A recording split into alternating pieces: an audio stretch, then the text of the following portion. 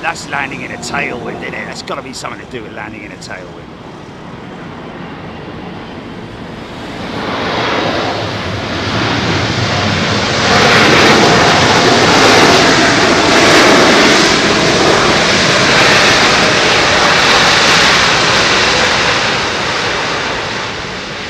Keep an eye on operations, GP. Wow, it's got hazy. It's got sort of. You know what? That's interesting. Look at that Air India Dreamliner. That's lined up. That's lined up to go out, mate. As is that American triple, by the looks of it.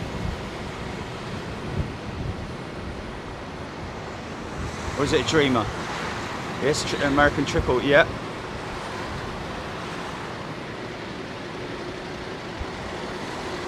Did he now?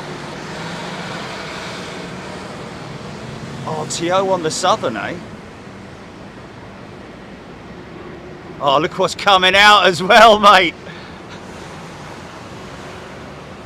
So we're going to have departures out of the Northern for right through till, this has got to be the final arrival on 09 left, because this is a strong tailwind for these guys. Now let me just show you the SOC, folks. Although I just love that aeroplane. Look at that. Oh, lovely, isn't it? Oh, if it rains, mate, I might strip down. Look, landing into quite a stiff tailwind. Watch for the SOC. There it is.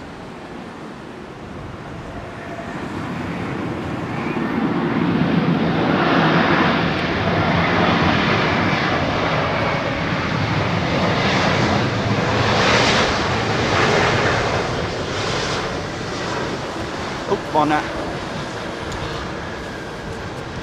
Sorry, folks. Right, let me get me thing on straight.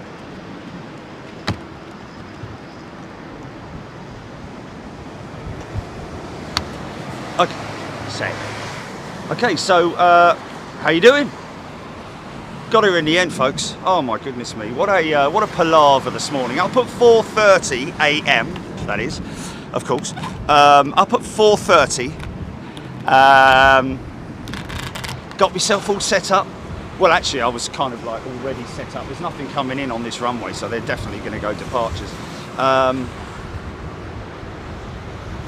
Yeah, got myself all set up for last night. I've got the big umbrella ready. I've got the big canopy ready for the top of the van.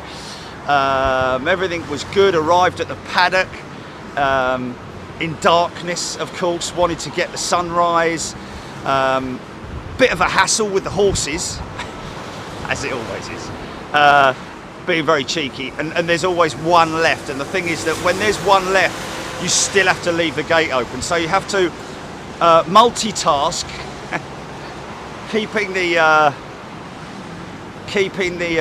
all the other horses back away from the gate, whilst chasing this thing around the paddock, trying to get it out. Nice max departure there, man. Again,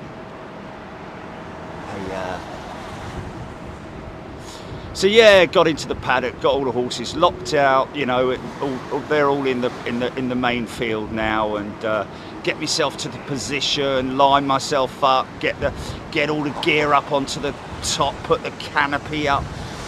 You know, doing all of this and that, and setting the camera up, setting the bond up, contacting Jilly, and then literally, and there were planes coming in over the top of me. We had the Qantas 787, we had a Dreamliners and 777s, and like I said, it was going to be heavy in the morning.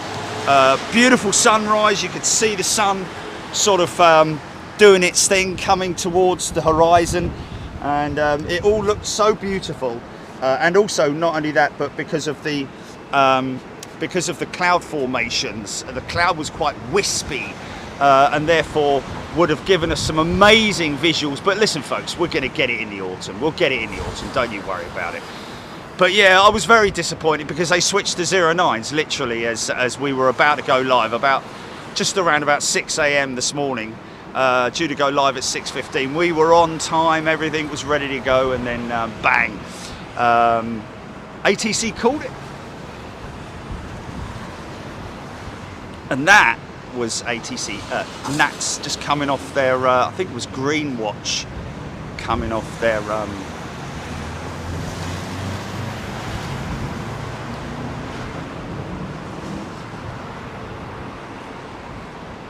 anyway, here we are, back at the LFB, folks.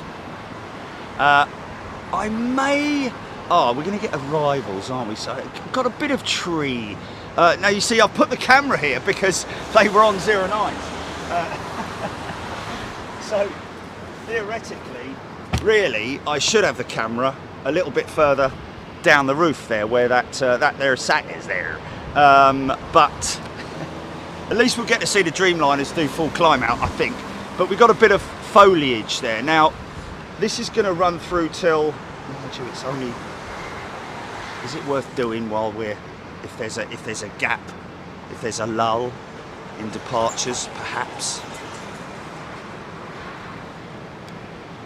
Yeah, because that's not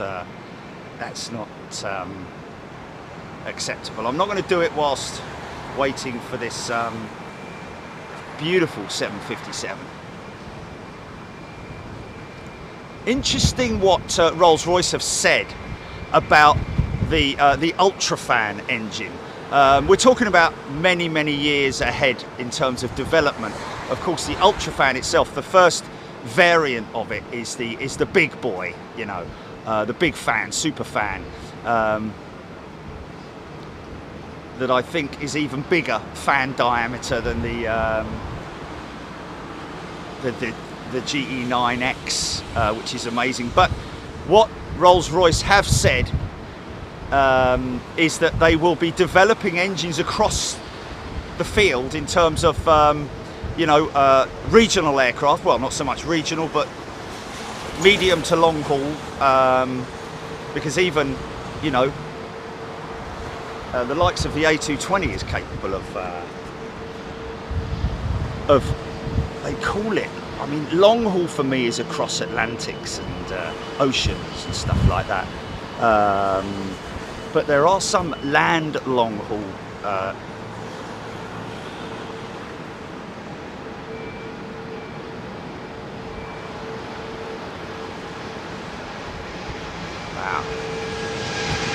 Now this will be long because it's a Dreamliner, probably. Stop kicking the sticks, Jerry.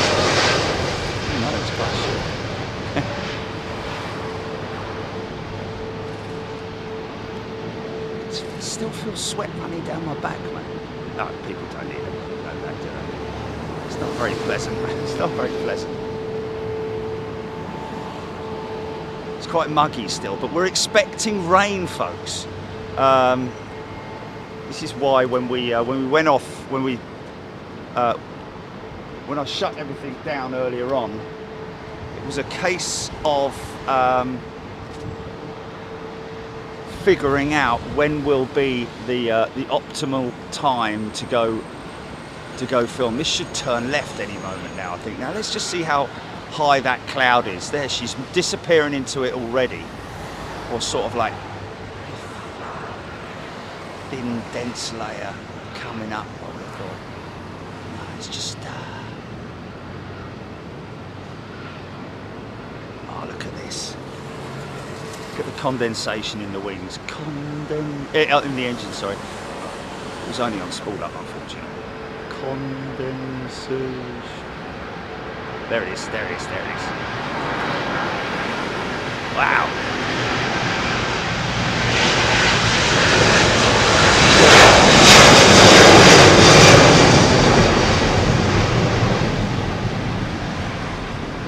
Yeah. Love seeing all that weight being taken up by the wing, completely offloading all the weight onto the mains, off of the mains, should I say. You see the oleos extend and stretch. A lot of aircraft over there, isn't there? Look at that. I'll tell you what was there this morning, folks, which I didn't get to show you, obviously, was a Lufthansa A320. Anybody know anything about that? Anyone got any information on that. Why there's an Lufthansa A320 parked up at the maintenance area of British Airways. I'm thinking that that would possibly be engine related. Maybe. Didn't get a wrench. I didn't get a wrench.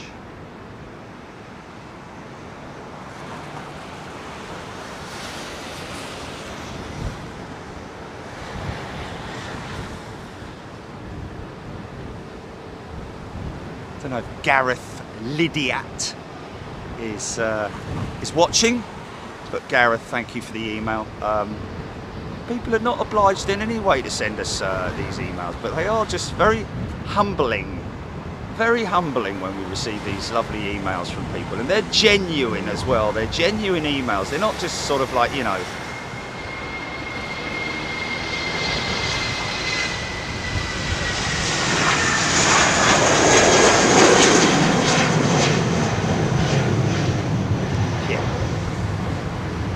right, let me just get my phone sorted here.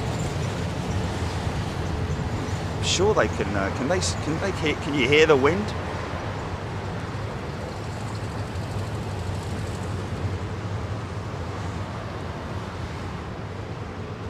Yeah, I mean, it's a very humbling message, and I have to say it kind of reflects what other people write as well, you know. Dear Jerry and Gilly, just wanted to thank you both for what you do. Your passion, knowledge and absolute enthusiasm is wonderfully infectious. I've always enjoyed aviation from a youngster when my parents took me to watch the planes at Stansted Airport in the mid-70s till now. I still live 5 miles from Stansted. I've only been a member for 3 months, but I have learnt so much in such a short space of time. Wow.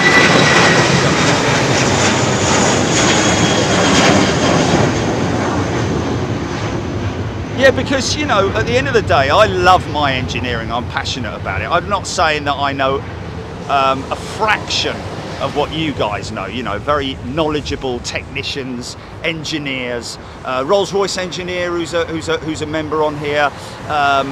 We've got pilots with a significant amount of knowledge, obviously, and we're talking about modern-day pilots as well, and old pilots and cabin crew and all kinds of folks. We've got kids watching. And it is just a very humbling thing.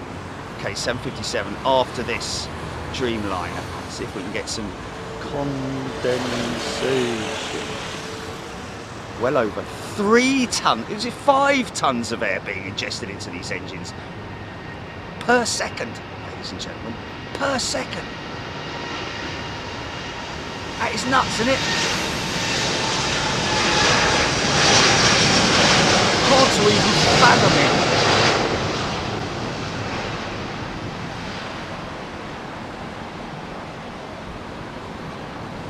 Wow, what a shot. What a shot. Big carbon wing on it. Right, I'm going to quickly come back, folks. I hope you don't mind, but gotta get this bush. I just want to see this bush. Now, look at that leaf there. I'm in the wrong position, folks. You know what it's like. You know what's going on. So thank you, Gareth, and thank you everybody who sent us wonderful emails. You are wonderful people. Now, where was that other one that said?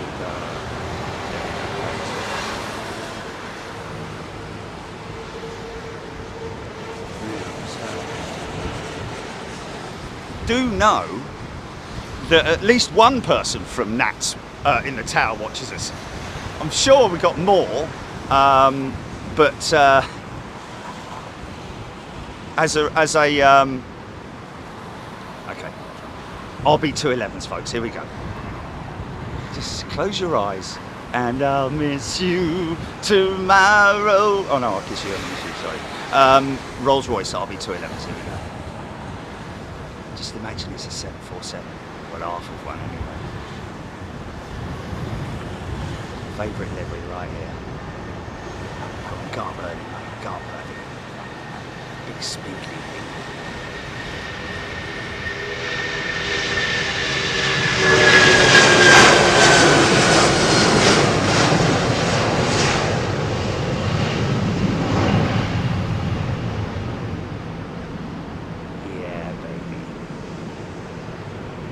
Look at that G line. I have asked Icelandair to please. They're getting a lot of new aircraft, aren't they? 321 XLRs, I believe, as well, to replace these 757s. Please, will you finish one of your aircraft in these beautiful liveries? Got no reply, of course. A big smoky RB211's there. Oh, hello. This is what's called an intersecting departure, ladies and gentlemen. Now I think that's it's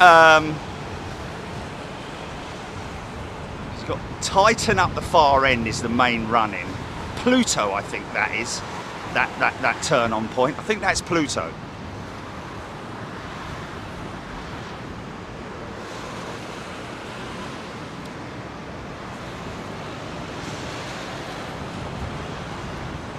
Now all of that has been put in the flight management computer, and it has basically said you only need this amount of runway to take off from. So they don't have to save a little bit of fuel by doing an intersector departure, save running all the way down the other end to Titan. Still spool her up.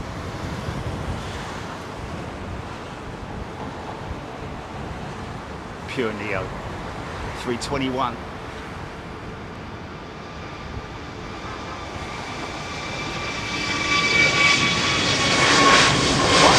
Wrong headwind, isn't it?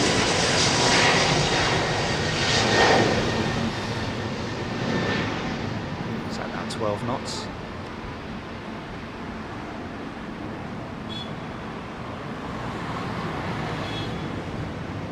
Yeah, Air India daily now, folks.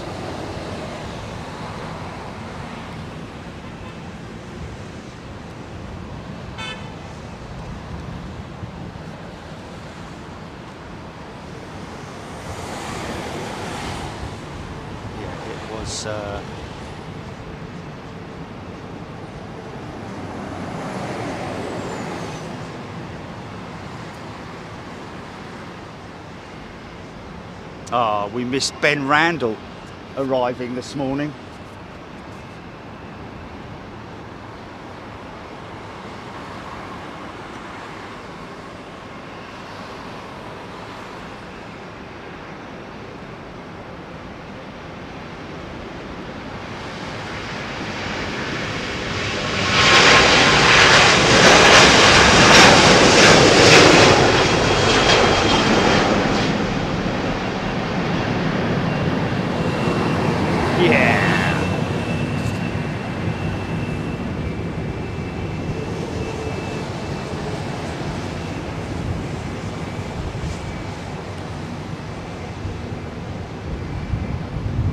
Oh, that's a shame. Oh, Ben Randall was on VS 136 this morning. Missed him. Sorry, Ben.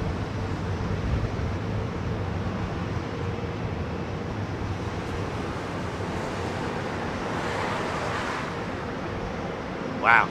Stuart Watson would have been 0115 local. Is that... Okay, see a United tail facing the opposite direction, folks. That's because that is down at the maintenance sheds with United. It's a fair wind blowing.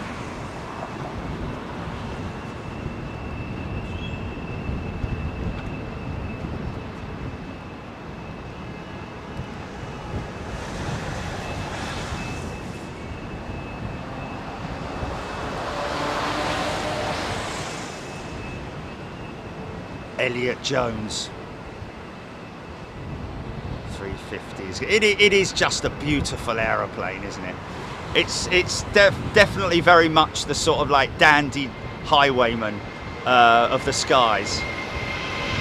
Got frilly collar and everything. Okay. Okay.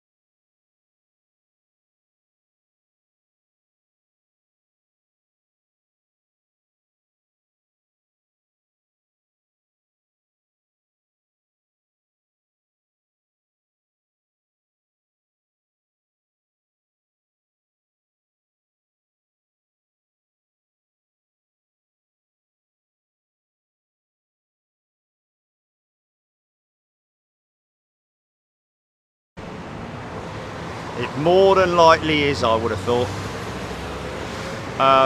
Lovely 767. Are we good? Am I live? Sorry, folks. Of course, the first thing I do, I check when Julie says Bond's gone off, is the battery. Battery's fired up 100%. So that was, I think we're putting it down to weather-related issues there. So sorry about that, on behalf of Mother Nature. And we've also just had the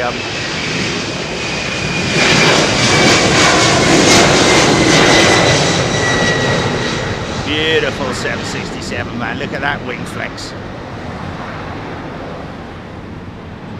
Get up there, son. Go on, yeah. Wow. Quite a bumpy ride up, really.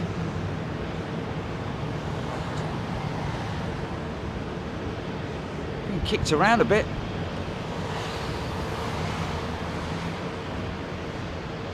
Oh, is this the Virgin Jet? Is the Virgin Jet going out now, GP? Oh, okay. Now watch, I'm not going to move yet, folks, because I don't want to, you know, but watch the engine intakes and see if they missed up.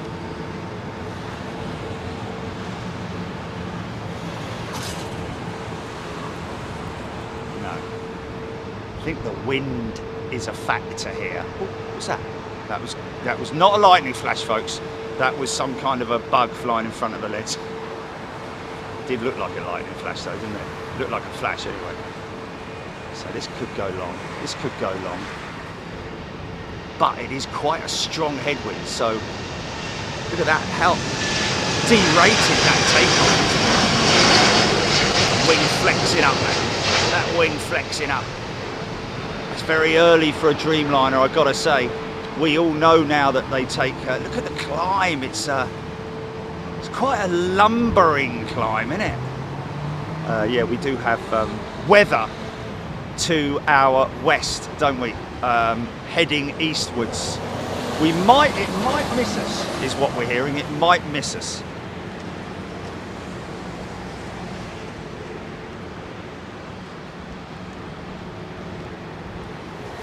Lee Redmond, just north of Heathrow on Friday. It's amazing how much the noise goes quiet on the 1500 chain. Yes, Lee. Oh, well, there you go then. Lee, you can understand that then from the point of view of local residents. And it is a great thing that Heathrow do have their own Twitter account, Heathrow Runways, which informs local residents as to any switchovers, what operations they're on, etc., etc. Okay, so Rosie Lee we're looking for. Rosie Lee to New York. Nice capper, Rosie Lee. Oh, chat.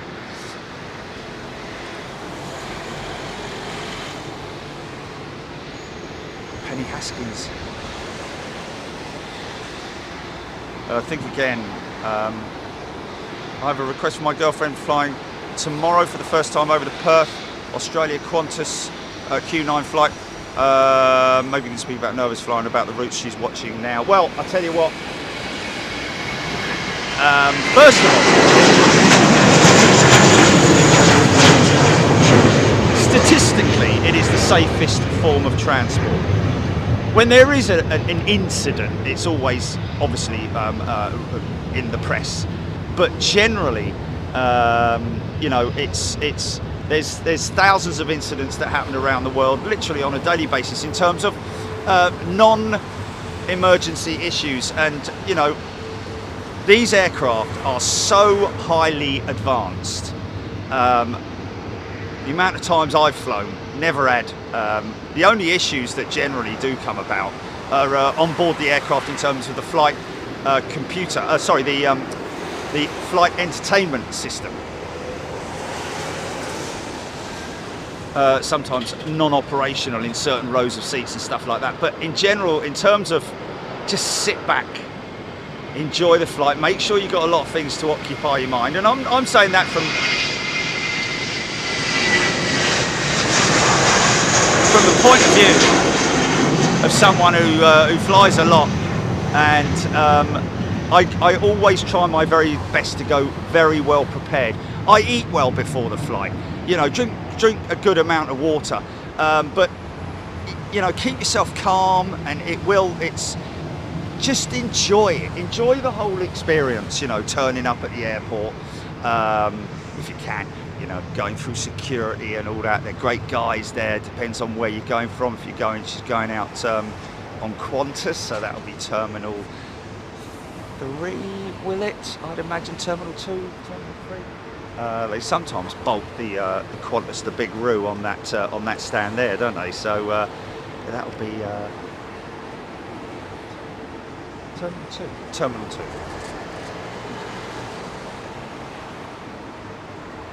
Yeah.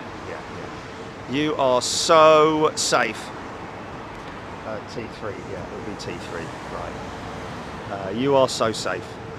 And QF9, would that be, no? Oh, she's going on the Dreamliner. Okay. Well,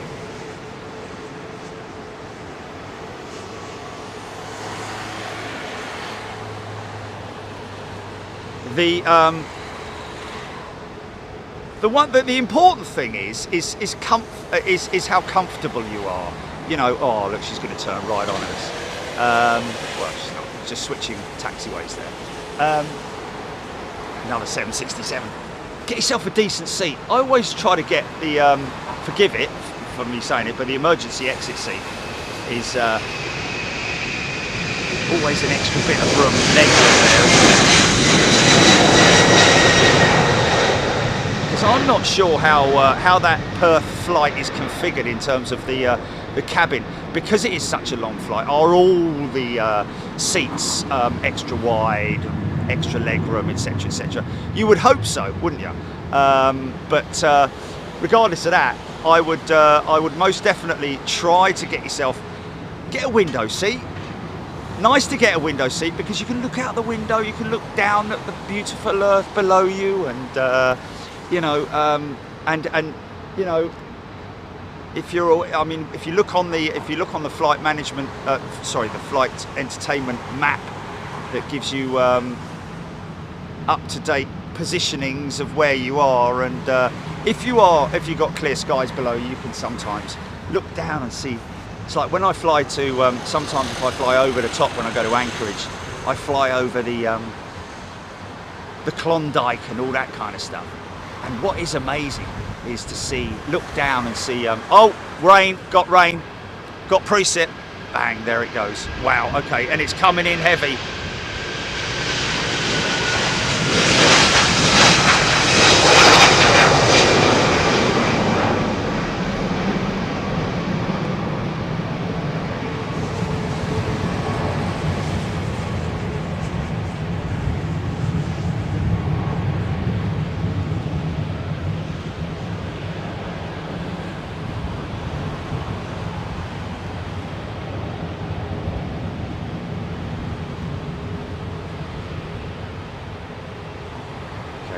Make sure that I've got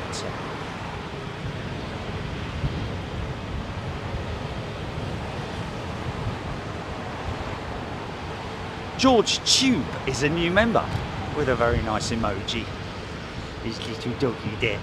Welcome, George. Hope you're doing well.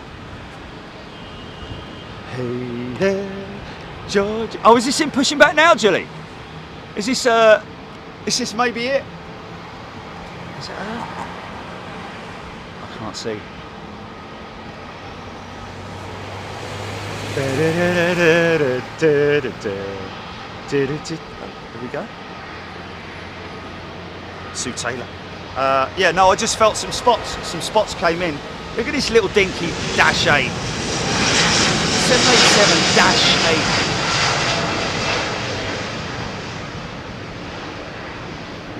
8. Well, I don't know what the order book was like in terms of the 787 for British Airways. 787 8s, 9s and 10s. Initially, right off the bat, I think they first took delivery of, I think a 9, I don't know, but somebody can let me know. But I don't know if 787-800s are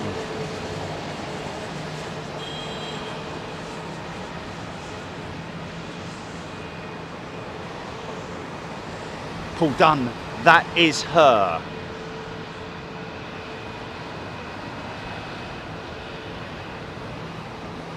Okay, another 767. No. Just when I fly to Anchorage, sometimes I go right over the top, and I end up flying over the Klondike, which is, you know, all the mining fields, and it's just amazing to look down on it. If you've got things that like pinpoints on a target that you want to look down on, in terms of the land crossings, and beautiful to look down on the ice, the glaciers. Flying over that way, isn't she? So she'll be flying over Saudi Arabia, and will she? Am I going to get it all completely wrong here?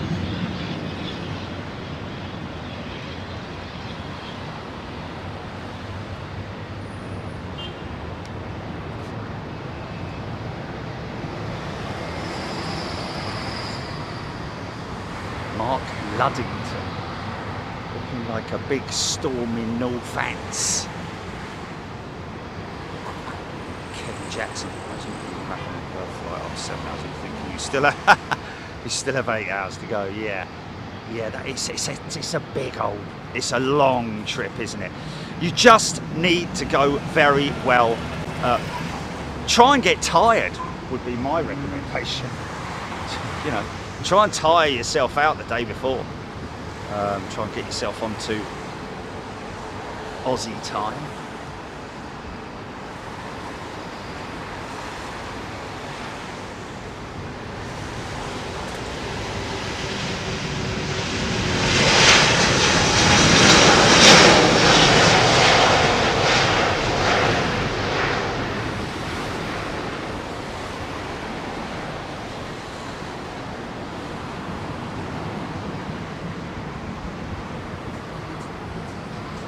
Andy Finley, due to fly out of London Heathrow on that disastrous MATS day. Oh my god!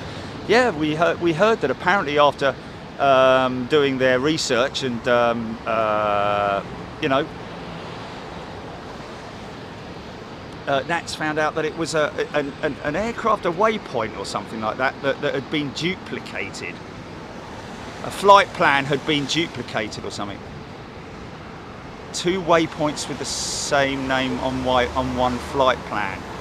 Now, does he know we're filming him, and where is he on the aircraft? If he's on the left side at the window, then we could get some blind movement or phone activity. Not in there over the wing, is it? I love that window right there, about where the eye is. But if you can get right in front of the, you know, where the A is there, that's the emergency exit door. That's always a good one. Or at the back of the wing, sort of like, you know. Oh, hold on. Is that a torch? Is that a torch?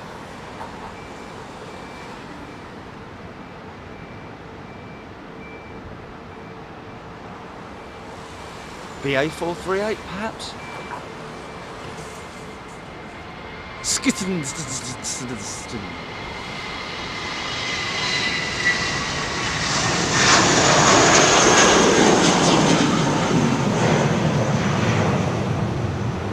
Luskin, I hate the flight attendants having control over the... Yes, well, they will do on British Airways and on some carriers, but not all of them. United Airlines don't really care. American don't care. George 350, good day to you.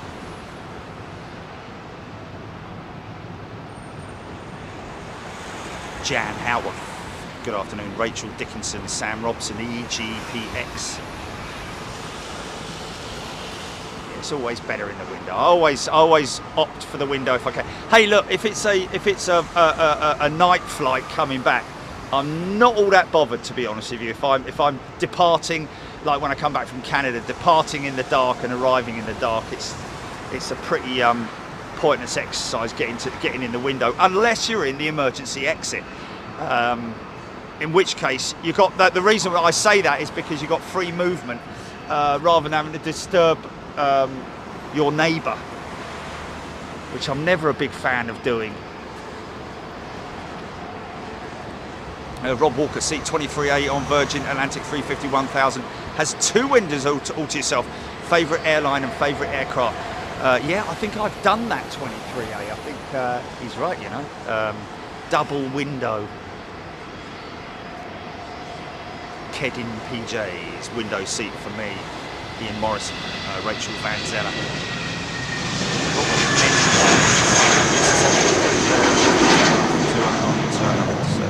Okay. 321 was a bit more comfy, but my heart goes loves the 737 time. Yeah, you can always have, you know, there's good and bad, isn't there? To be honest with you, when I flew the 737 MAX with Iceland Air, I found it very comfortable. I've flown old clunkers with United and American Airlines, and they're sort of like leather seats. It's like where the leather, the padding has failed almost, you know. Wow, look at this. Intersecting departure for this 777. Again, inputted the information into flight management system and or flight management computer, the FMC. Let's see if we get some gulping air ingestion. Got some, look. There we go. So powerful. I mean, look at your little Uber. I'll multiply it about 1 billion times. Your Dyson.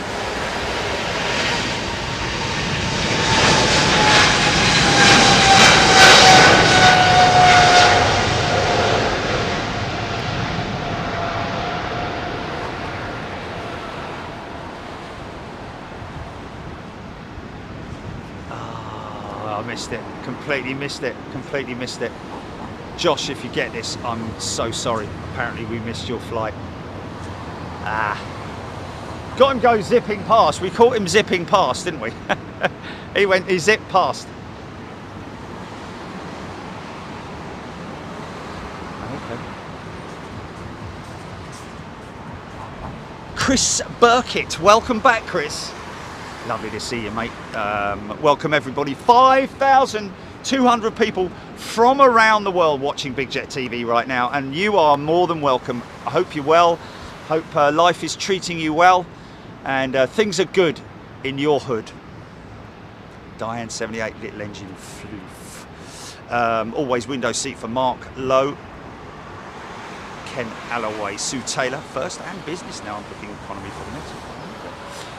Yeah, but what I'm saying is that, you know, you can have different experiences on different carriers, different airlines. Some are older aircraft, you know. Like I say, I found the 737 MAX with Iceland Air, relatively new, very nice padding on the seat. Some older ones are showing signs of wear and tear, like some of the BA jets, a bit creaky. I remember a 777 that I flew out on, it must have been very annoying for the people around me, because every time I'm it's like quietly trying to get out of my seat. The slightest bit of movement, man.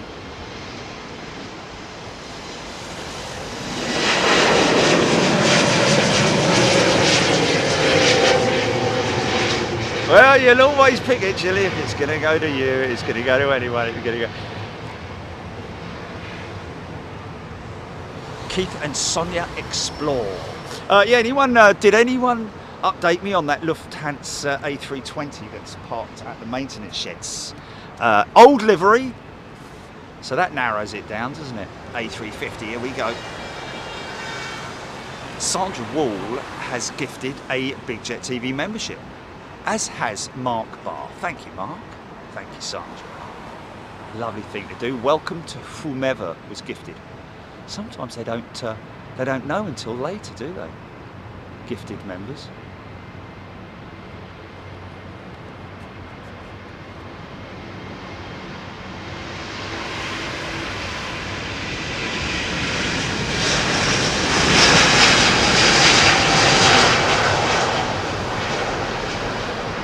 the winglet does it, really, isn't it? It's the winglet, or the sharklet, or the blended wingtip that does it. Oh, there's sun coming this way, mate.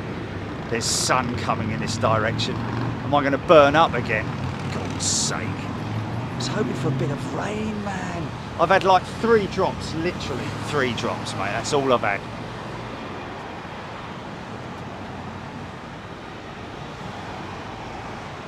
380, another 380 on push.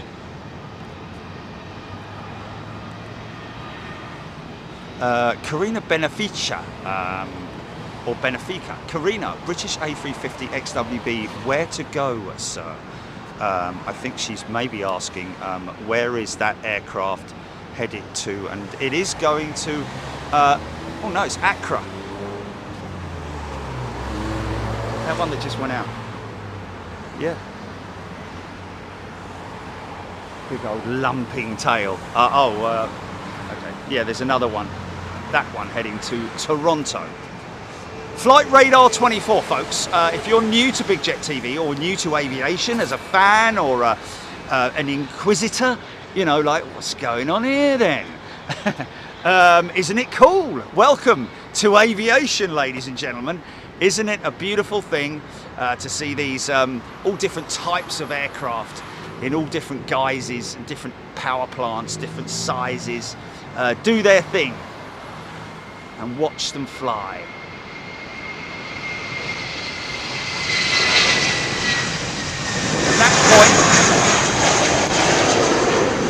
That point there, when they leave the runway, wheels off ground, is what's known as rotate. That is the V1 point of the runway of the takeoff roll. At that point, the aircraft is reaching its optimal departure speed. For these small jets, 120, 140 knots, something like that. Slightly higher, obviously, for the bigger jets, around about 150, 160 possibly. Depends on the weight of the aircraft, of course. That is really what is most important. The wing does its stuff, literally, as the pressure increases over the wing and pulls that aircraft up. Pressure decreasing, creating lift. And then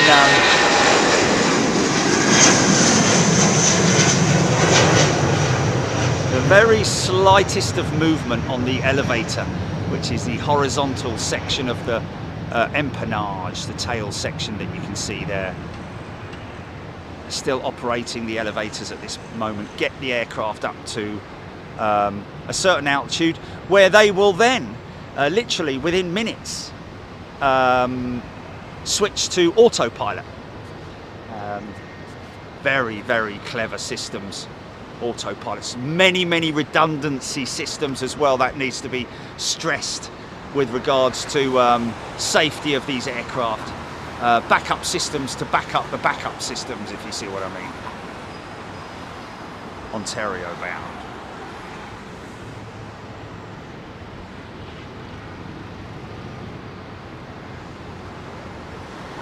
Yeah, absolutely.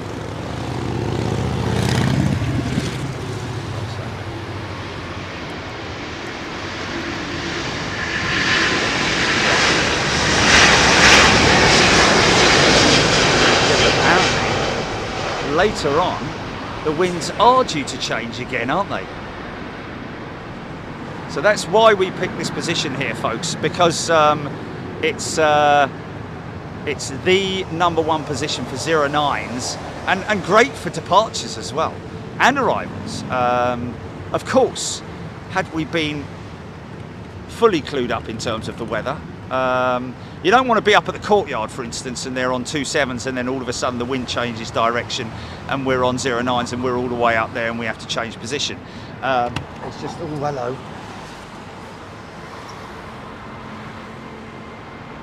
Wow, look at this big old lump.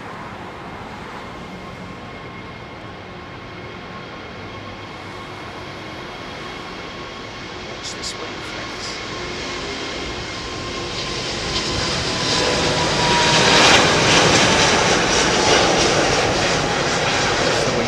rotate, folks.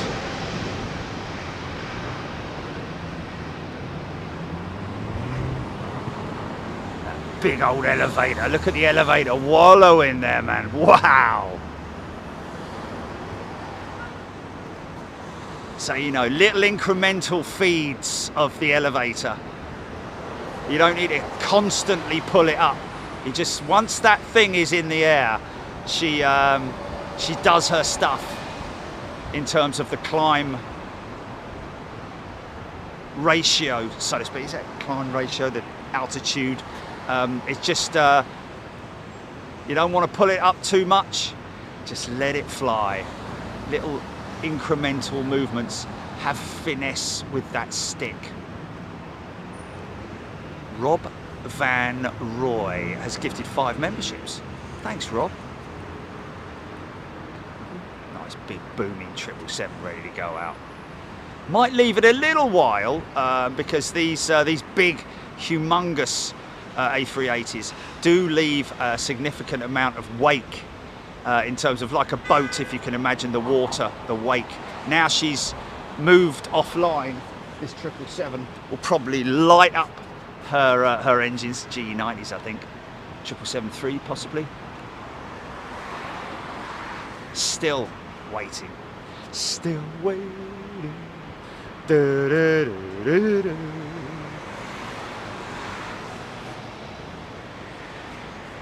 Steve S, positive rate, gear up.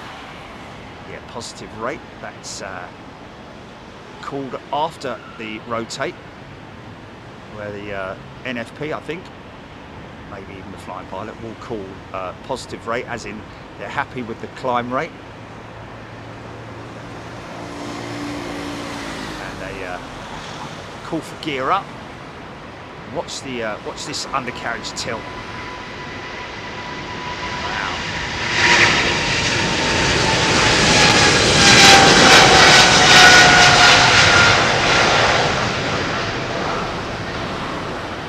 Gear tilt, positive rate, gear up.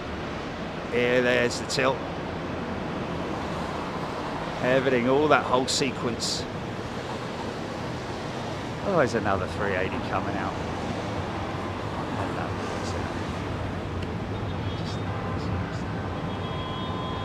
Got to get Rosie Lee, don't forget. She's lined up.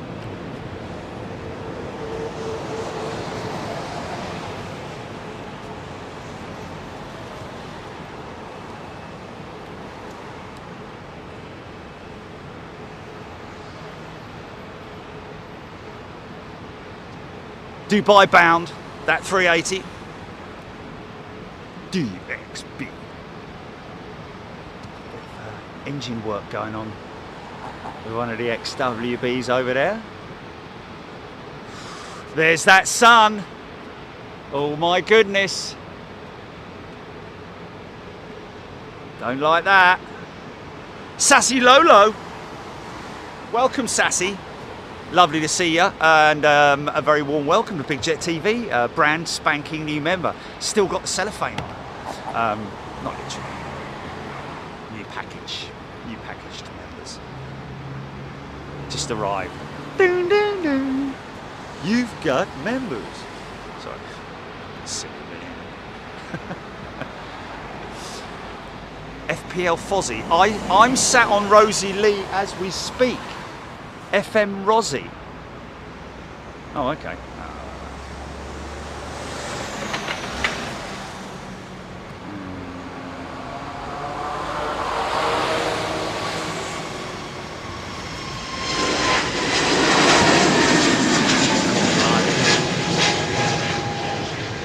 How say it again.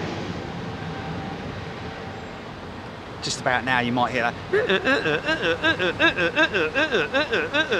as the hydraulic systems recharge for the flaps and slats and all that kind of malarkey. So recharging units that are actually located in the undercarriage bay. Sounds like a dog barking or some geezer sawing a piece of 4x2 in half.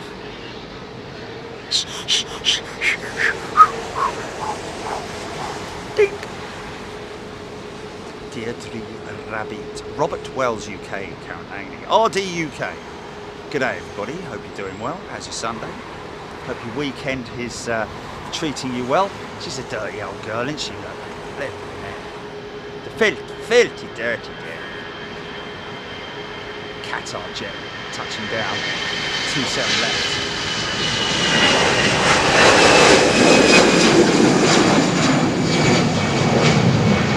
Very moody skies, folks. Tell you what, I think I see rain. Now, can you see that rain? I can. 764. I can feel the temperature dropping literally as I speak. So you know what I'm going to do quickly? I'm going to... I can't be bothered to put my waterproofs on, mate. I'm just going to... Yeah, there's the wind, there's the wind. Smooth sails, but hey!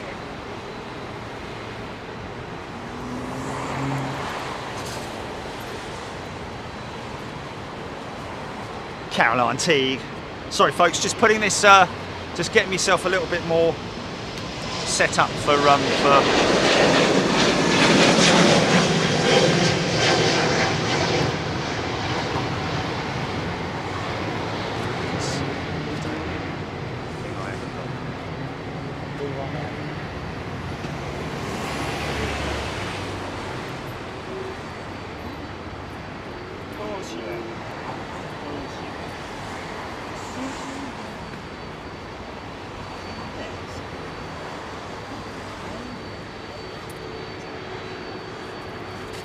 one of these days.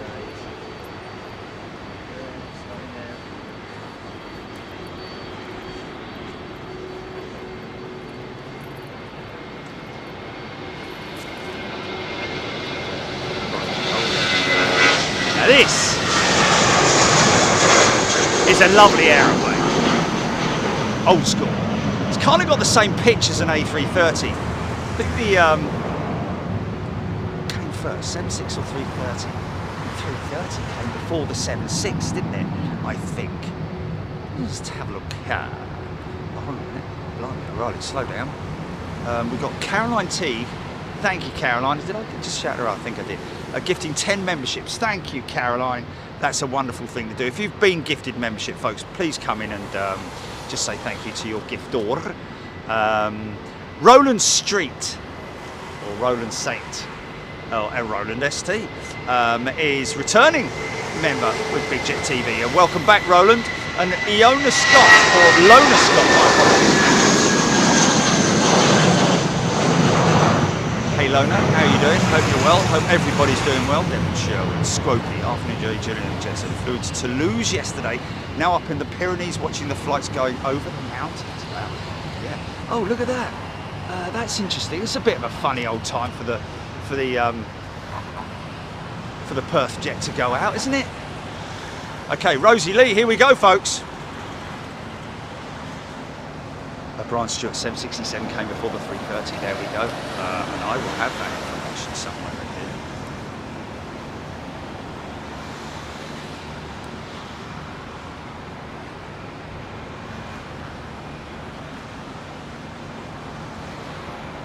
here. 74, the A300 entered service.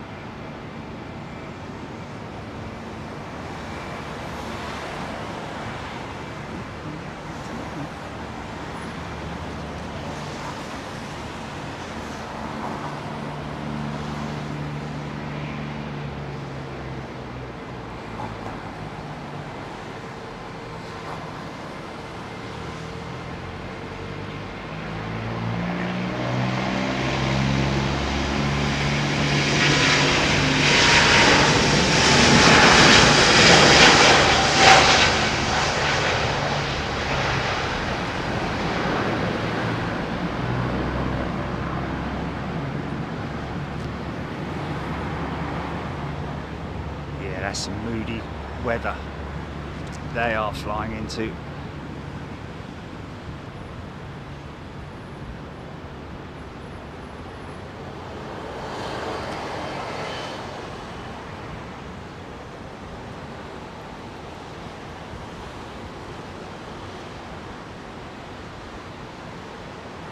Yeah, there we go. 1982 767, 1983 the 757. Airbus A380 74. Sorry, Airbus A300. Here goes the little Joey.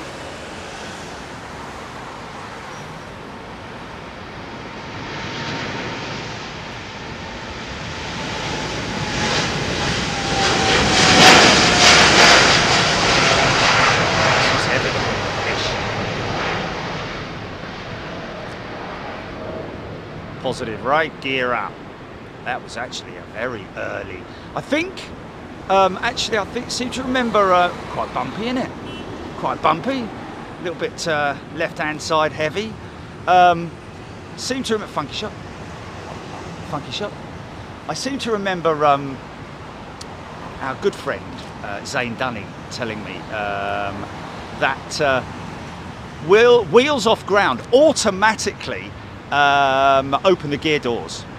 The gear doors automatically come down, whether you like it or not. That's not actually, I don't think, part of the sequence of retracting the undercarriage. I think they automatically come down, the gear doors.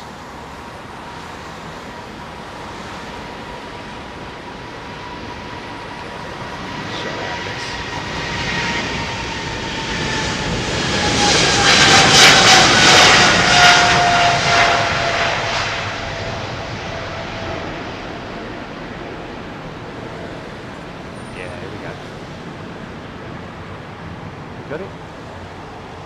No, she's too far gone. Look at that.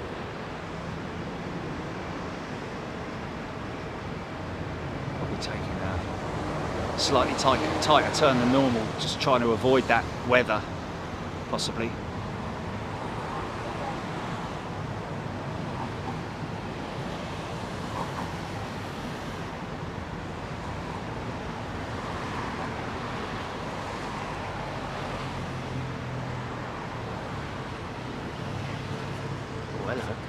Only going to be, here's a happy jet, ready to go flying, look, big smile on her face. Won't get a big booming start up on the rollers like we do with the GEs.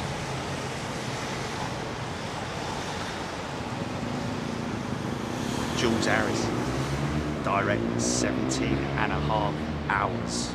It's a long old run, isn't it?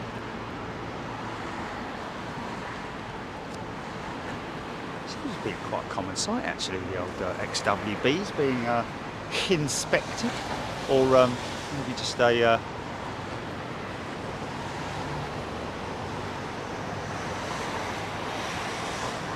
Jonathan Porterfield, Eco Cars. Will somebody explain jet intake fluffage? Is it humidity? It's condensation actually. In terms of the what you're seeing there, it's water vapor that's being condensed very, you know, tightly, and therefore it creates its own, literally creates its own atmosphere in the intake.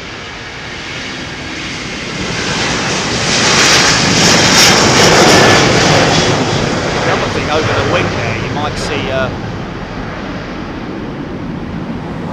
some call them strafes, some call them, or strakes, some call them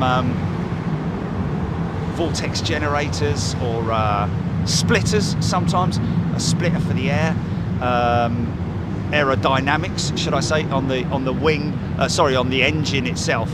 On some of these engines, well, most of these engines, there is actually a small wing element which splits the airflow, redirects it, does whatever it's. The actual element itself is called a strake, I believe. Ian Forber has gifted a membership. Thank you, Ian. What a lovely thing to do. And Julian has also gifted a membership. Thanks. Lovely thing to do. Thanks, Julian. Won't be much of a turn for this jet because she's obviously westbound. That's it.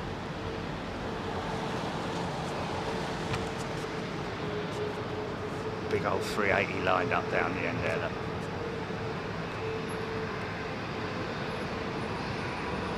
Hoskin, Vicky Denning, Jenny Sadler, Phil Boardman, and Pete absolutely, Helen Clapp, 17. It's Jordan Charlie, Stuart Watson, Mark Morgan.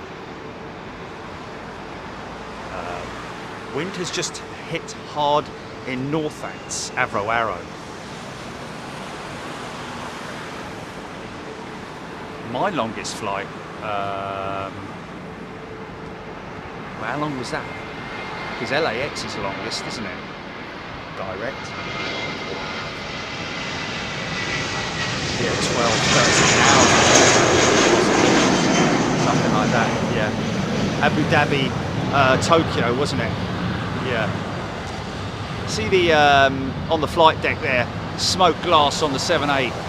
But also you might be able to see the captain using the head-up display. You might see the little perspex. He's just coming into view now. You see in front of him, directly in his eye line there, or her eye line, is a panel which basically can be toggled. You can toggle through which instruments you want to show. Obviously, normally it's the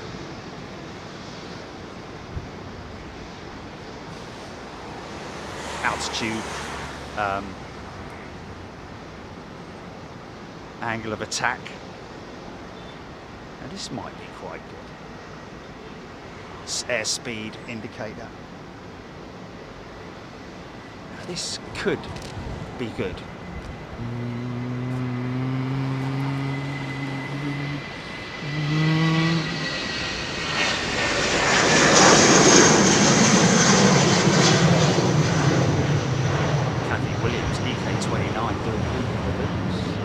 So she's in the hole. We've got another 40 minutes of approximately of departures. No, I didn't.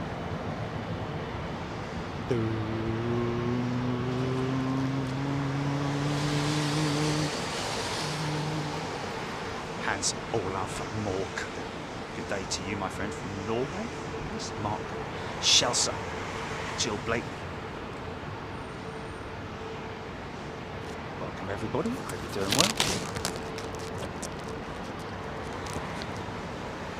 All conditions, like it or lump it. It's definitely, I don't know if it's just getting burnt off.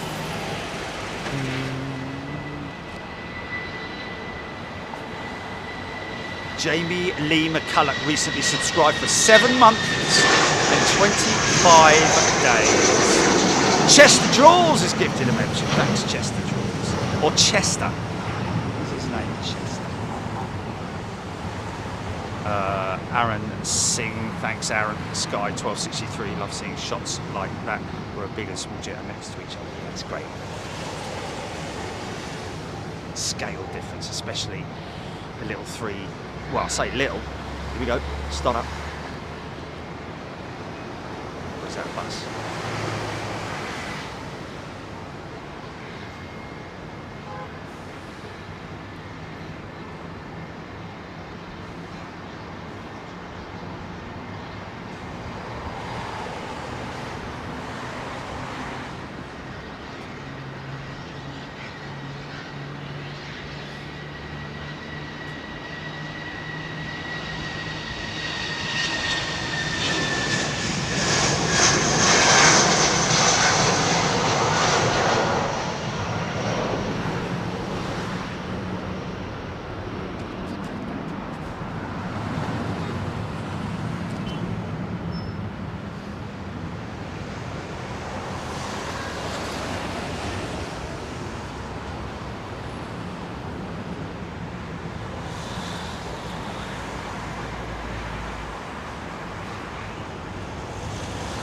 The one non-digital instrument. They still have an analog instrument on the flight deck, which is at least one of them, I think, of the artificial horizon, which is quite interesting, isn't it? Because it's important to know that you're flying straight and level and the right way up, you know what I mean.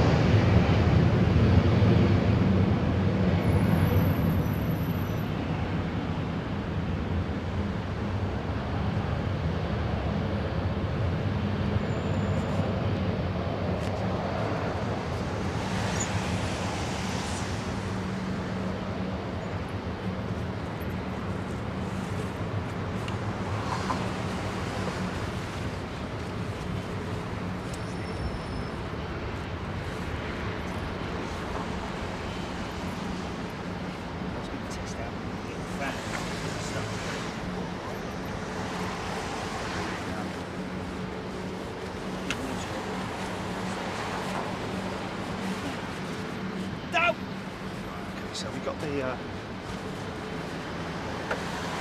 still a fan though, still use the fan. The fan.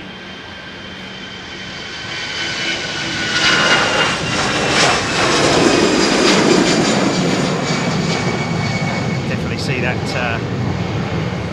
that weather creeping ever so close, but keeps threatening. Funky shot. Keeps threatening, but the sun keeps burning it off.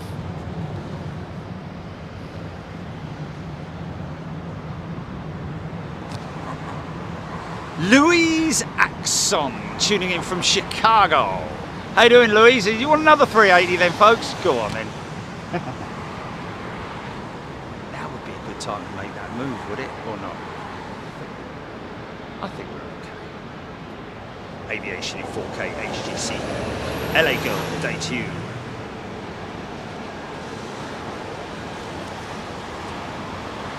Who wants some big lummoxing 380 action? I tell you what, I do like a triple though. Nice Scandinavian neo.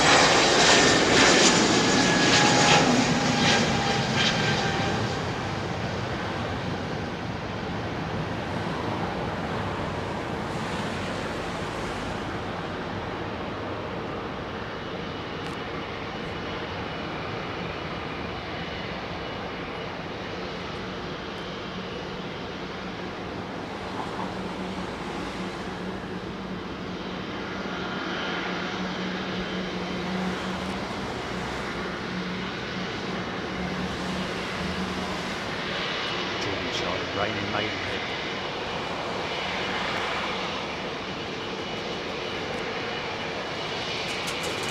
Paul Dawson tuning in from Rolls-Royce Derby. Wow, James Cridlin, good afternoon. Nice 764.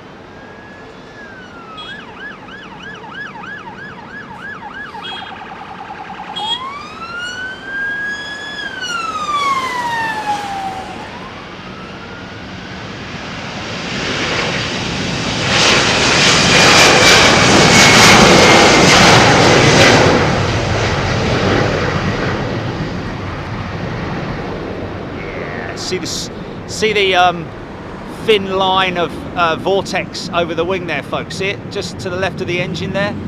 That's generated by the vortex generator, funny enough. To clean up the airflow over the because the engine is a very draggy part of the aircraft in terms of its bulkiness. It's not very an aerodynamically friendly piece of equipment, is it?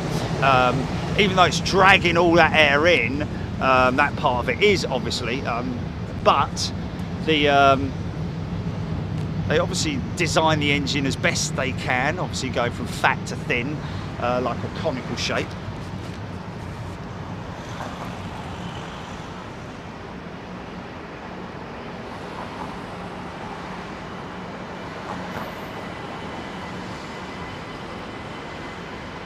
Oh yeah, look at this.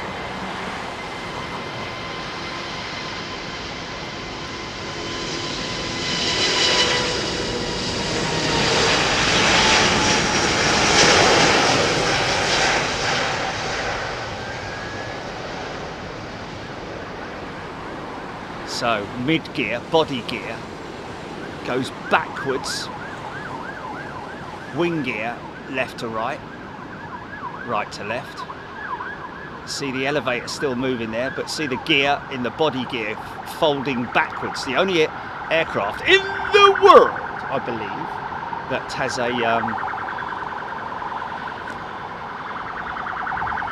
undercarriage system that folds back on itself rather than left or right, on a tilt mechanism, on an axis like we normally see.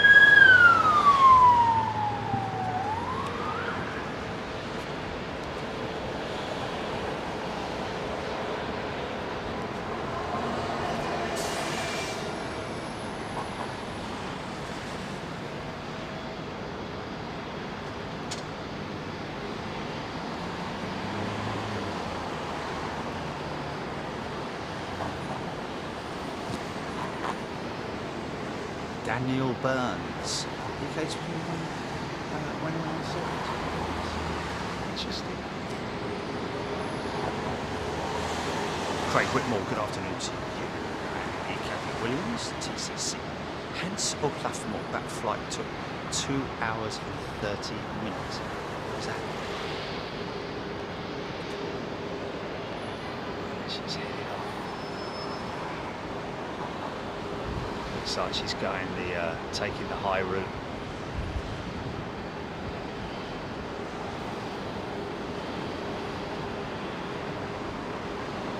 Flaps now retracted probably, and she's on autopilot already. Yeah, they just monitor the whole thing and watch that beautiful Earth below them and the skies ahead of them. Crazy cockpit on the 380, folks. I know a lot of you may know it, but some may not. It's on the BA jet, that is, not so much on all of the 380s, but the cockpit is obviously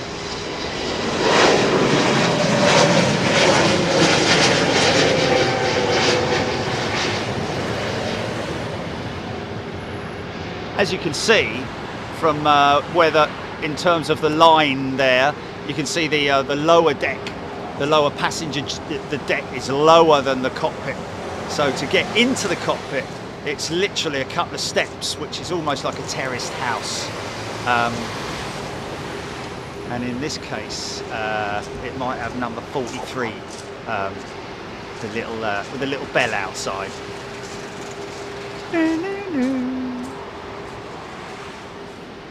Most gear retract forward, nose and left, right mains. Yes, indeed they do.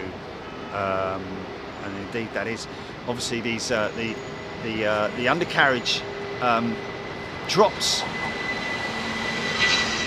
using gravitational force.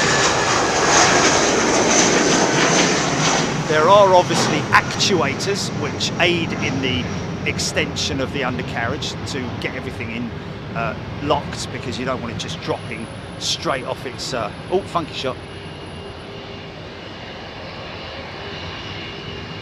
Yeah. So that it comes down smoothly. Obviously it's a bit like your car suspension. When you push it down hard and then let go, it'll go and sort of like slowly come back out. That's what's known as the rebound setting on the undercarriage. So it's the opposite way round, really, for these big undercarriage when they're extended. Obviously lifted by actuators, hydraulic systems. The front undercarriage does indeed, like he's saying there, tilt forward. The reason for that, obviously right now it's using hydraulic systems to pull that undercarriage up into the front undercarriage bay.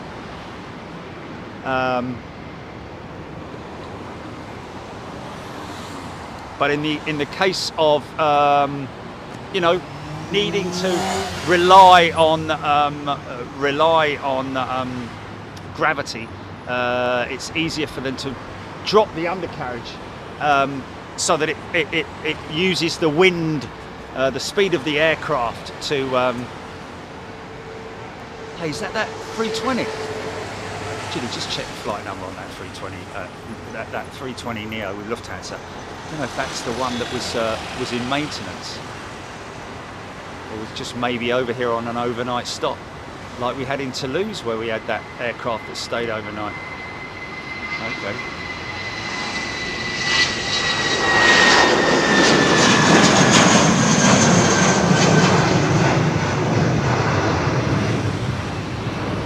There you go. If it's come from remote, that's the one that was at maintenance this morning. Okay, I wonder what that was in relation to. Whether it was an aircraft just being out of position, possibly.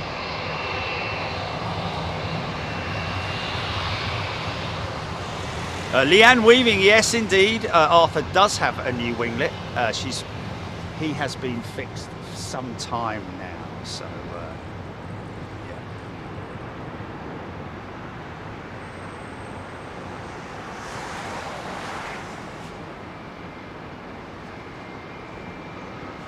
It seems to wind has dropped now. Tell you what, ladies and gentlemen, I kind of know my rain. That, as you can see there, is quite calm over there, but as you go right, coming from the west, there is a big band of rain there. You can actually see it falling there. Now, whether it reaches here is another thing. The windsock, obviously, as you can see, is sort of bringing that edge of it towards me. So I imagine we will get some water. What's that, GP? What you got?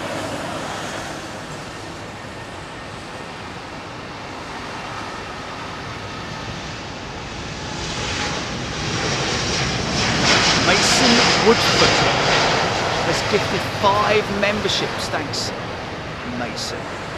That's a very kind, generous thing to do. Thank you to everybody gifting memberships. Really appreciate it. Humbled by your generosity.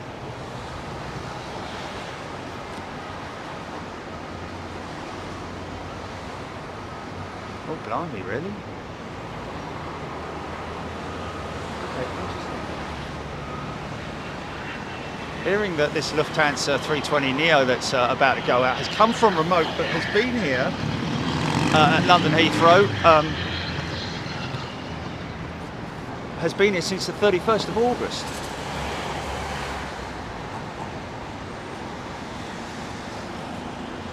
Trent Power, 777-200 with American Airlines.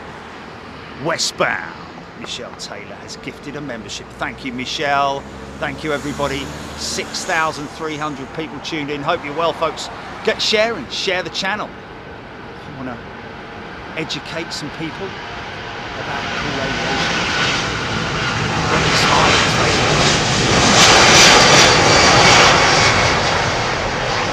There's the vortex over the wing, see it?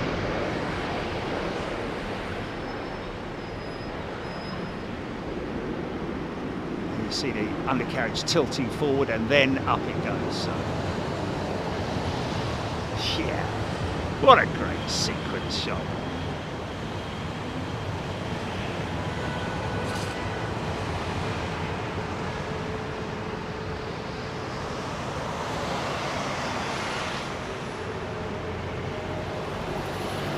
Tim O'Dell, heavy rain in Chichester.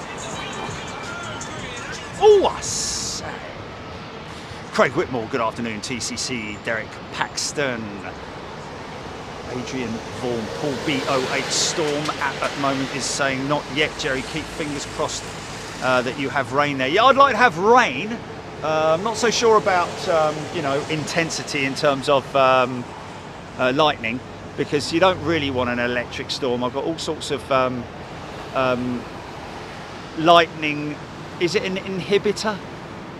You know, the copper that you get across roofs and stuff like that. I think it might be a lightning or not inhibitor. Well, it's a little bit closer to me here. Look.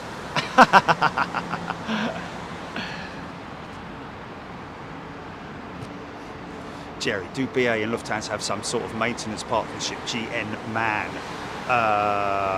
Good question, because I think Lufthansa are not part of the One World group, are they? They're part of the Alliance.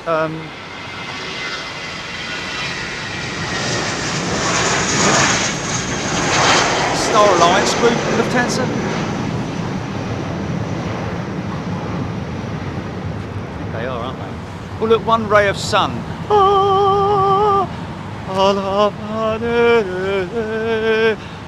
Shining down on the tower. Dominus Patrem Dominus Uvala. What was the point in that? Latin. I'll tell you what you should learn about Latin is the fact that the majority of like plants have Latin names and all that sort of thing. But you don't really need to learn it. Where do they talk Latin in? Or was it Greek? Am I being really dumb? Listen to this bad boy. Just nice all that.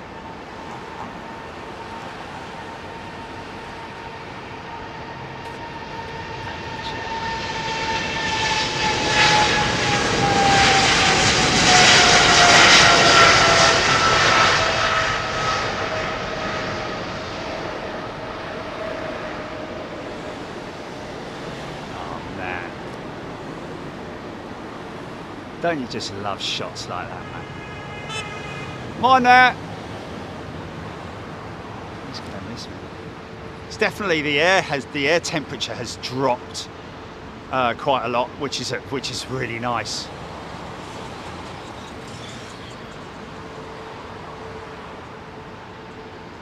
Lawrence Cope, welcome back, Lawrence. He's got a red star. That looks like a new bird, that does. Purring away.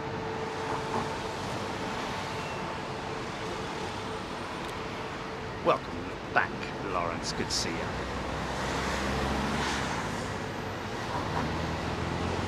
Unlike Lufthansa to have an aircraft on a remote stand at another airport for so long, must have been down the maintenance.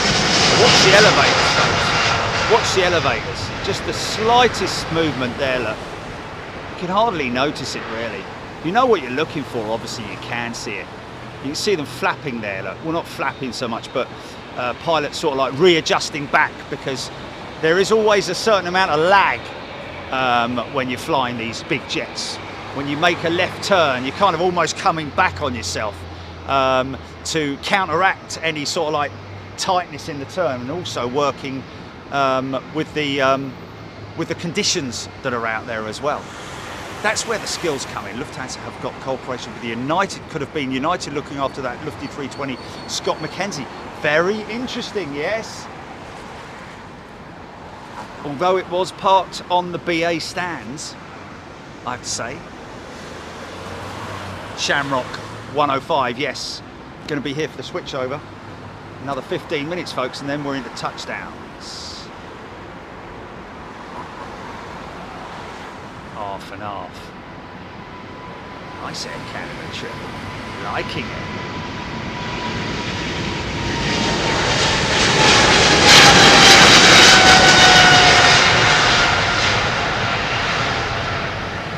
Yeah.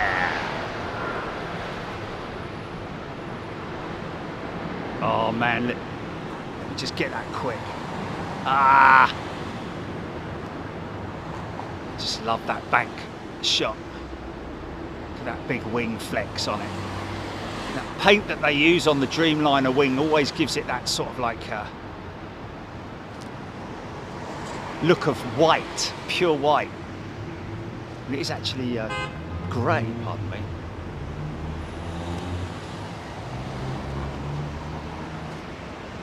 Glenn's Aviation Love.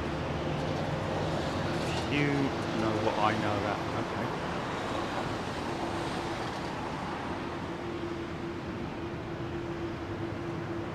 Dominus Padre.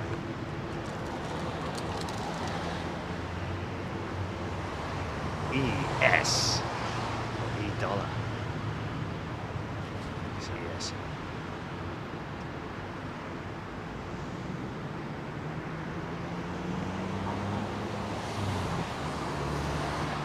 still wants to come this way, doesn't it? Look, you can see the rain there, man. That's falling all over, sort of like the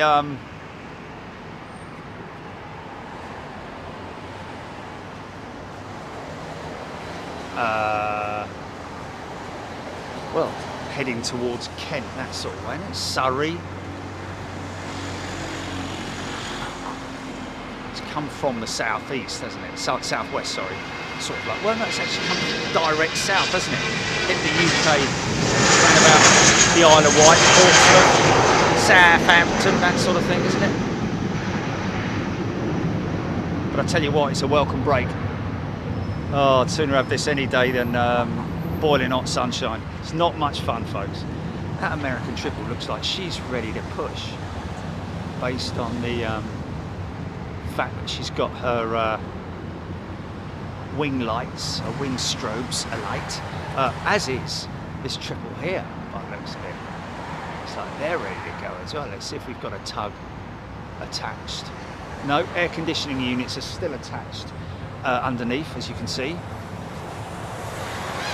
So this will go up quick, I'd imagine. There we go, she's empty. Straight up like a DHL A330, 300, look at that! Wow!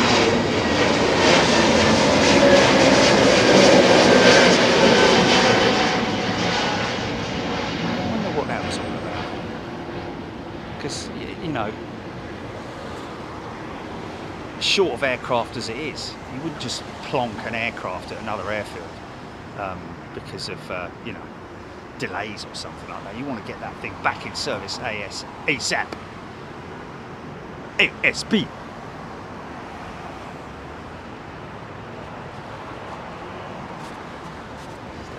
Just a minute.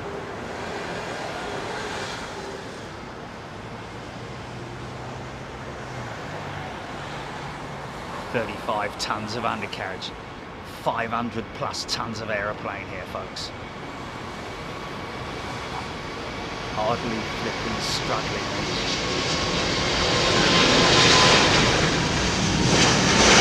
Look at the shiny bit on her engine there, look. The replacement section on that aft cowling segment. Quite interesting. Big chrome panel. It's almost like speed tape in a funny sort of way. That chrome speed tape that we see quite often, which is a temporary fix. It's a big piece of 10mm carbon around those engine cowls. Those engine cowls are around about 10mm thick, the carbon.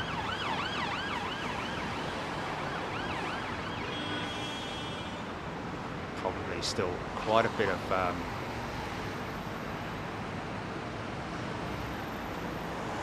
wake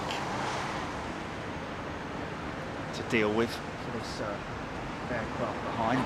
Air Canada Dreamliner in the Bandit livery. Trash panda, as some pilots call them.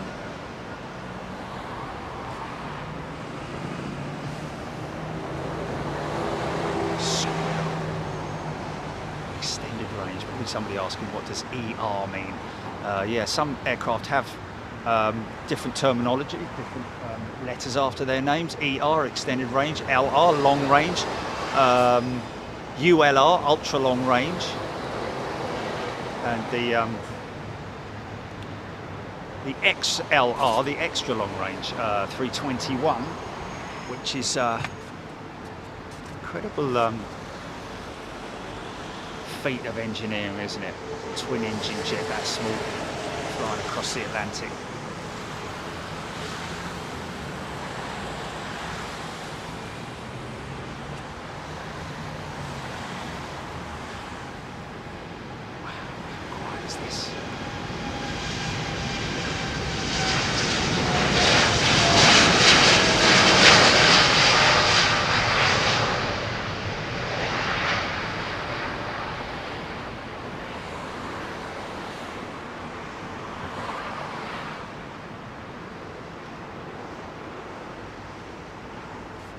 Bit bumpy.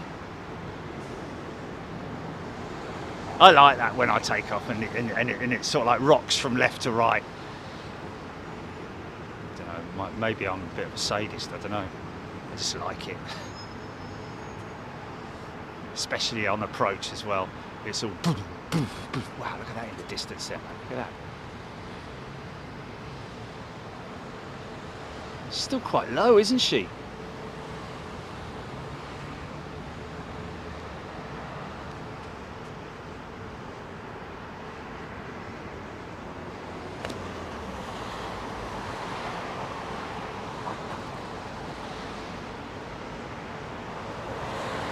Rachel Van Zeller.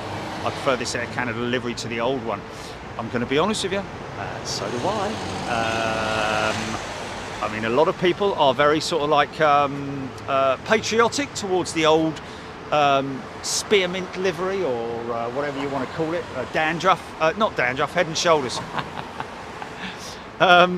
There's a big curtain of rain that's headed my way, which is it's a rogue rain cloud, or rain sheet, should I say, but you can definitely see it. It's there.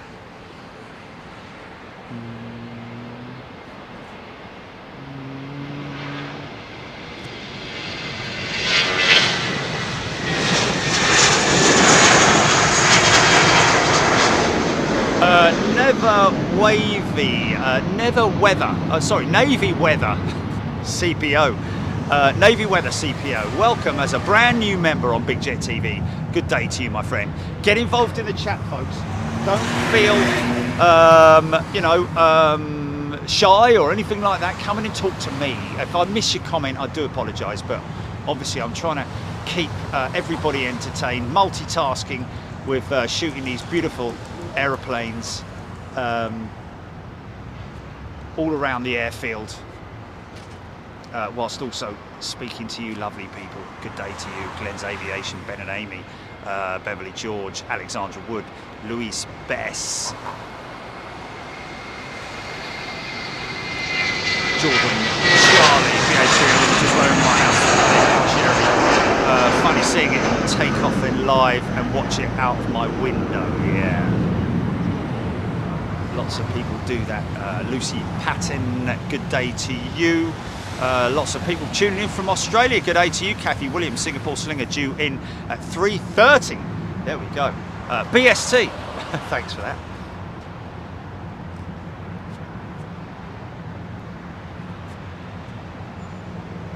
Matthew Sims, 747 Jumbo. I used to love the flexing cabin of the 747, sat right at the back watching it bend. Yes, very true indeed. It literally, I think even the long extended jets like the 350, 787, 9 and all that, you will still see a level of flex. Also interesting to see the amount of flex that's built into it when you look at the overhead compartments all sort of like shifting and moving on their because there's a certain amount of play that's built into these jets inside in terms of the cabin interior, because obviously if it was bolted stiff, then it would potentially fracture over time, but because they allow a certain amount of flex, it's interesting to watch the bins, the overhead bins actually, and certain sections actually slide on their axis. Lucy Patton, we got you, Lucy. A very warm welcome to you. Rain to Jerry at 15:30. It's saying on my Storm at Paul B08, Alicat 65, Matthew Sims, always looking up. I love the commentary. Sensation on takeoff when you can feel the wings take on the weight of the aircraft. Momentary. Oh, not momentary.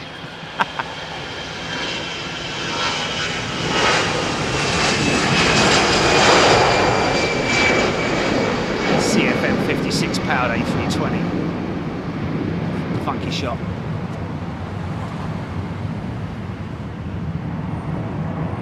Yeah, it's surrounding me now. It's surrounding me now. Look at it. It's creeping round behind me. Is that a tornado? Alert! Alert! Alert!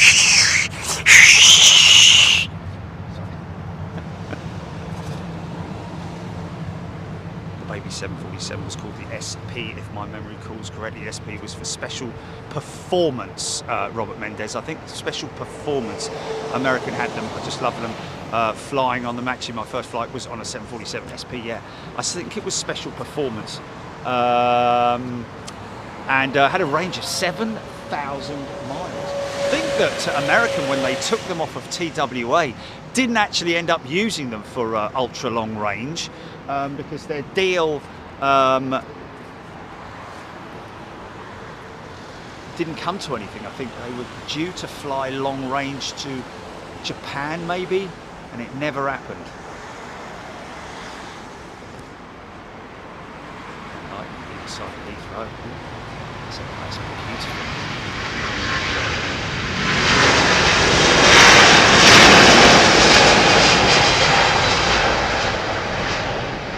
Beautiful. What a beautiful aeroplane that is.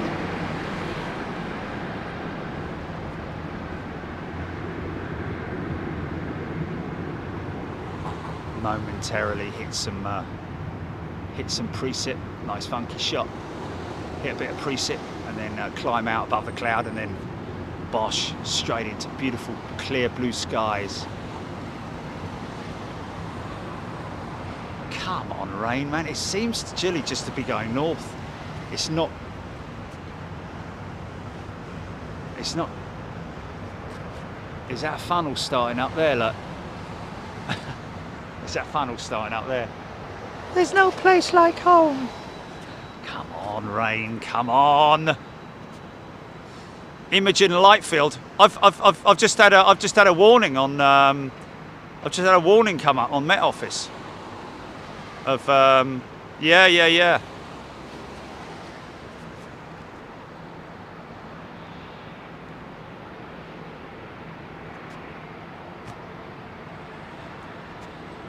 Squid Owl.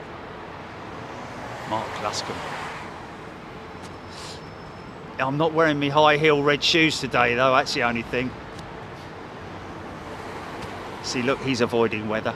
I think he's avoiding weather, that 350. That's quite a tight turn north, isn't it? Yes, a very warm welcome to you, Imogen Lightfield. Great name, Lightfield. Light it up!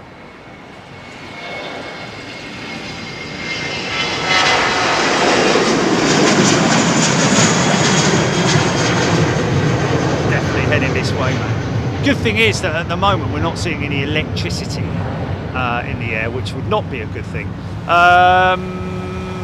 Lights are on. That generally indicates, you know, I mean, they're light sensitive, aren't they? These overhead lights, the apron lights. I think they're light sensitive, so therefore it's on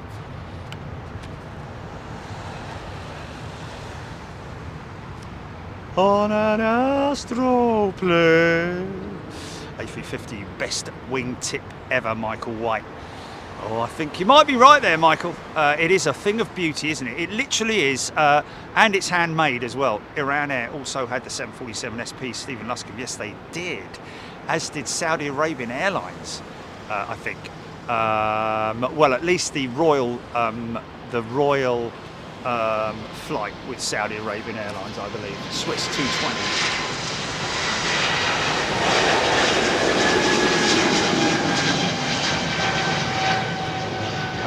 Let's put the waterproof trousers on.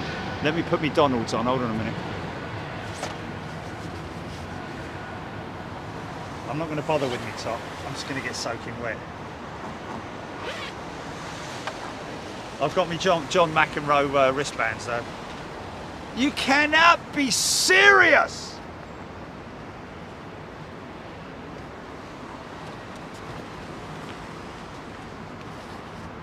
On an Astro. How is fuel measured, litres, gallons or weight at Gareth Allen? It's usually weight, Gareth. However, it does equate to how many litres, how many tonnes of fuel normally is tonnage. To fly the Atlantic can be anywhere up to 90 tonnes maybe.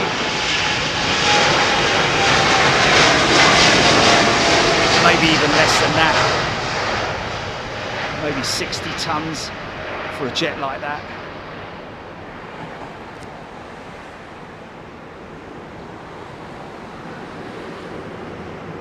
Paul Grice, Bickeroo in town.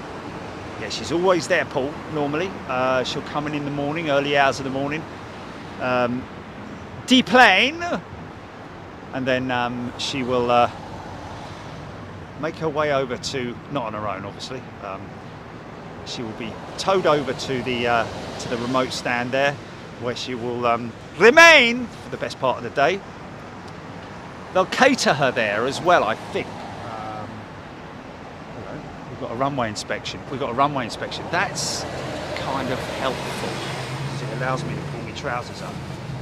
Oh, okay, 3 o'clock, there we go.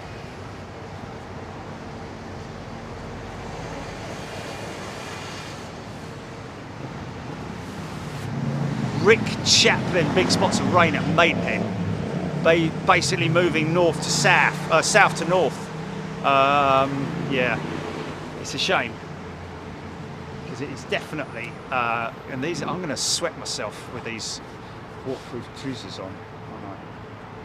But it is what it is. Just deal with it, son. Jorge. It's not short.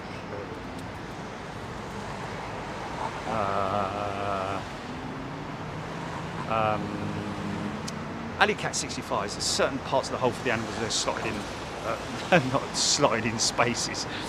Right. Already going out of 2711. No, there are specially allocated pressurized parts of the aircraft for pets and animals, livestock, obviously, you know, dogs, cats, etc. Is generally that, isn't it? Although in America, you do see very, very often when I'm walking through American airports, people with their little doggies. Which is really cute, man. Some of them are just lovely little dogs, but obviously they have the little carry case with them as well. Okay, we've got arrivals, folks. And of course, anybody wondering why we are switching runways? Oh my God. Crow scarer, the ultimate crow scarer. He's got this cassette tape on, hasn't he? Crows, I think that's their second album. They're playing it.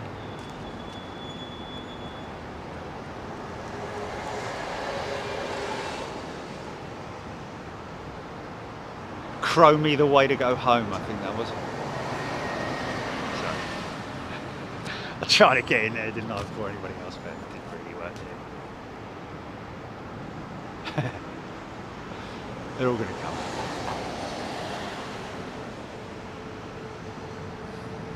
So the reason why they change runways, folks, on 27s, on 27 operations that we're seeing right now when they're on westerlies, when the winds are coming from the west, they will switch at 3 o'clock because of what is known, a very old agreement that they had here at London Heathrow called the Cranford Agreement. And Cranford is over there to our left. So it was to basically ease the amount of traffic and hello, what's that big coming in over there actually? What's that? Oh, nice. BA 350. There's another big one. Is that up in the is that the Ockham hold that I'm looking at there? I think it is. That's is that China Southern or is that Cathay? That's China Southern, isn't it? Yeah, look at that distinctive, beautiful cheat line, and has it? Oh, I say, okay, I'm going to get wet. I haven't got my waterproof socks. I'd rather just take my shoes off, to be perfectly honest with you. I see him turning left, sharp left, trying to find a break in the cloud to. You know, not so much to, I mean, they will always try to avoid weather as best they can, but it shows up on their weather radar, which is in the nose of the aircraft, and it shows the intensity. So they will sometimes, their departure route will differ from their original route, and they will ask air traffic control if they can please use a different heading just to avoid that weather.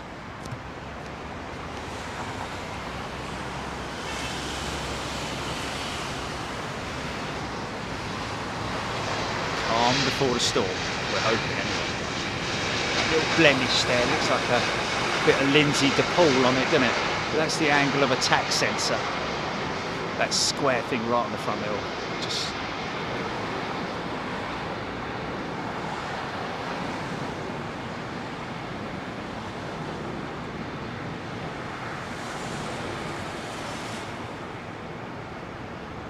Navy weather. Thank you for having me. He's Syracuse, New York. Good day to you, Navy weather. Well, thank you for being with us. It's your channel.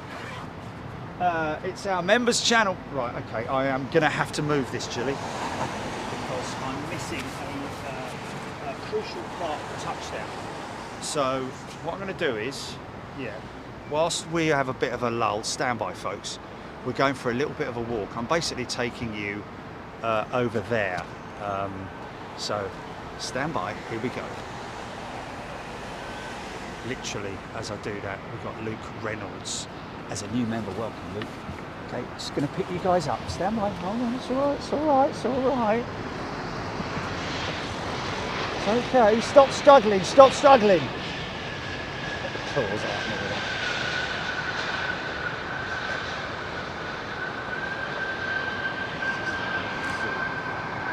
There is a point at which now. Oh.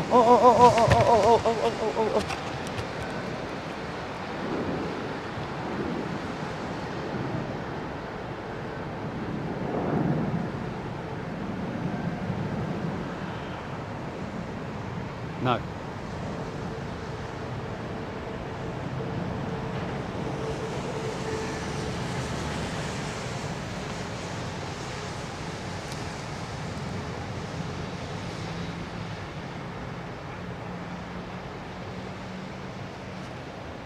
Sorry about that.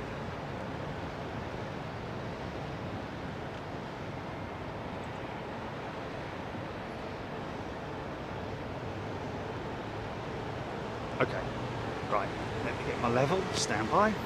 There's a couple of things I need to do here, folks, because I need to now go and get that, all that contraption there.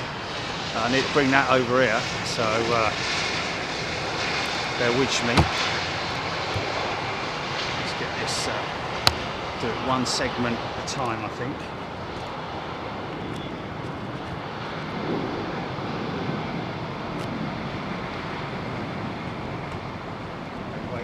Let's just get this touchdown first. Pilot 28's a new member. Welcome, Pilot 28. Got these waterproofs on. Did I need to put them on? Feel it. Here we go.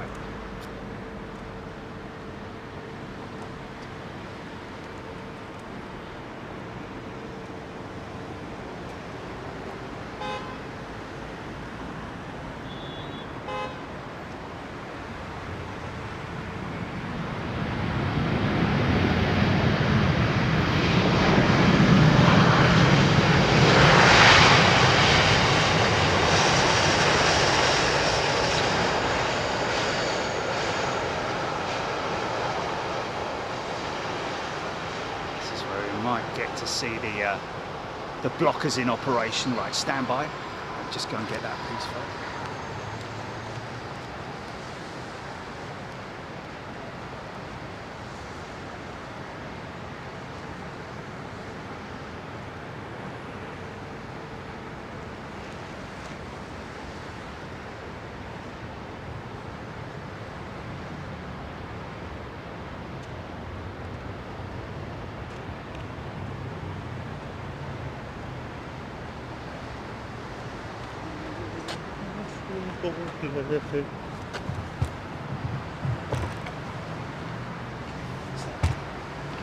Let's get this, stand by, stand by, stand by, don't go anywhere, don't go anywhere.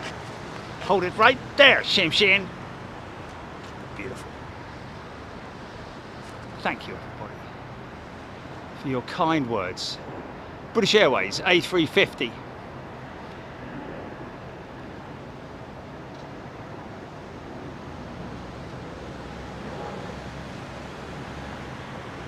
There's the Keys, just gone past the Keys. That's the TDZ, touchdown zone, preferred touchdown point.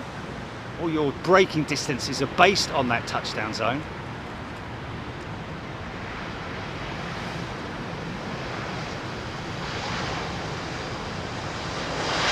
ATC have been busy today, mate. Seems to be a slightly more thicker line around the Virgin 350 windscreen of their 350s with Virgin Atlantic compared to BA, which is like almost like a thin line. Oh, hello, here it comes, here it comes, here it comes, here it comes.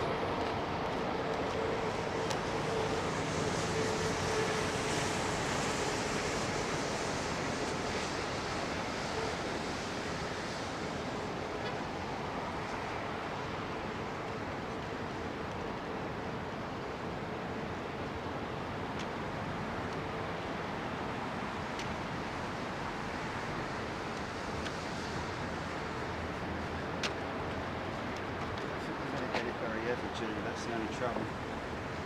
All I want to see. Beautiful 350. China Southern. Look at this aeroplane.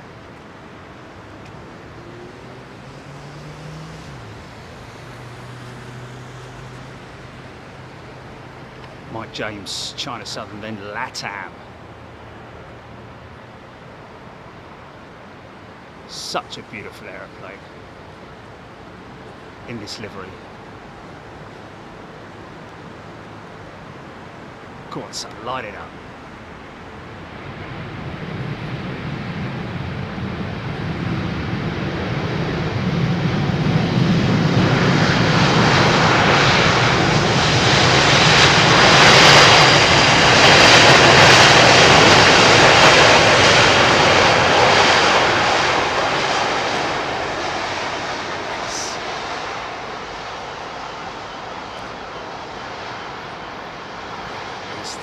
These over trousers are making me sweat like a very sweaty person. Oh, they've got to come off, mate. No, they've got to come off, mate. Yeah.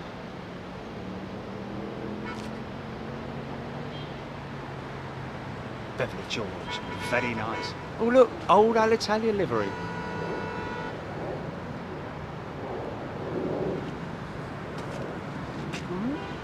LATAM. This baby can sing, man. Shame it's not the Star Wars.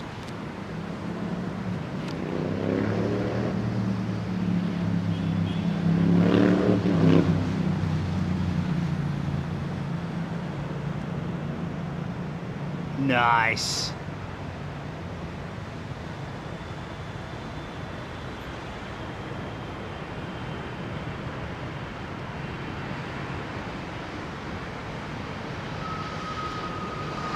Wow.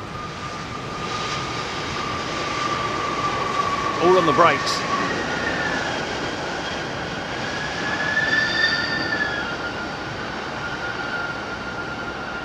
Sounds like an old London taxi.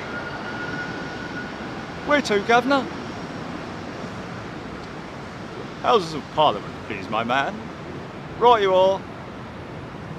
Doing anything nice for the weekend?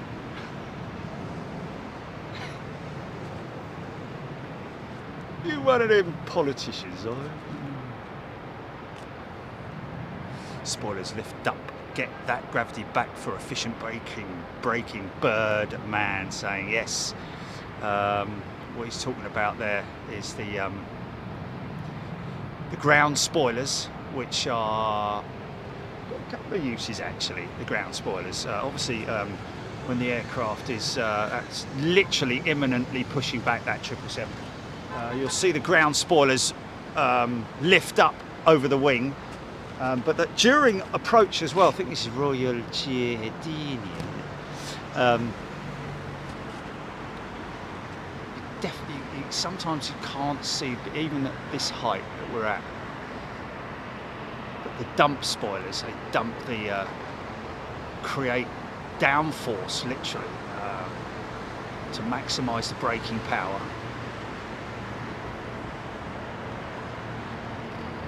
There they go, you can see them. Yeah.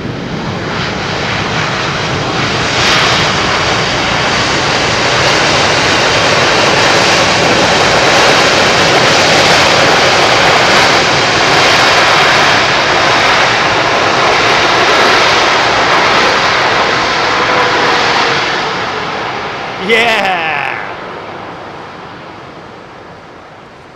See the, there they are, they're the dump spoilers, ground spoilers, speed brakes, different, you know, they're used during the approach as well. Not as much as that, obviously. Well, actually, sometimes, you know, to slow the aircraft down significantly on descent, sometimes they do come up quite dramatically during the approach procedure. Dutch Taurus, Willie King, Charles D. Butter, Steve S. Hold that nose up. Yeah. Beautiful, man. Very aggressive that was, wasn't it?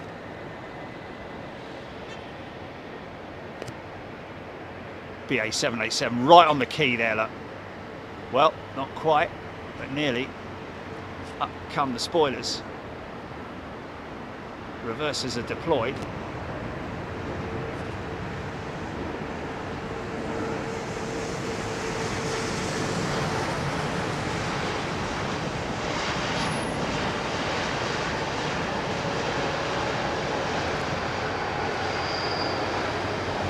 Again, very D-rated.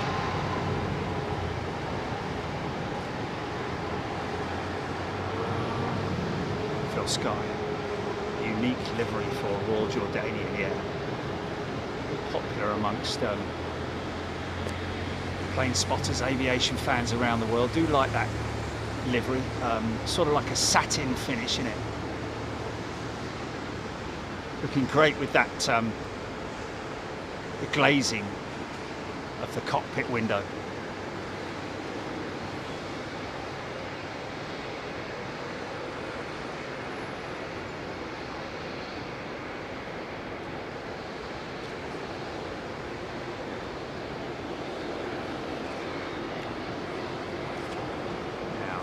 To see the oh, it's out of sight now.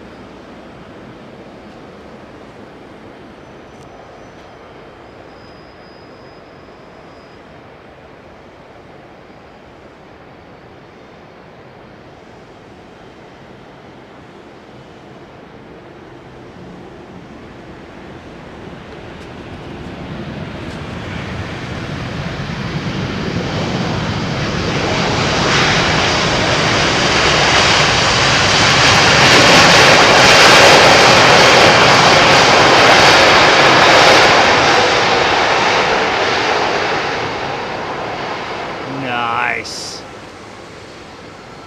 Okay, there's that American triple pushing.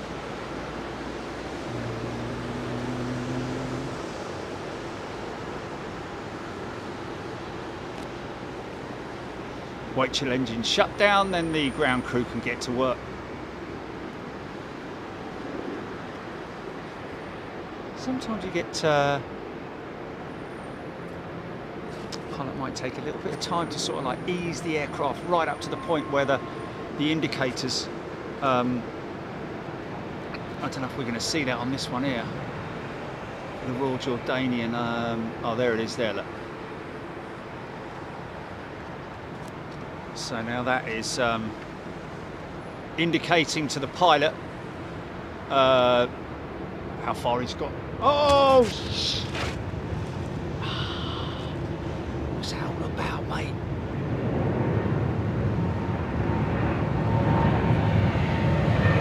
Ah. Aero Mexico on the runway. Flipping heck.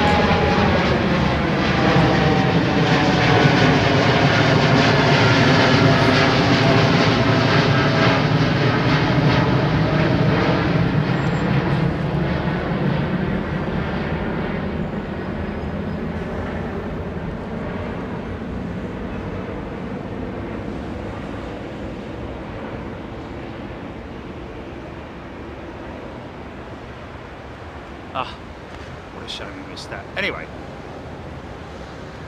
now I've got to keep an eye out. That was an aircraft departing the runway, rolling off the runway a little bit too late, or a bit too close for comfort. They're very strict here, I think, or very strict around the world now, after some of the issues that have happened over recent months with aircraft being very close, too close for comfort. Oh, there it is. Here's the rain. Here's the rain. So I've said that.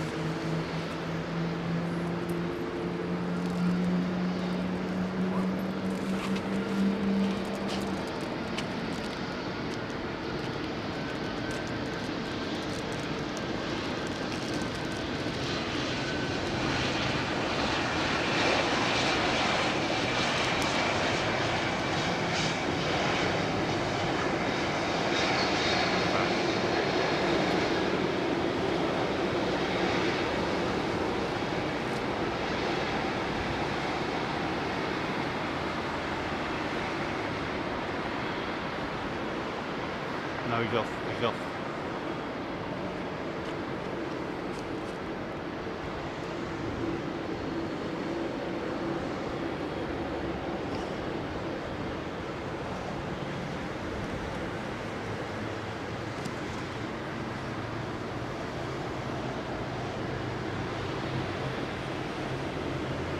In terms of its name, staying with name, Royal Dutch Airlines, KLM.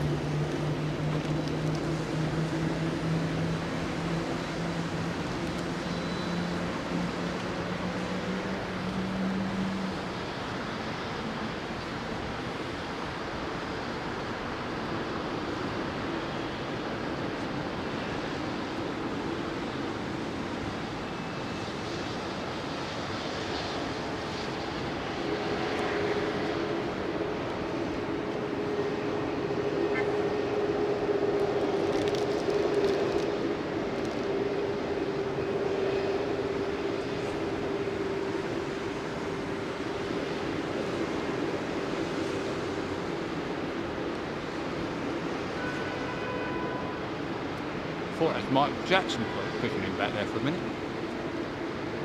Ow!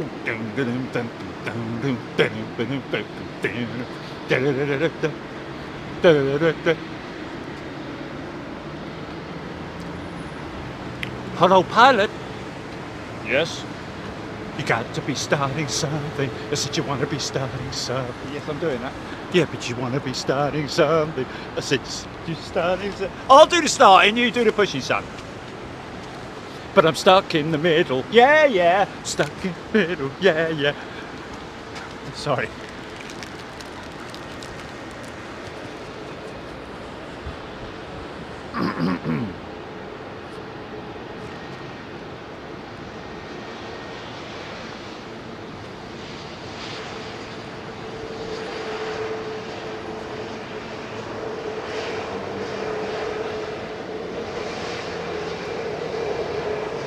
Gareth Allen asking the best app for tracking flights is Flight Radar 24, Gareth.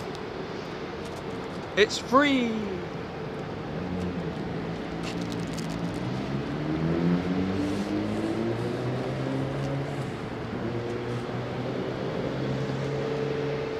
Oh, smell. Oh, oh.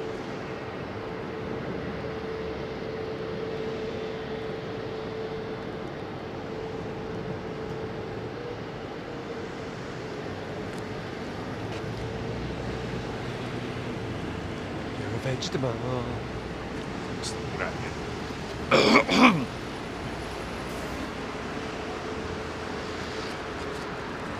in my hair, you're a vegetable.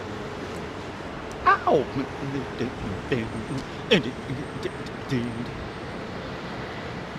Right, stop it. That's an A330. First one there.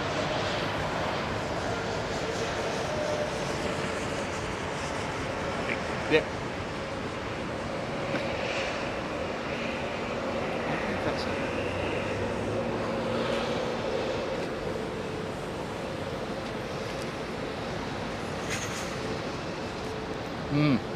Wow, lots of startups over there, and of course the wind direction is just bringing that smell right at me, right across the airfield that's carrying from the startups over there.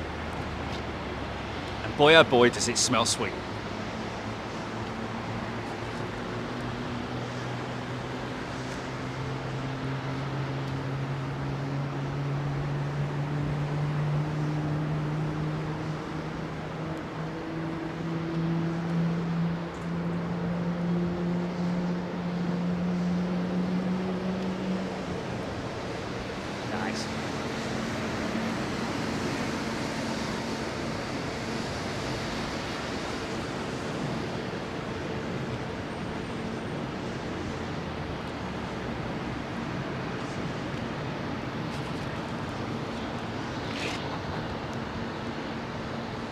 See, that's a little bit late. If we had missed that exit, that 330 would have gone around.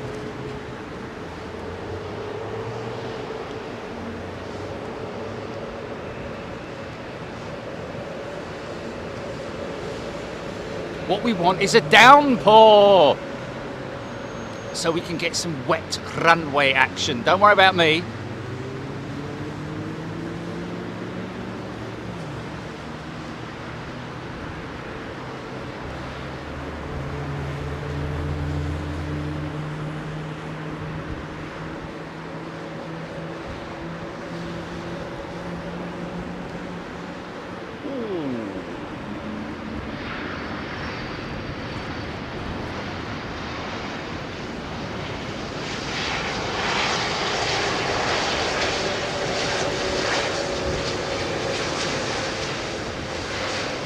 Ryanair will try their damnedest to minimise the amount of fuel used, because they're not able to refuel their jets anywhere in Europe. They have to come equipped with the full amount of fuel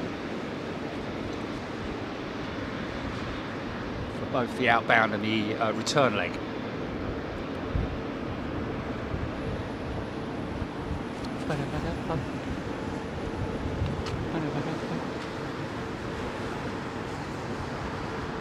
Happy 777. Look at that smile. It starts as a frown, but they turn that frown upside down. Here it is, look. Big old set of feet on him, look.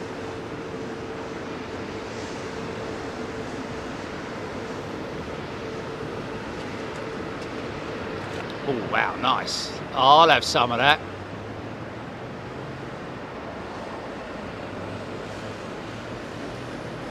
Our Virgin crews have been known to lay it on thick with the reversers.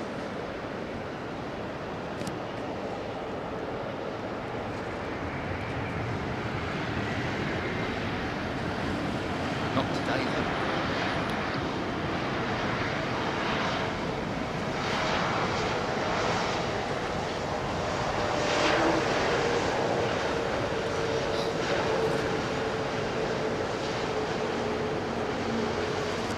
I'm talking about something completely different. And now for something completely different.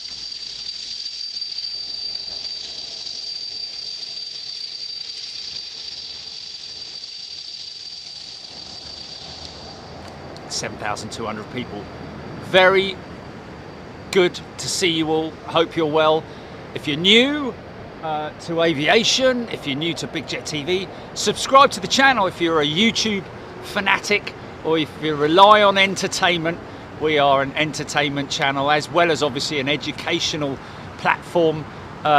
We have lots of amazing people who are members here on Big Jet TV, from little kids all the way through to 95-year-olds or 100-year-olds, ex-cabin crew, ex-pilots, people who remember the golden age as I do. But yeah, and people who learn so much, as they have already told us. Thank you. So subscribe to the channel, folks. That's what you need to do. This special livery, not a big fan of this one, got to be honest with you. Looks a bit sort of like thrown on there and a bit, it's like someone's dropped his plasticine and it's been stood on.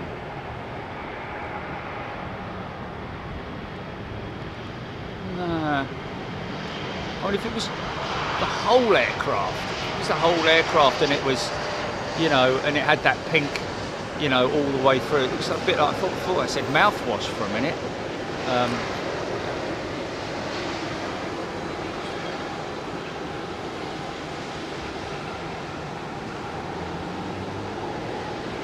Saudi Arabian mouthwash.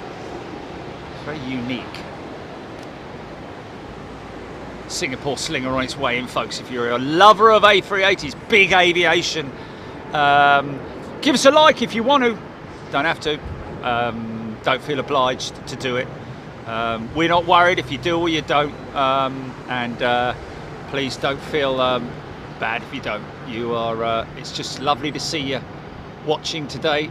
Joining in, Jane Johnson has gifted 5 Big Jet TV memberships. Thank you, Jane.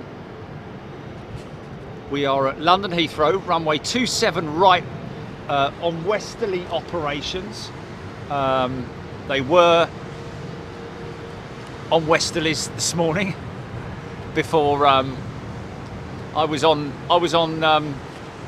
duty at 4:30 this sort of like 5:30 this morning.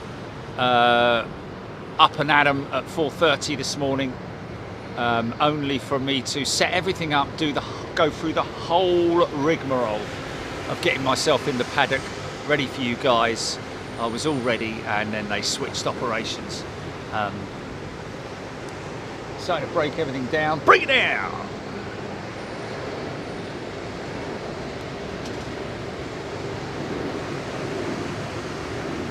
A Tony. No, it's not. Where did you hear that from? Bloke down the pub? Oh, yeah. All that stuff coming out. That's fuel, isn't it? It's all going all over the place, isn't it? You know, flip it. It's not. It is condensation. I'll put my house on it. How about that?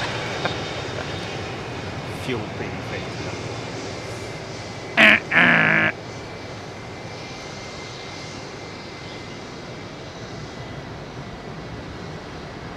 Joe Thompson, best livery in the world, is coming in soon. Just gone into the hold. The Singapore Slinger.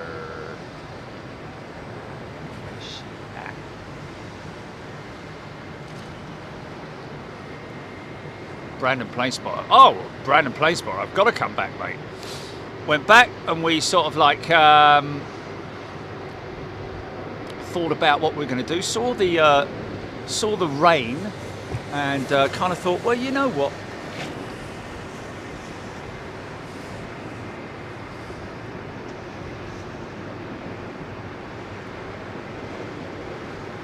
Always a good spot, London Fire Brigade, folks. Because if they're on 09s or 20, they can do it on 27s.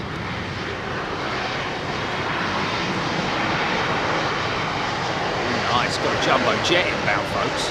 If you're new to aviation once again, or new to the channel, stick around because you might get to see the most beautiful airplane in the world. Hey, did you happen to see the most beautiful plane in the world? And if you did, was she crying?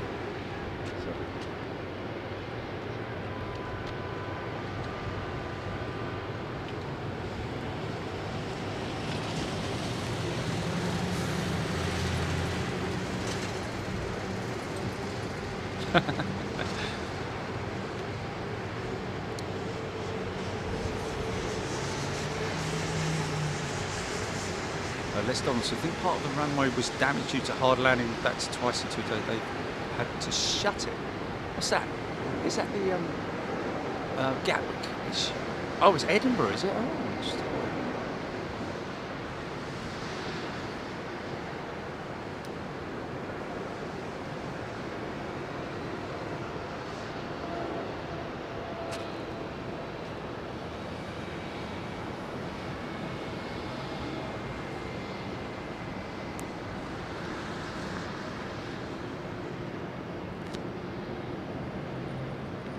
Was actually an Egypt Air Dreamliner that we caught being struck by lightning.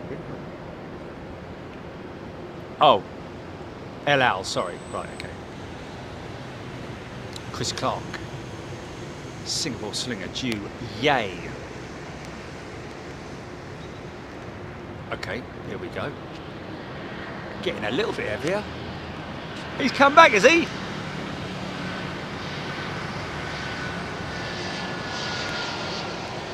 Right, we want an inch of rain, please. Thank you.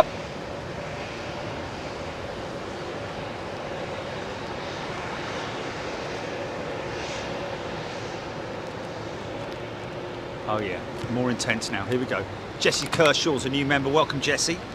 I'm just going to put the phone down there because this rain is intensifying. Now, I just want to quickly check.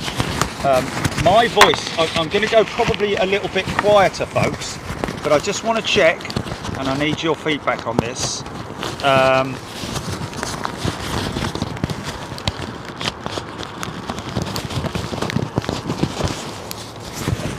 Right, Jilly, I need everybody to confirm whether you can hear me or not, because I put the microphone under the waterproofs now, so I want to hear if it's all right, because it's actually raining now. Hooray! Don't stop me now.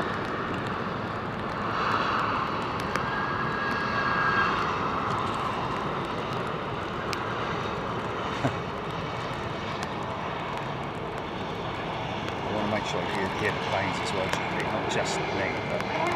Oh! Yeah. Well, how is the audio, should I say? Having such a good time. I'm having a ball. Yeah, it'll be a bit okay,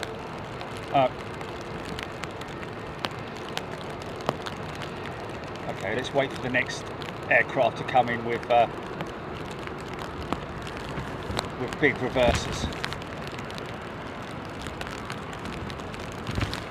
Air Action 2257.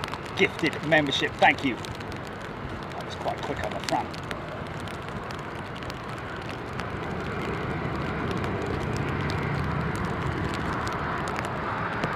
Give me a call.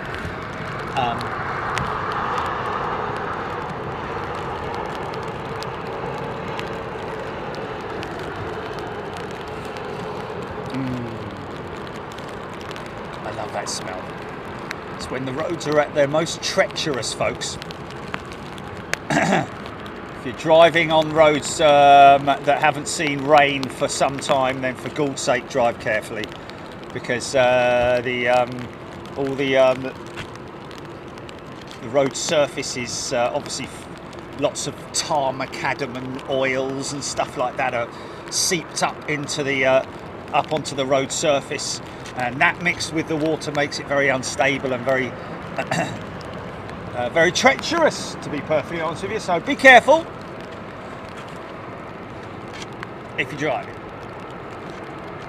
Don't you tell me how to drive, Sonny. I've been driving for 50 years. You've got rain on the lens.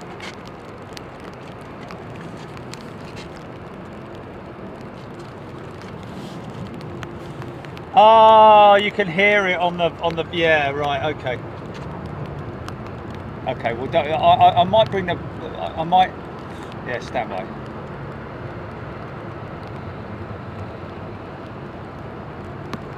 Ooh, kind of was going heavy there, wasn't it?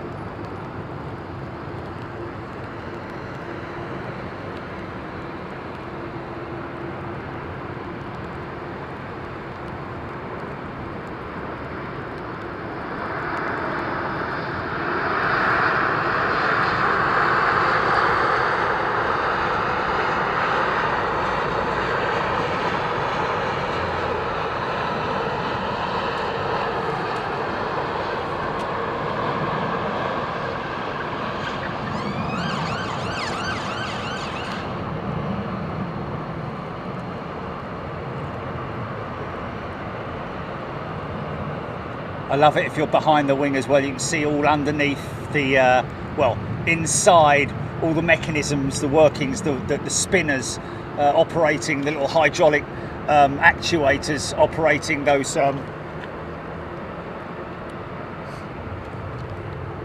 those wing spoilers.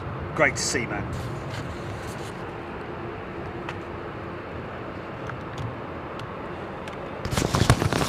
Well, it's so light, this rain, that I'll risk it for a biscuit with the mic.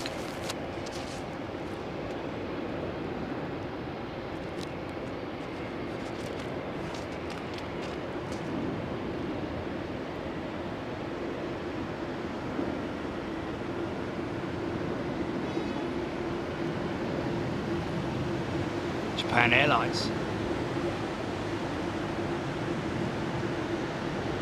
Oh, very smooth. Left wing. Higher low.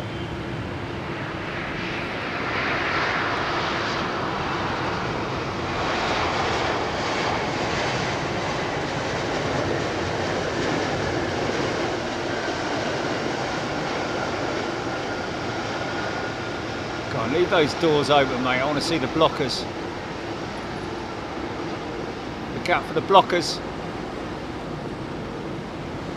Watch them close, or should I say open. Watch them open, you'll be able to see through the engine when they do.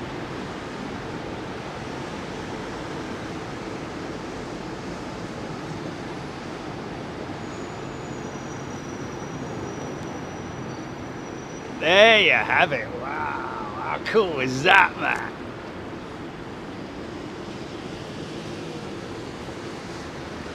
Ethan, Maine. Yes, Ethan. We need more than this, don't we?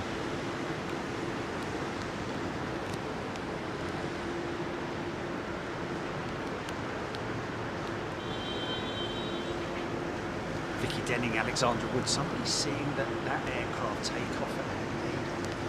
Ah, look at long range. Look at long range. There she is, folks. Come on, let's just get a big downpour, man. Come on, I want an inch of rain. Definitely looks like it's coming more towards me.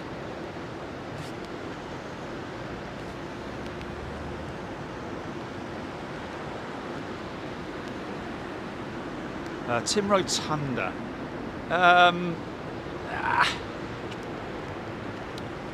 Yeah, I mean,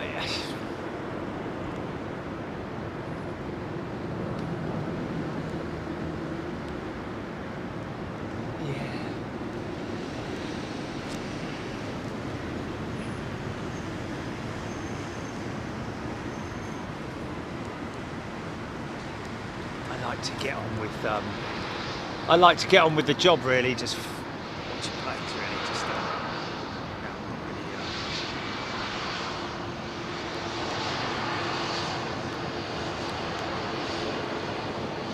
okay, so Singapore Slinger number 3 on Flight Radar 24. Thank you, Mike James.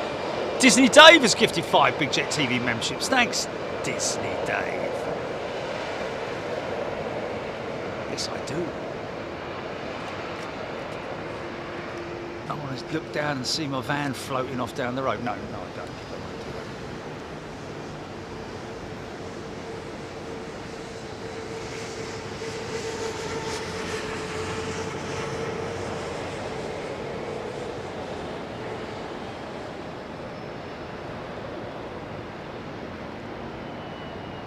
Okay, what we need now is for this jet to roll out a long way, miss the final exit.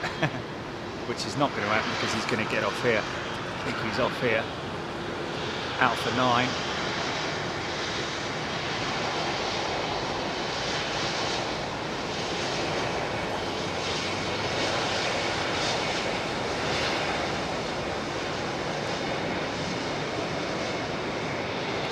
Ladies and gentlemen,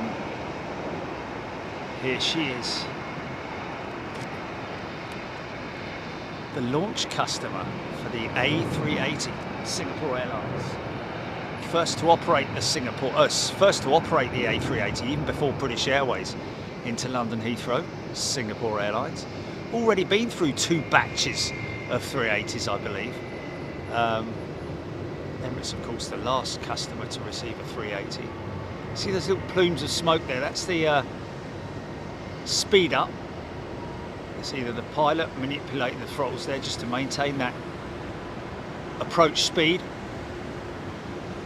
and then retard, engine throttles back, let it drop, glide it in, decel, reverses on.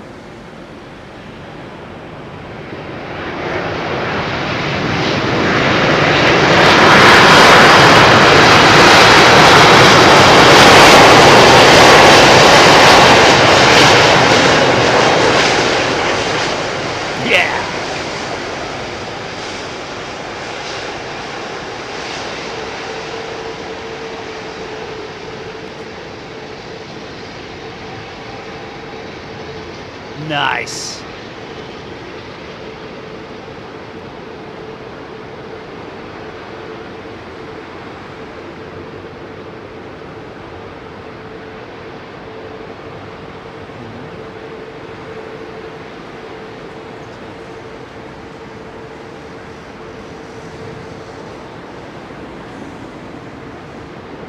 Really? It's a traditional. Just a beautiful aeroplane. Just a beautiful aeroplane. It's an old fag packet, isn't it? Rothmans. No, JPS was black. Black and gold. This is oh.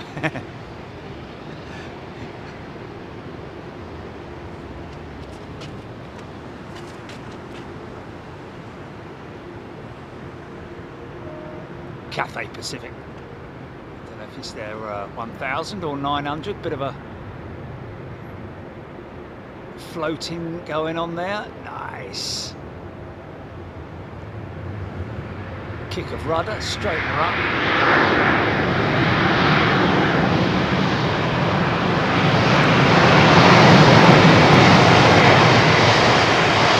Nice. Yeah.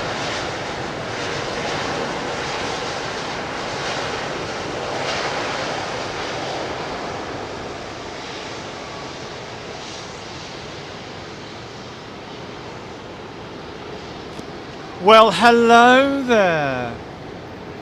Hello, Alan. Cap David.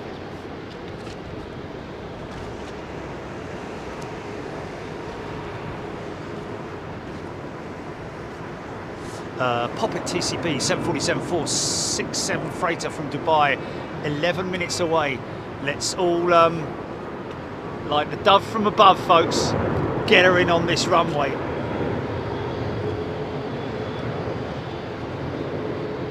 Don't forget Miami later on this month, folks. 28th and 29th, no, 27th, 28th, 27th and 28th. Going a little bit earlier so I can get my global entry interview out of the way. And I do hope the bloke's not off ill on that day.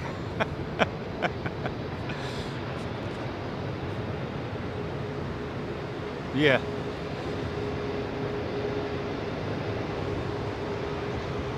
John M. No airport like London Heathrow. Where we go?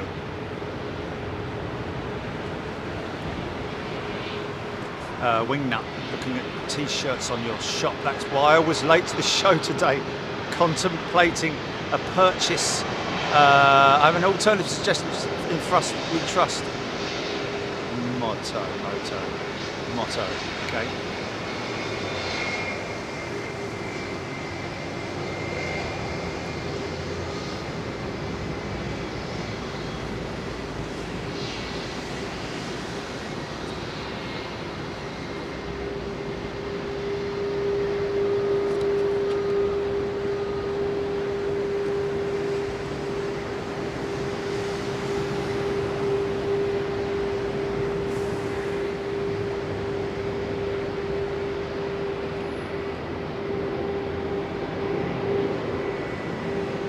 Darren Graham helicopter coming over, apparently.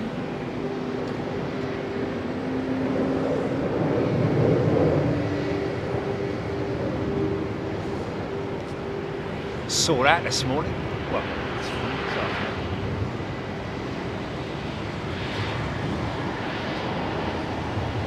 On an astral plane.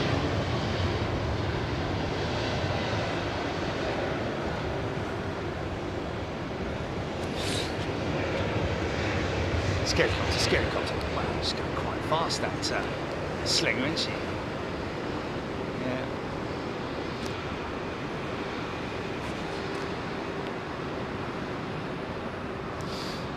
Okay. So is he being told to hold a position in the midfield section of the airfield, I believe?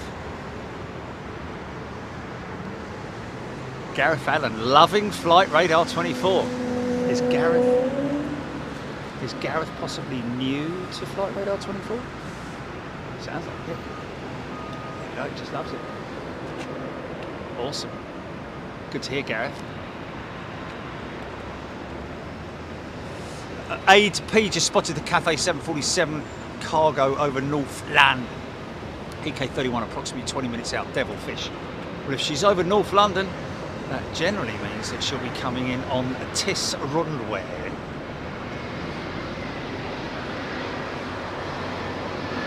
Medicat 65. Which airport does the emergency helicopter fly from? Well, emergency helicopter, they have no doubt have. Well, it's a difficult one, that, isn't it? More on that. Yeah, there's one on the Thames, isn't there, for the ambulance service. But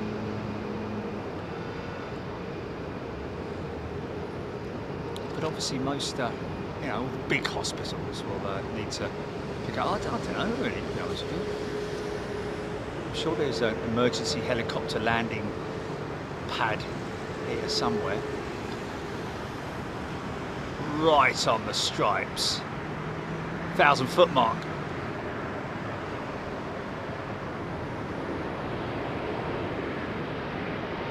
Awesome, thank you, Martin. 27 right, approach and landing for Cathay Pacific 747. If you're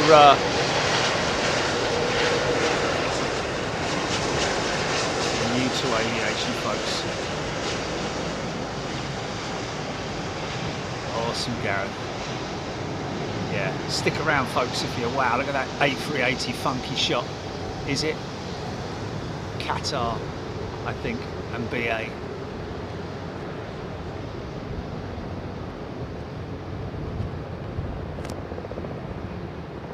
Gareth Allen just downloaded the app. He's loving it. Well, Gareth, it's a worthwhile purchase going pro, isn't it? Or whatever it is on Flight Gold, on Flight Radar. Gold! Always believe in your soul. You've got the power to know you're indestructible. Always believe in... Sorry. Yeah, go gold. All right, what was his name? Kelly. Going for gold. Matthew Kelly there. No, it wasn't Matthew Kelly. It wasn't Matthew Kelly. Matthew Kelly was the fellow with the beard. So,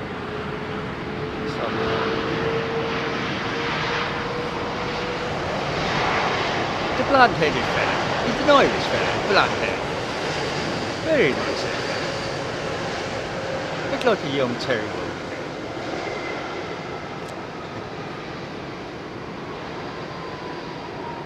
I don't know.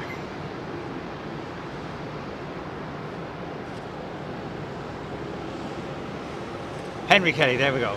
Hello.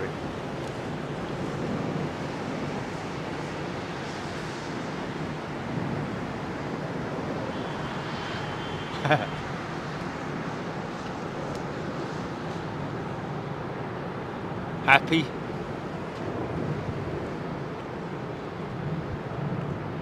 Funky shot. CX7 number 3 HGC. Let's get it to number 1, folks. 7,400 people watching right now.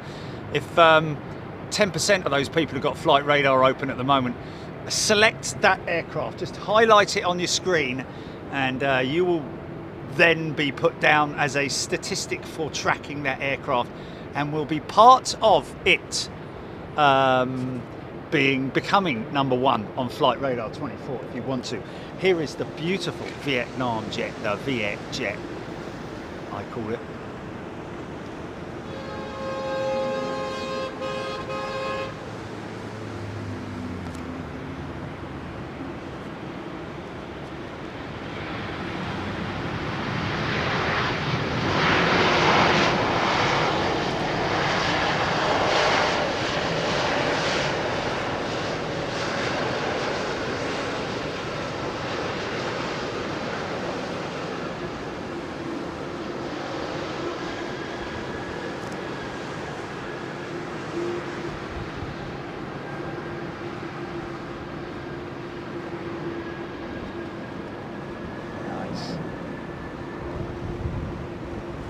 She's number 2, Freddie O saying. Cathay number 2, Nigel Gale, CX7 number 2, HGC.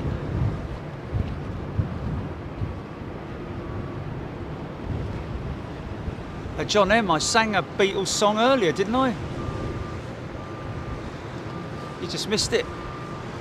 Regularly sing it. Close your eyes and I'll kiss you. Tomorrow I'll miss you, etc. Cathay now, number 2, Keith Grafton, Vietnam Airlines 787-9, Luke Reynolds. John Grinham watched the lockdown show yesterday. It is crazy, isn't it? That beautiful airplane. Good to see the garden again. 747, Jerry 747, retirement. Exhausting smell now. Mike James, CX7 turning base number 6 to follow BA 777-300. Thank you. Okay, we got oh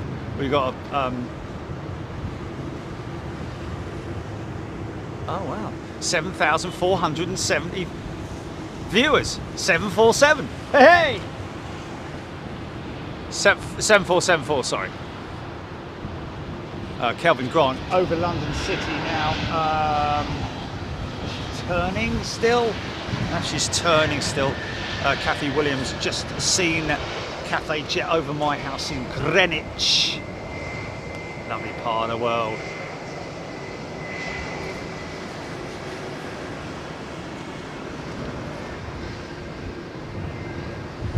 Oh, he looks a bit oddly shaped. He's all right though. Martin Smith, thank you.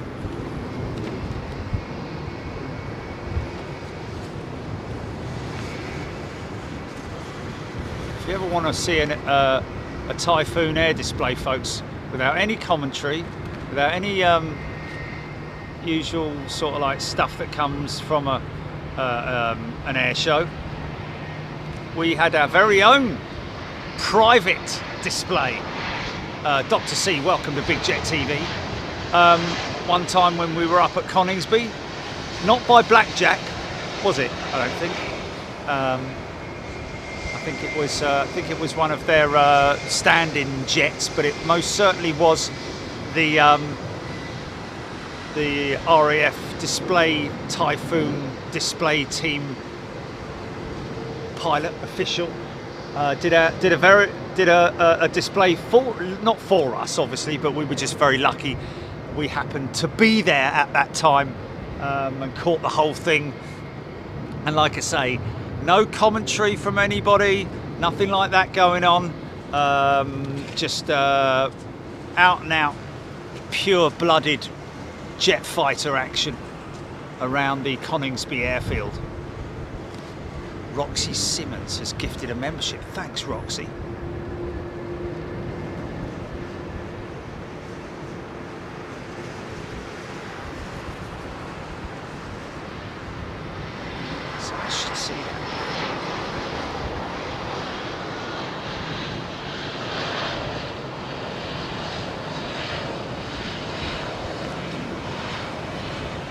even in that profile, she looks beautiful, doesn't she, man?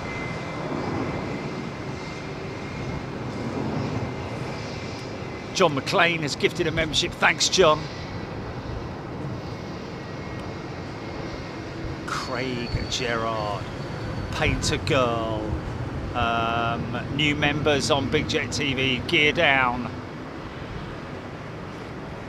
Finalising the configuration for that jet. Not gear down yet. She's about, here we go, here they come, I think. Oh, it always happens just about then, doesn't it? And then you look back and the gear's down.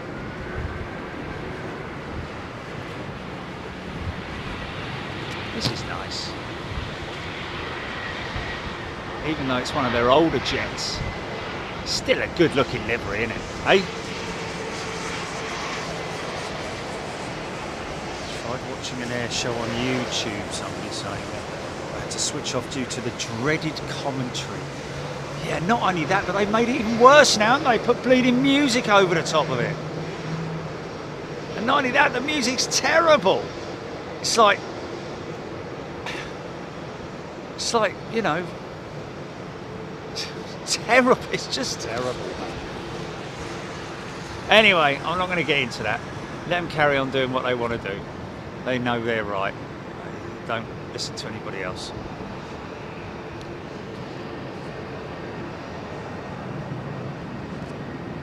Yeah, RAF Typhoon display Coningsby, isn't it, Gilly? On YouTube, if people want to check it out. We've dropped the link, folks. Hold on a minute.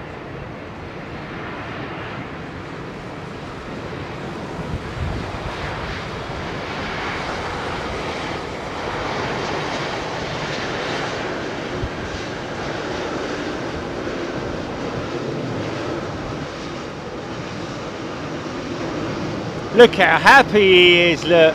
Big smile on his face. It is fun. Even the pigeons have come in to see this one. Watch for the blocker doors. Yeah. Look, the pigeons have come in to watch this one. Steve, Bert and Harry, I think that is. Coming in to watch the jumbo.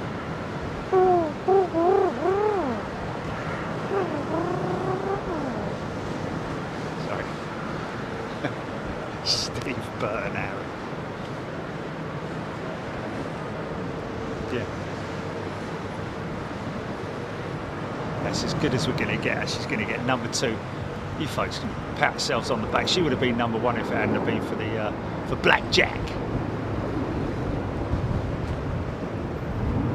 John Atkinson. Oh, easy, son, easy. Look at those wings flexing, man. Oh, she's a beautiful old 400. Look at this. Wind's picked up a tad. Wind's picked up a tad. Easy, son.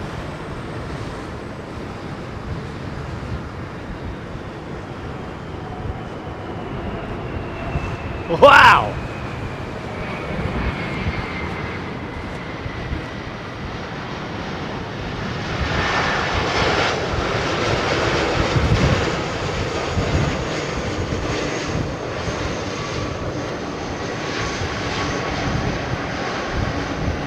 Listen up.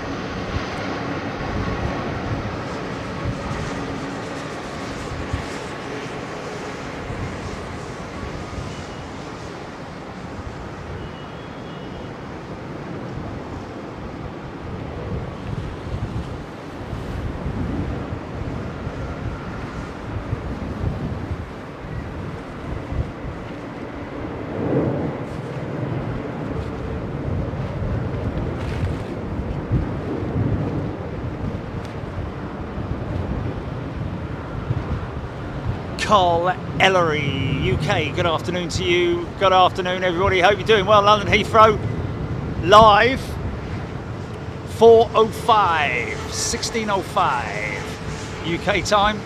Still British summertime. Just about. End of October. Is it end of October? Oh, she's got a bit of a smile on her face, look. maybe no.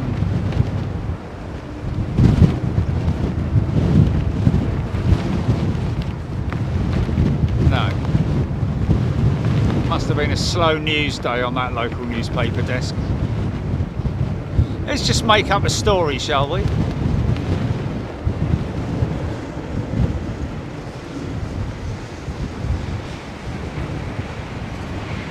You know, one thing that we should have looked for there that I don't think I've seen it happen before, because I've never caught it at the right angle, but the inboard leading edge slat, the inboard slat on the 747 actually retracts when they land, due, I believe, to the location, the position of the leading. Right, okay, I'm going to have to stand by. I'm going to have to get that other thing and get some weight on here. Right?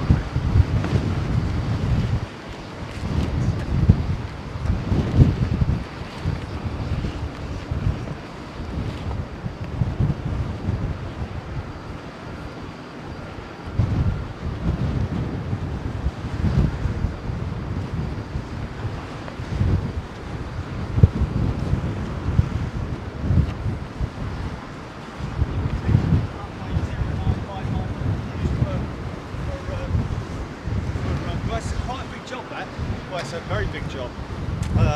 We might get departures out of 09 right.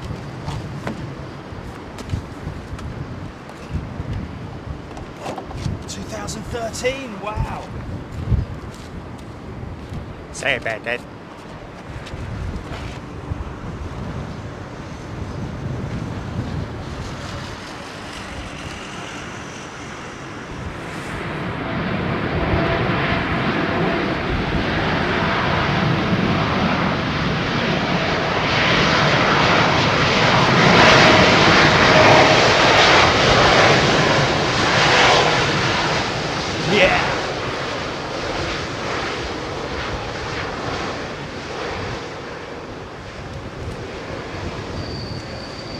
Diane.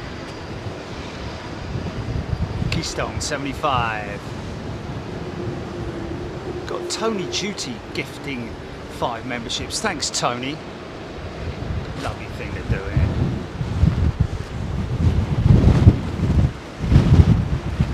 Joe Thompson, there's some really heavy thunderstorms out there. Lots of lightning on lightning radar map.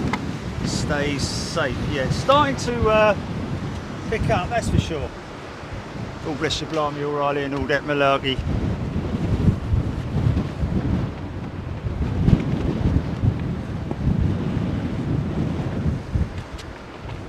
What's that?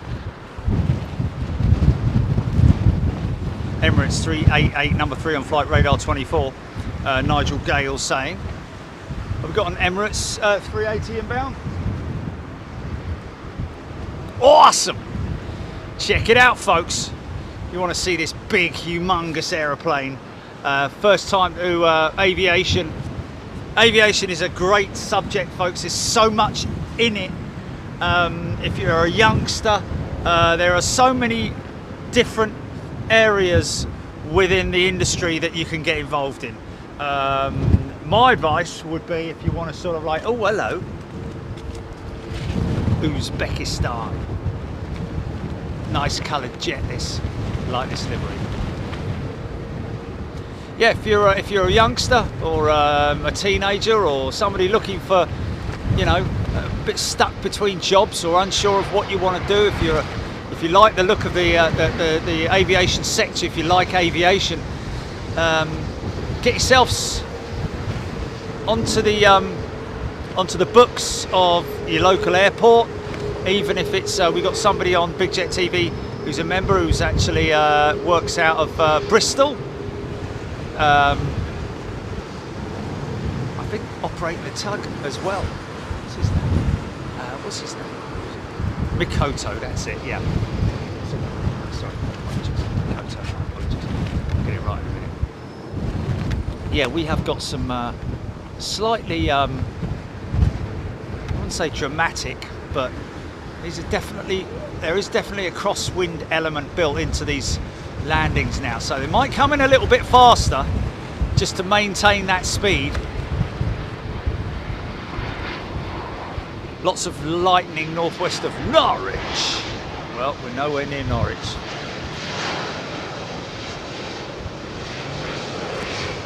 Youth hosteling with Chris Eubank. Monkey tennis.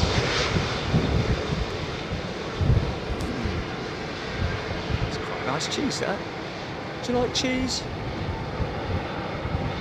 You smell my cheese? Smell my cheese, you Sorry. I've got cheese! That's it, it's all over, really. Never gonna get again. I know, sink rate. That was a bit droppy, wasn't it? Malaysian 350. This is a nice livery, folks.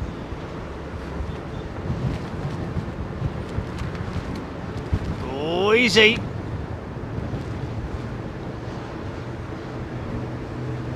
Got hold of that. Bosh! Yeah. D-cell.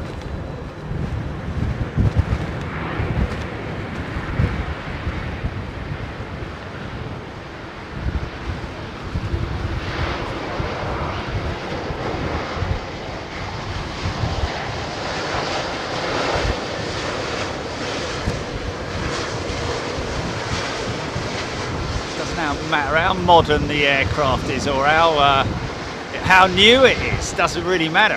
If it comes down heavy, you're going to feel it as a passenger.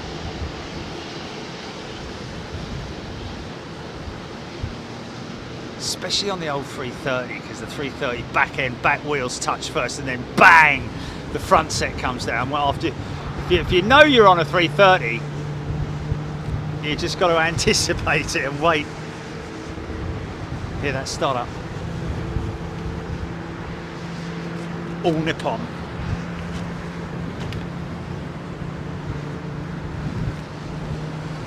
Little bit of crabbing going on here. Got a bit of drift on. Mike James, EK5 is it? EK31, sorry. Turn base. Wow. Look at that big rudder adjustment there. Get the aircraft facing in the right direction, obviously, once wheels are on the ground.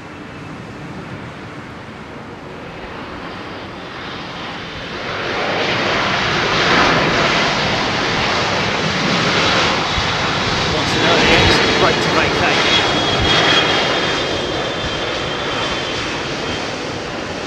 Oh, he's missed it. He's got a lot of gap. A lot of spacing behind him. Craig Gerard, beautiful colours on the Malaysian jet. Yeah, it's a great livery, isn't it? I call it an aerofoil livery or an airflow livery. And you can see why I do, because following the contours of the airflow over the wing. There's a few that have that, Oman Air being another one. Leo loved that touchdown. Sailor Mike, Chris Clark, London Heathrow info, 26 degrees centigrade. Wind from 240 at 6 knots. Elevation above sea level, 83 feet currently. 40 minutes delay on departures. Wow, on average delay on departures. Thank you, sir.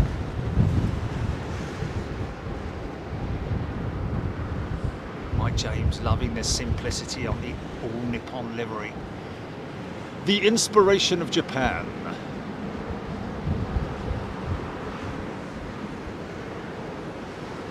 Gail Anderson chucking it down in Edinburgh. I think we'll be all right for that one, won't we? RDUK floating it. Ellis Chernoff, a wild landing. It was a little bit buckaroo, wasn't it? 747 Jumbo, big swing. Yeah, well, obviously, when they land the aircraft, as soon as they land the aircraft, they need to make sure that they straighten her up. So you'll usually see a big kick of rudder right about now.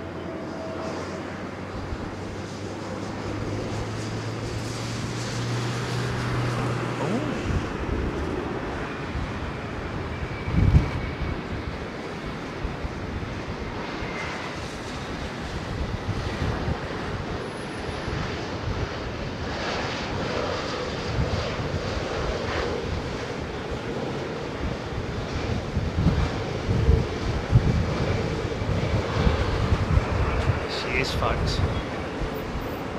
Gear just come down. Emirates very strict on their gear down procedures, and also, well, not so much gear up, because it just is, gear up is what it is. But in terms of extending the gear, they're very particular. All that information fed back to the folks in the analytics room, making sure that their pilots are all doing everything at the right time, not bringing the gear down too early, not bringing it down too late, unless there's special circumstances, whatever it may be. Laugh it up. Loving the Malaysian livery. Yeah, it's great livery. Craig Gerard, what is the model number of the Japan airline? Model number of the Japan airline? 777? I think that's what you mean. The what aircraft type? A Boeing 777. And that ANA jet is also a 777-300.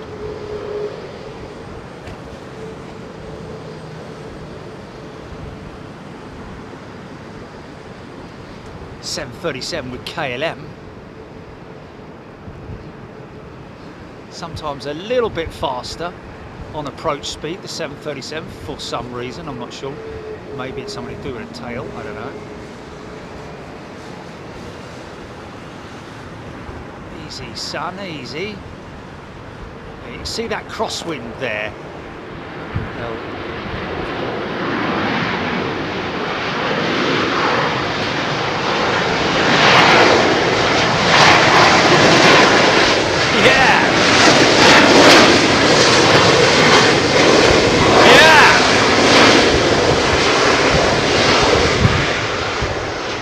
Go on the CFM. Slow, slow, slow. Go slower, go slower. Stop there. Okay, now you might see with this one as well, plumes of smoke, because they're attacking quite a tasty crosswind element. You might see little plumes of smoke coming out back of the engines just as the aircraft increases its approach speed or descent speed.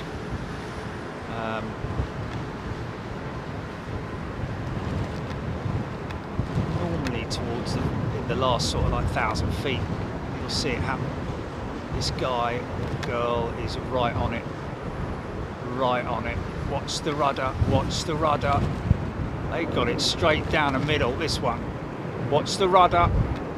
See the split rudder assembly.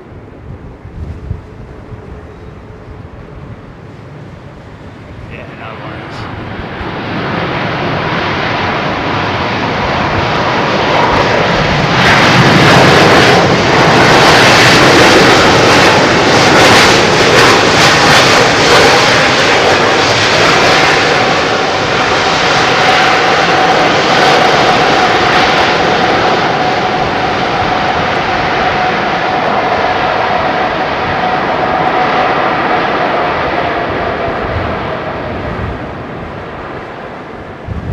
Oh yeah.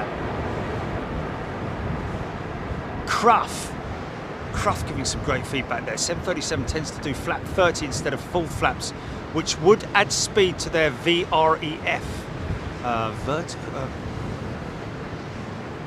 Also, they tend to add 5 to 10 knots on top. Okay, so I was right. Thank you for that, Cruff. VREF.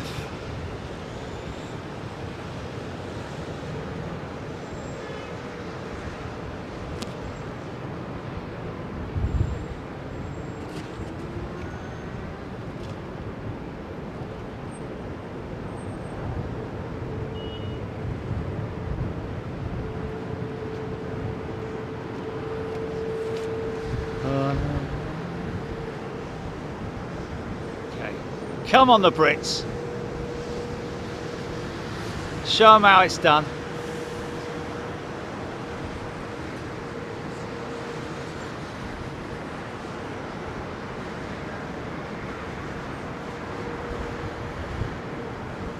Whoa!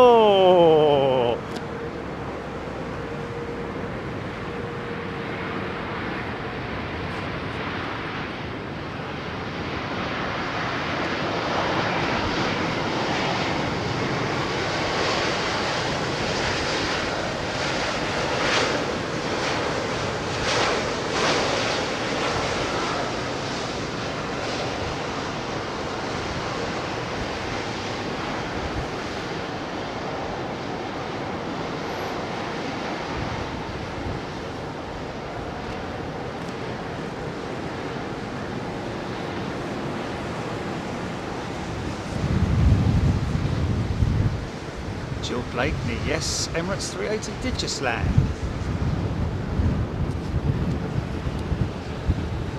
The best clips hump, thank you. Yeah, you don't need to worry about hitting the like button, folks, if you don't want to. Boho Jane has gifted a membership, thank you. We're not desperate for likes, we just love having you people with us. It is great having so many like-minded, happy, real, genuine, nice people watching the show, joining in.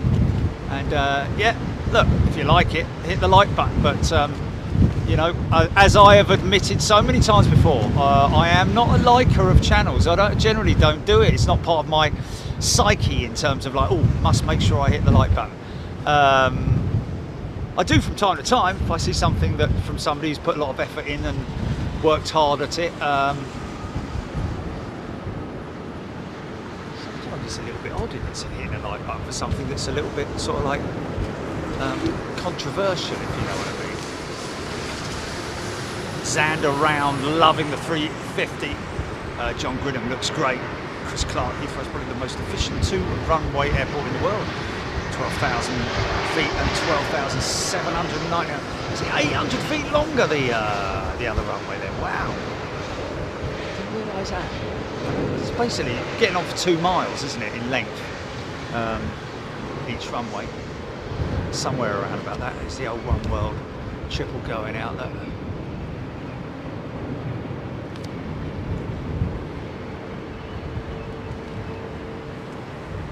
Crafty chimp, no, nothing about aviation, but love watching the planes. There we go, you see. That's quite a common theme, isn't it? People who are perhaps not into aviation in general, but just love watching the planes. But you see, subconsciously, you probably learn quite a lot, don't you? Without knowing it. Like surprising one of your mates, like, you know, just walking down the high street looking up, oh look, that's A350. How do you know that then?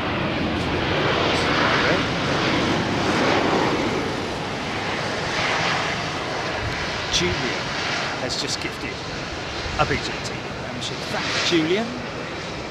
It's quite rare to see SAS with one of their CEOs.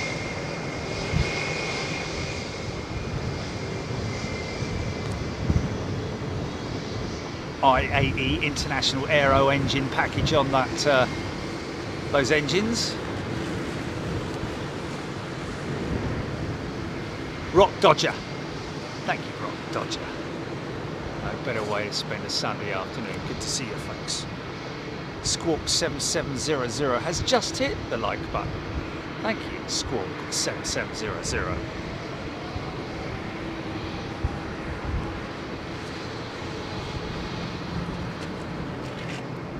On these touchdowns because they are still a little bit sketchy. Easy, son, easy, get it down, easy. There we go. Can't help it, mate.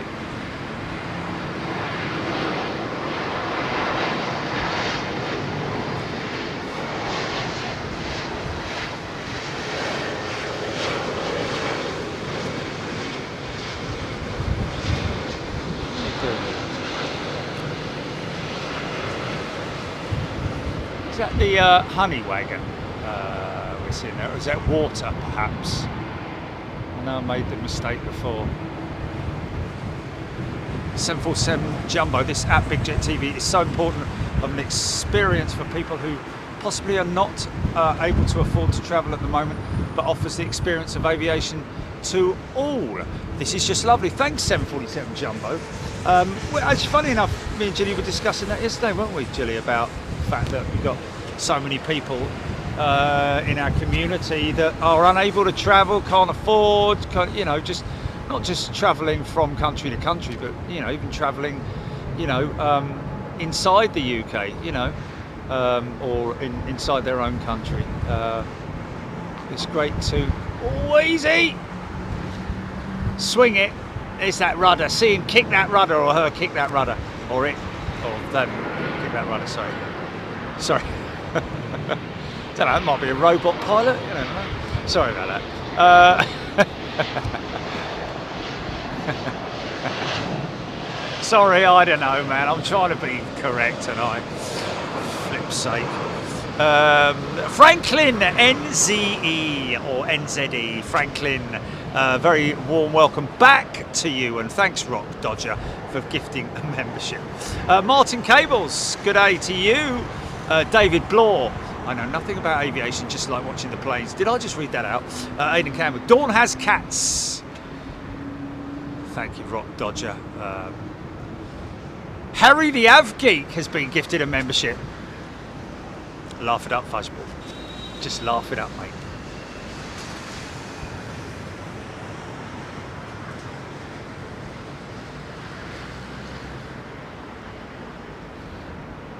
Oh.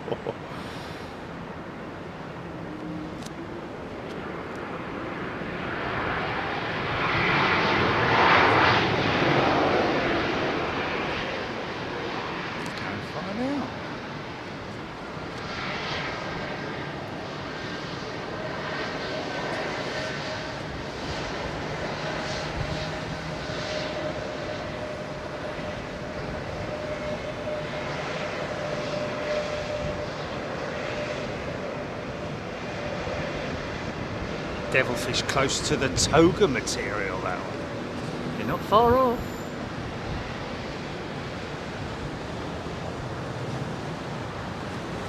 Pagegar, David Rutherford.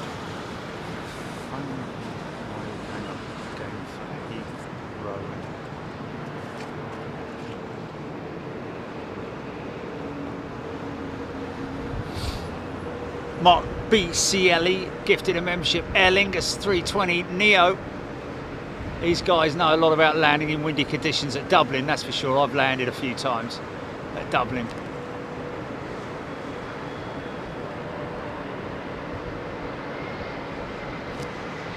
D-Bashmo has gifted 5 Big Jet TV memberships. Thank you, D-Bash. A very warm welcome. Good afternoon to you.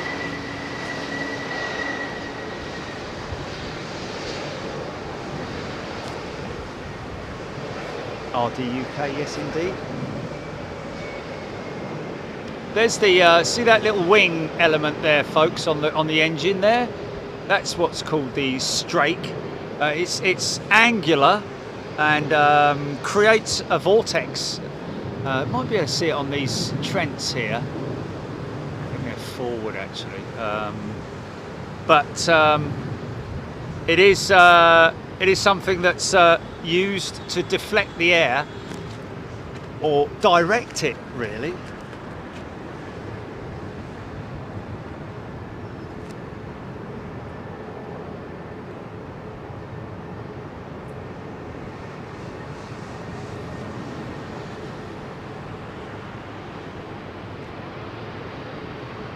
Phil Sky, flurry of gifting.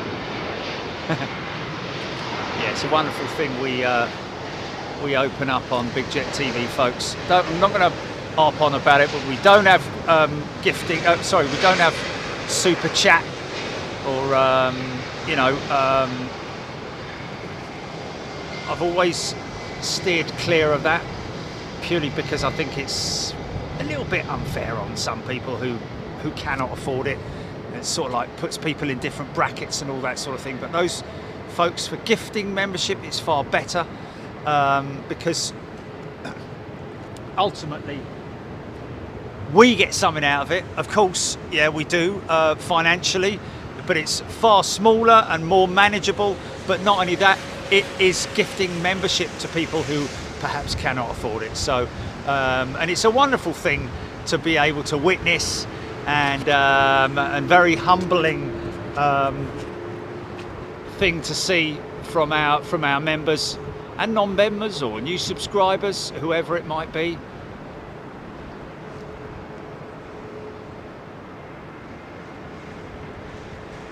Rather do that than take money from someone and not, you know, give anything back out of it. You know, we get money from our membership, so why ask for more? You know. rather give it back to the community. Devon Ramsey, welcome back, Devon, as a member here on Big Jet TV. Interesting to see Air France using their, now that's a 319, isn't it? It's not a 318, is it? It's a 319. It's noticeable by the normal sized vertical stabilizer, and of course a little bit longer. Look at all these people getting on their jet.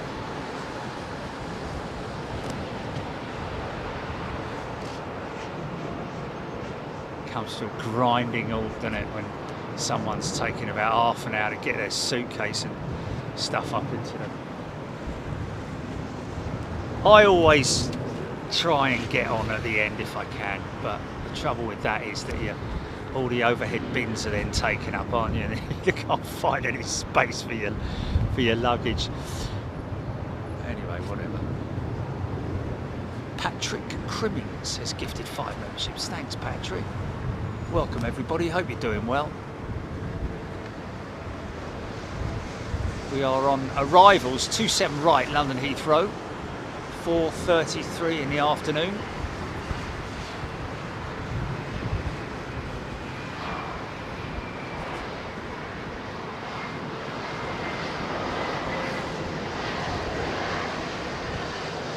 Wow.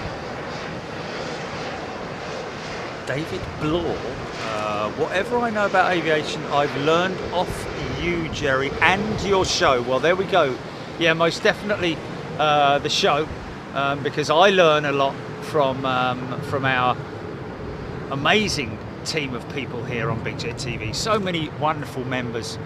I learn so much, and if I can educate in any way, most of the stuff that I educate with is something that I've learned throughout my time here on Big Jet TV.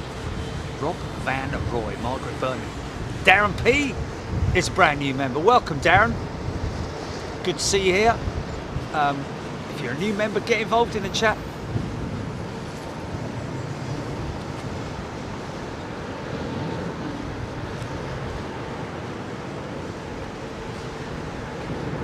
Yeah, you see, that isn't true. I'm not mentioning any names or anything like that, but some channels that do have super chat on, they tend to concentrate, you know, their efforts on those people who give super chat, so it sort of distracts them from their main focus, and that is to look after their members, which is what we like to do here. Jason Bostock is a brand new member as well. Look at that. We got Darren P, didn't we? I basically try to read out all comments if I can. All my green comments, that is, folks, all the ones that are highlighted in green, they are all my members that I'm reading out. You'll be able to see it. But that doesn't mean to say I don't look and read at the subscriber comments as well. But I only read out, obviously, just to, you know, give them a little feeling of being special, which is the right way to do it. It's what they pay for, so yeah, it's a perk of membership. Xander Round, double Dreamliner inbound. Yeah, it works perfectly. It's the best model we've best.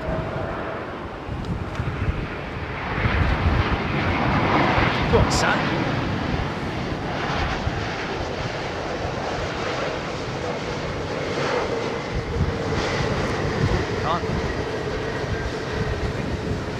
Bit more of a front moving in towards me now.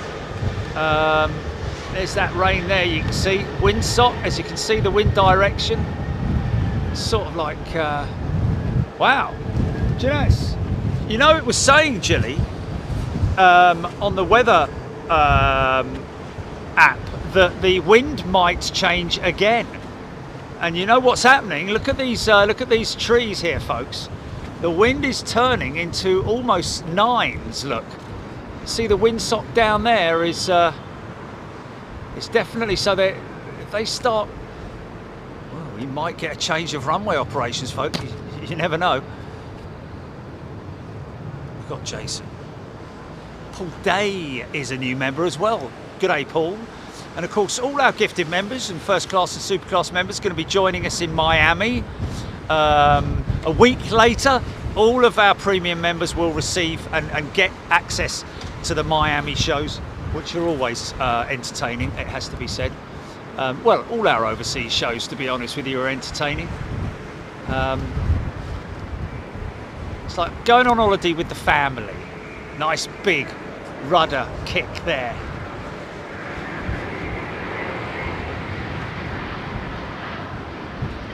And of course, all our gifted members, first class members, will be joining us in Miami. Sometimes get people upgrading to first class just for the one show. Otherwise, they hang around and wait for it the following week. 7 days after our international shows have been aired, we put it out onto the membership platform as a whole in terms of all members.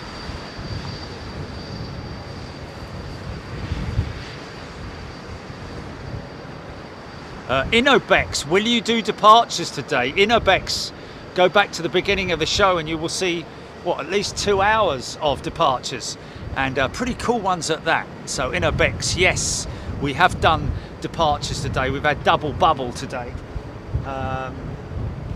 And who knows, if this wind continues to switch as it appears to be doing, we could be in for 09 operations as well. VS24 is number 6 HGC saying. Yeah, that's blowing away from the field, isn't it, that weather? That's definitely blowing away from the field. Here we go, 737, looks like a Max. It is a Max, easy, sync rate. This is the Royal Air Maroc jet coming in hot. Bosh. Oh, I sank that one, nice. Leap engines.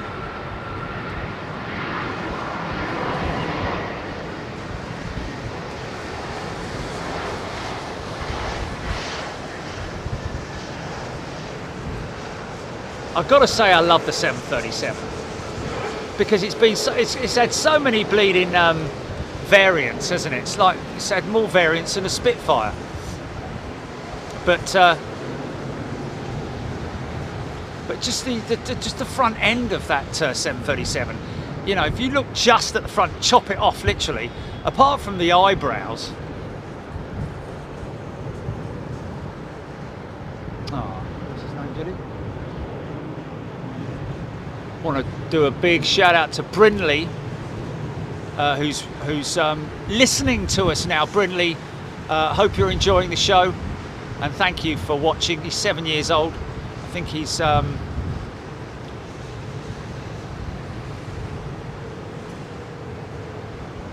he's listening out to the show. Great to have you with us, Brindley.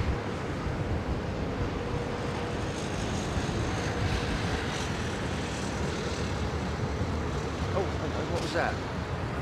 Oh God, it's the phone. Okay, 10% on the phone. That's good. I thought it was the headset. Let's get it.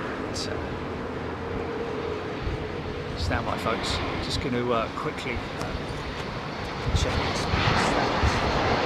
Oh, it's come out. That's why. Oh no.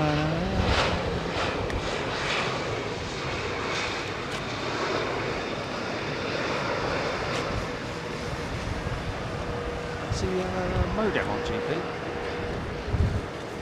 JF840 for the love of transport gifted a membership. Thank you, JF840. Really appreciate that.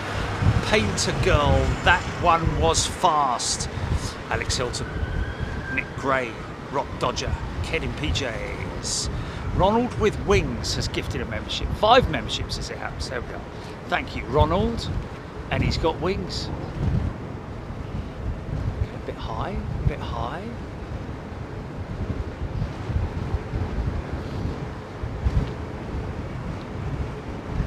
Retard. There it is. Airling is 320. Corporal Dublin.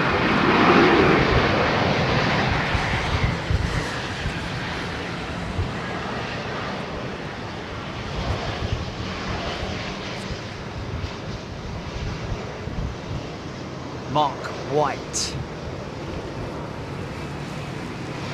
Shout out to, it's going so quick, Ella, Scarlett and Mason, the grandkids. When I first started watching planes, I thought I would never be able to identify them. Took about 6 months, Freddie O saying. Well, there you go. It just goes to show, when I started Big Jet TV, I'd been out of the aviation sector for so long that I thought the A320 was a 737.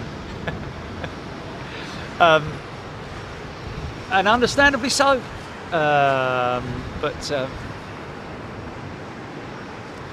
This is a nice Neo jet with Iberia.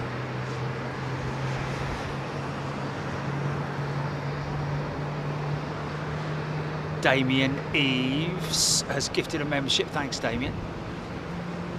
John Grinham, 120 mile per hour. What's that? Got a start up. Can you hear that start up over the other side of the airfield? Nice looking Iberia jet. Got that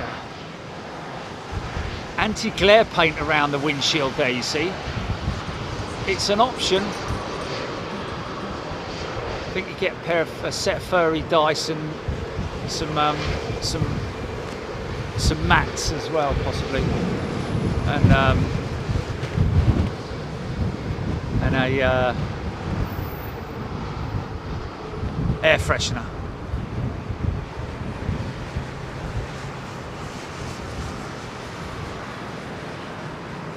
John M. They shaped the 707 cockpit after a bullet. The 737 has that same cockpit as was the 727. Yes, I keep forgetting that. Look at a 707 and a 727. Certainly the 707. And look at the cockpit profile, and it's very similar to the 737. Still very old school, that 737, really, in terms of its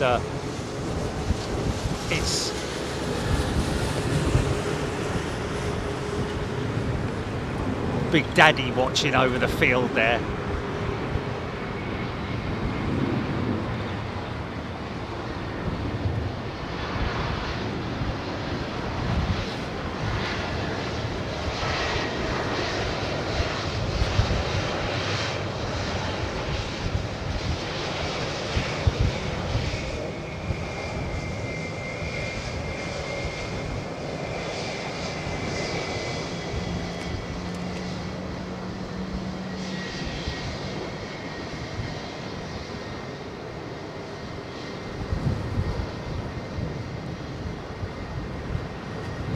Dan Patterson, what speed are they doing when they're landing? Yeah, we've gone through that earlier today, but I'm always willing to go through it again. Round about 120 knots is the approach speed for the smaller aircraft like these. Convert that into miles an hour if you wish. I think this is Aristana's 321. Wow, easy, son. Go on, son, you've got to get it down. There it is. Nicely executed. A bit of Boeing about it.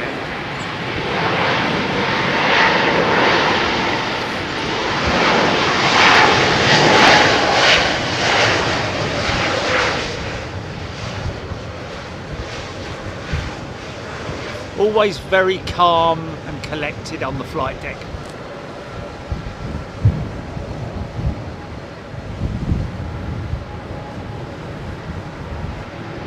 Aidan Campbell, I do hope Boeing consider a 767X for medium haul routes over of 3,000 kilometres.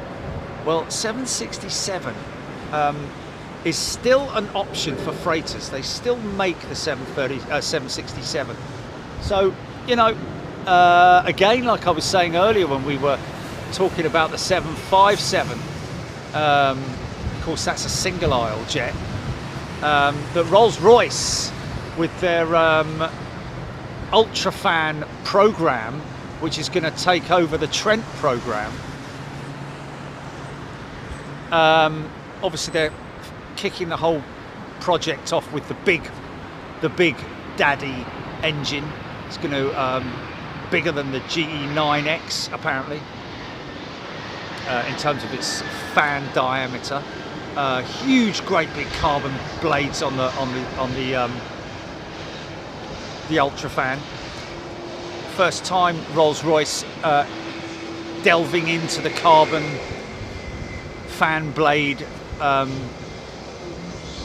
technology, and but they are looking.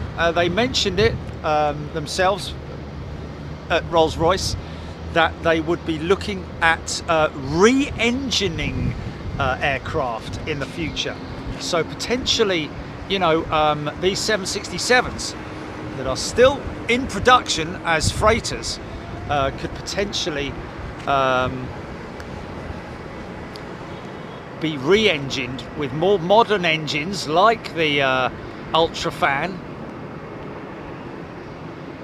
medium to long range, or well, it would be a long range variant, wouldn't it? But it wouldn't be the big ultrafan, the big one like what is going to potentially power replacements like the XWB, possibly in the very, very long future. Love Hansa's 320 Neo.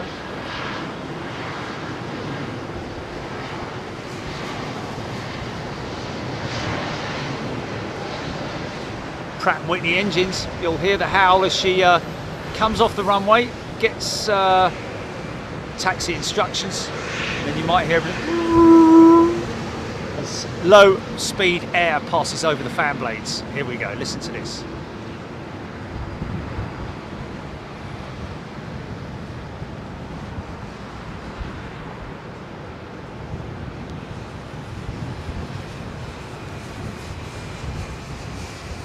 Simon Harding.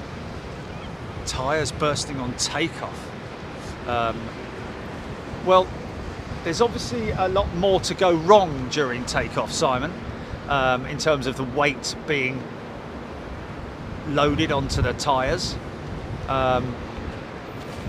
Obviously, during the departure roll, as the aircraft picks up speed, pressure in the tyres will increase. I think it's a standard thing, isn't it, as the heat increases. But these are very sophisticated tyres that they use. Obviously they use nitrogen inside the tyres as opposed to oxygen, which is beneficial in a number of ways.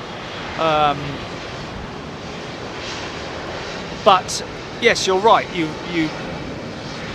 I mean, it's very rare to hear of tyres bursting on arrival as well these days, because obviously airlines need to take care of their aircraft in terms of maintenance. It would be a freak incident if a tyre was to burst on landing, but on takeoff, yeah, the only chance of that happening really would be if it was to hit a piece of debris, etc., etc., or a very, very faulty tyre, or underinflated possibly, or even overinflated. 200 psi in these tyres, man.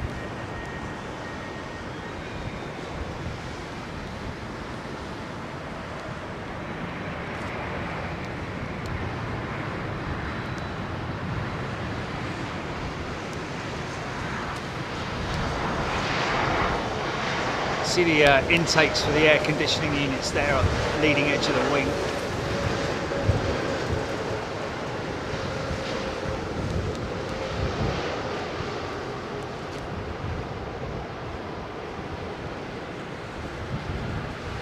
Those rods that you see on the when the engine cowl is slid back, their guides literally.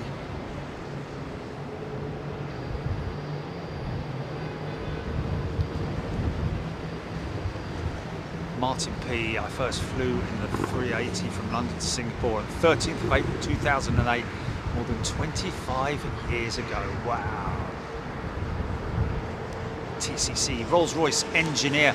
Boeing had an NMA, new medium aircraft project, that was shelved. If they bring it back, it could be a candidate for a Rolls-Royce geared turbofan. Awesome. That looks quite military. Is that military? No, I think it's Mr. JCB, isn't it? Look up the reg on that helicopter, and I think you'll find that is possibly The man who owns JCB. Why isn't yellow? I don't know. Yellow and black, it should be.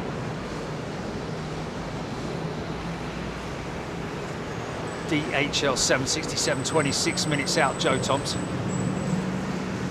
It's blocked, is it? That could be Royal then. That could be a Royal flight.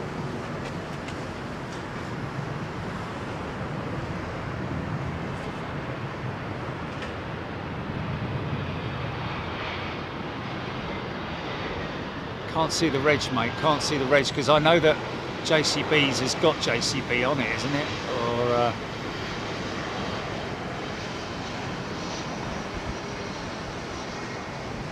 Inobex. Currently, I will shortly board BA1454. Inobex going out on 1454.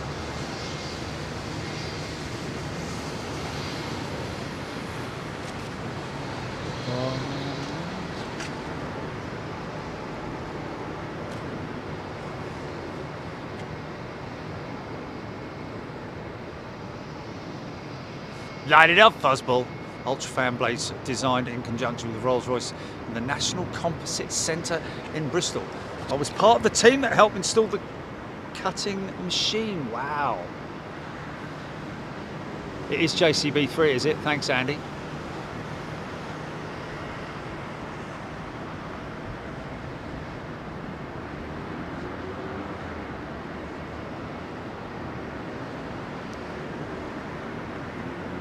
Nice. Planted that. It'll swing.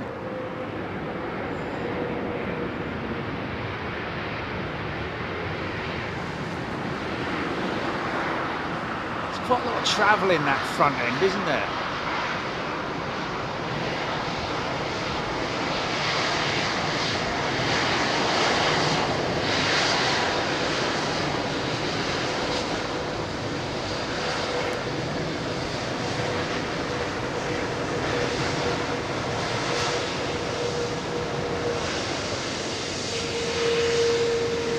Bobby13 has gifted 10 Big Jet TV memberships. Thanks, Bobby.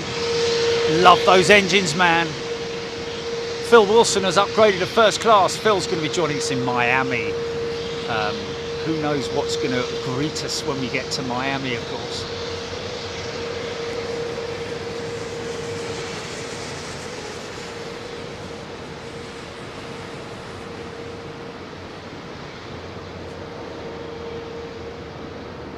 Did I say oxygen? Nitrogen instead of air, isn't it?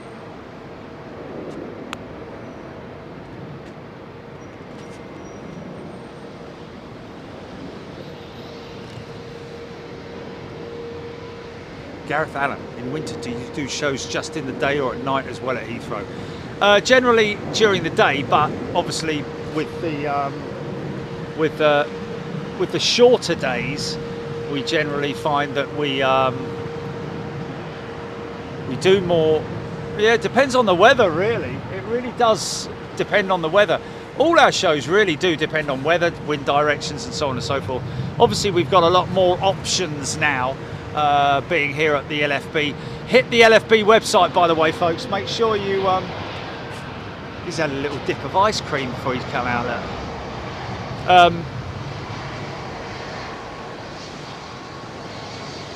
Yeah, make sure you hit up the LFB website, folks. Copy that that QR code or hit that QR code, whichever you want to do, and just bring yourself up to date. There's possibly a lot of people watching now who are all aware of it, but for some who aren't, and look, if we can change somebody, make somebody aware, one person, even just one person during the show, aware of something that they may have overlooked regarding their safety at home.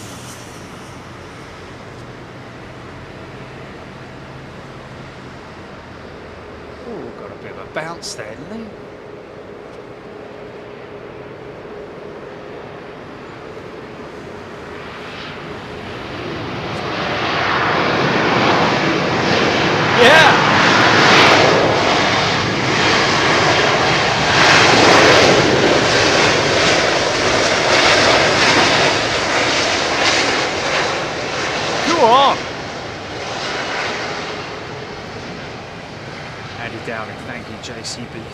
clear.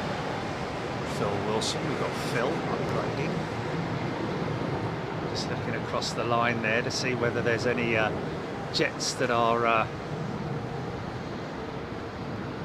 ready for departure. I tell you that Cathay Pacific 777, she's got her her nav lights on, her wing nav lights on.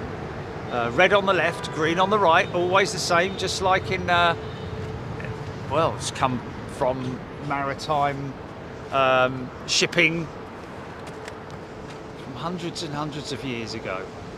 They used to have a green light on the right hand side and a red light on the left hand side. Port and starboard.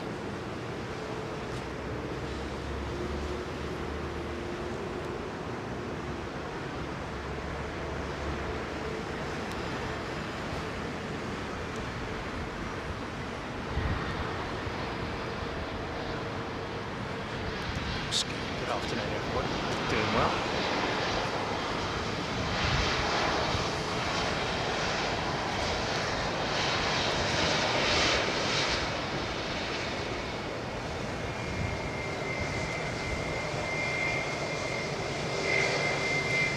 Nikhil, Indigo's 3A320 Neo Pratt & Whitney 1100G engine shut down after takeoff. And today Air China Pratt & Whitney 1100G engine caught on fire whilst landing in Changi. Okay, that's interesting. That's not good. Thanks, Nikhil. Indigo as well. It's a relatively new jet, isn't it?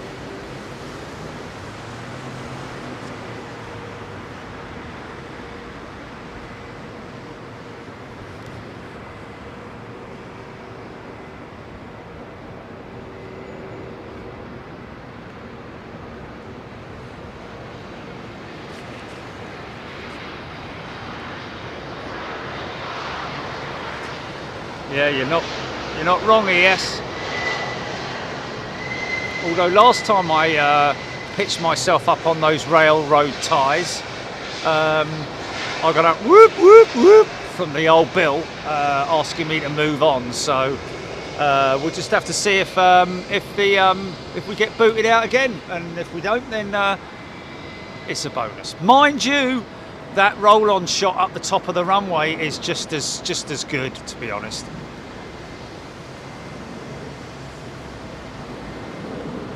Jill Blakeney, take care, Claire Bear.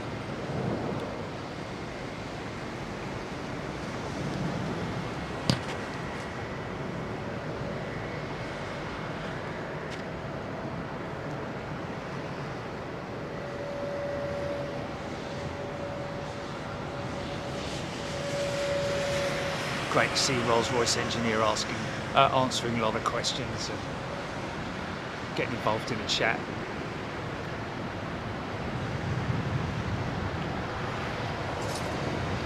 Out of alignment, look at radome. See the radome out of alignment? I see someone got their measurements wrong when they were painting that. Do see it quite often. In fact, that's you know, interesting. Just, you know, she's still being fueled. Look, that jet. See the big fuel lines going up into the wing there. Still got about a good few more tons to go yet.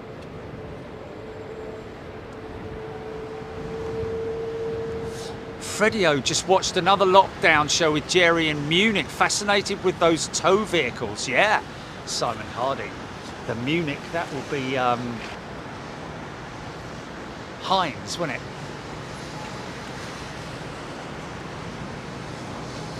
Mark Smarts has upgraded to first class. Thank you, Mark. This looks like Finnair's A350. See the vertical stabilizer, the tailplane, folks. See the silver section on the leading edge, about a third of the way up. That is covering, I think it's a UHF or VHF aerial. communications, one of the many comms nodes and things that they have on these jets.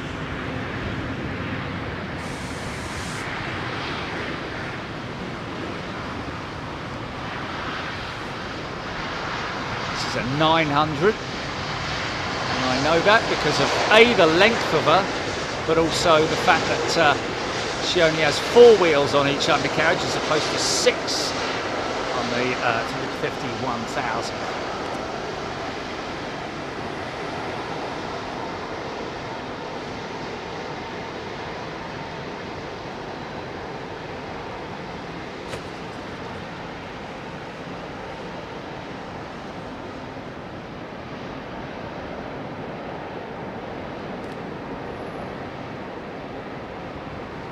Mike James, Lufty 346 overhead. Not going to get it, I don't think, Mike. Looks like some very high cirrus, I have to say. And I am serious when I say that. Say it again. Looks like Iberia's 350 once again.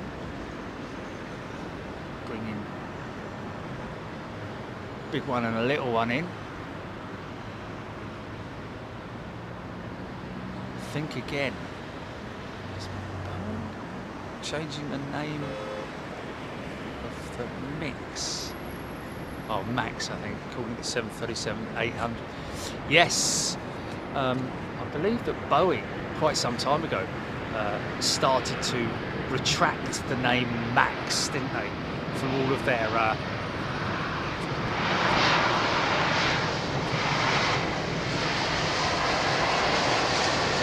In fact, I noticed when I flew with Boeing, when I flew with, was it United or was it, I can't remember when, I flew on a Max, didn't I? And it just had 737 on it. I think all of their cards, you know, the cards that you get in the back of the seat in front of you.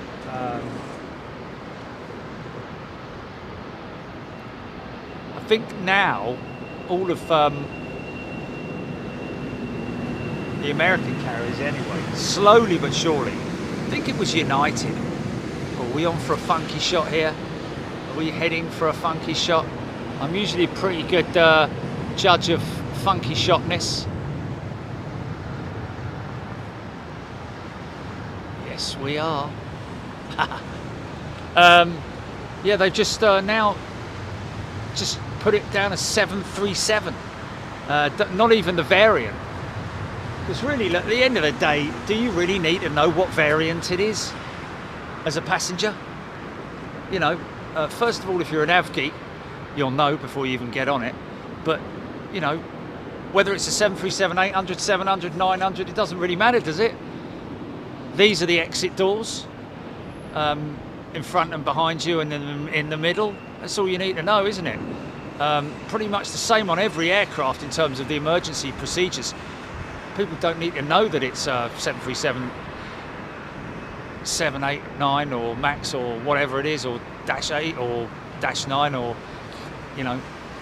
I think that's what Boeing are gearing up for, or changing in their, well, certainly in America anyway, I've noticed. Mark Smart's Miami made me do it. Scary copter. Oh, spindly. Don't like that. Don't like that at all.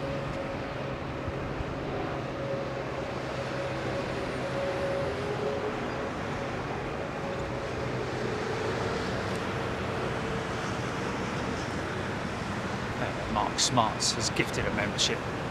Thank you, Mark. Did I get Bobby 13? I think I did. Thanks, Bobby.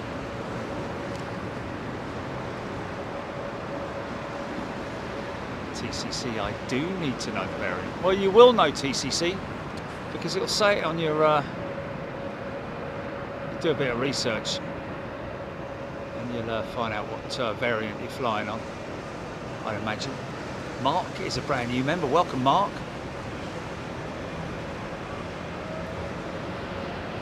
Oh, there's another one out of alignment. Bad batch of radomes, look.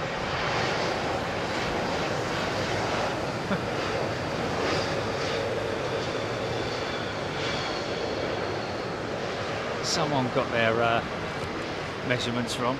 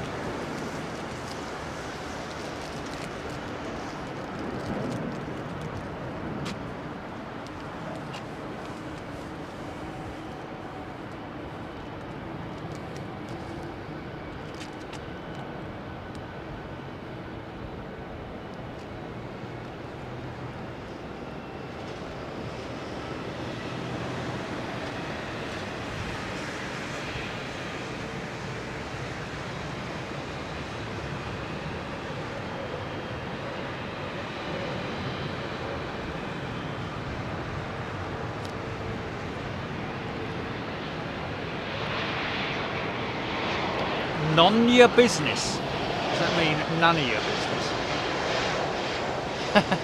He's a new member.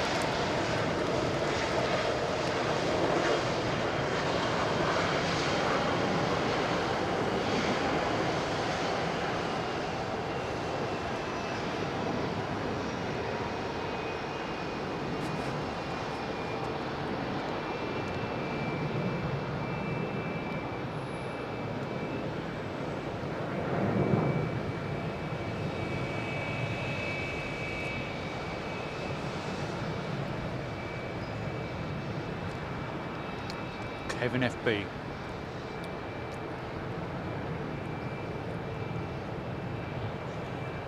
Oh, blimey. Kevin FB went on Singapore 737 MAX from Phuket to Sinrai.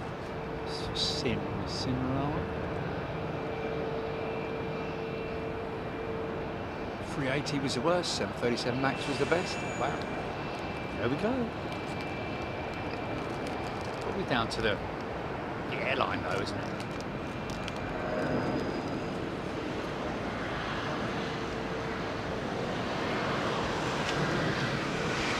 Wow, look how quick that one's gone up. Come on, mate. I said, look how quick that one's gone up. Oh! Oh, he's gone up so steep. North on a, where's he going? Craig Mullins has gifted a membership. I was going to say, is he going to Gatwick? Maintenance, headed for maintenance at Gatwick.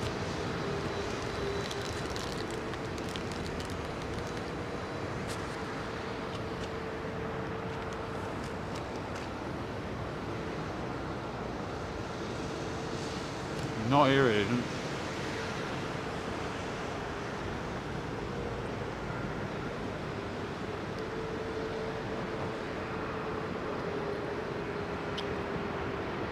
Super Ted.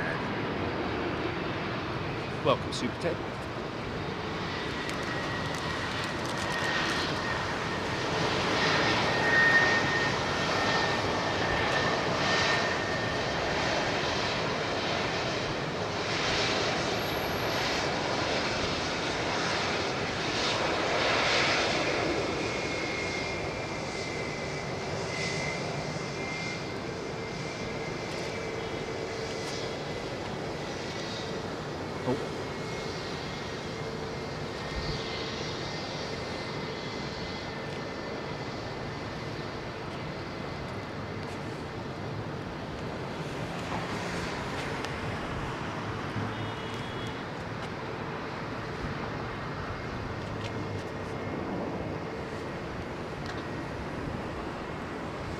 Looks like a Turkish tree.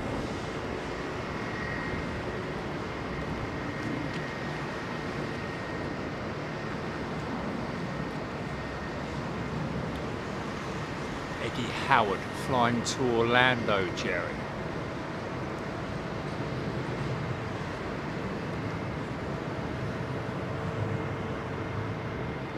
Ooh, that was heavy.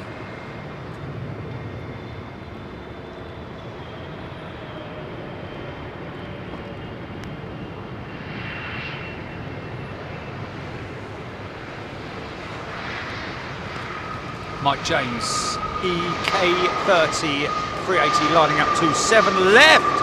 Oh, for Dubai, sorry.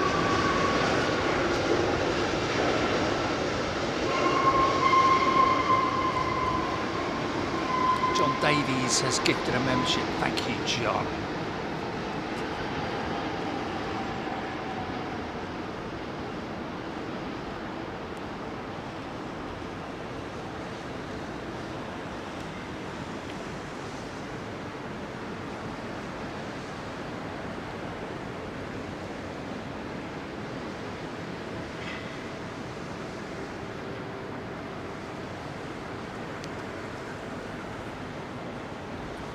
Which way?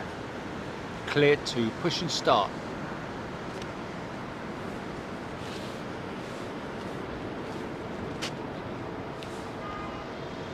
Mike James, Emirates rolling, 27 left.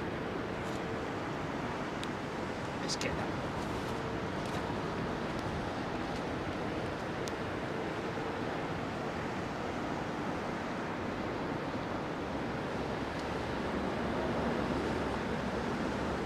Come on, screaming in you. You should know you don't put WD-40 on brakes, me old son. Unless you don't want to stop.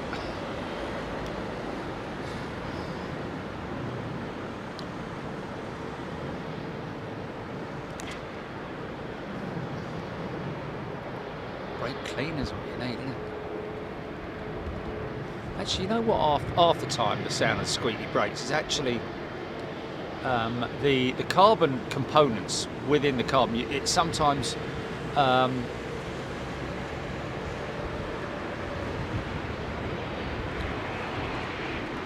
you get little particles in the carbon in the pad itself, and when that hits the disc, it sort of makes that squeaky noise.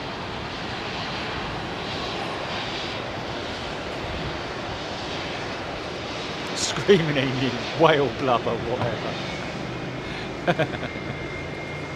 Anything.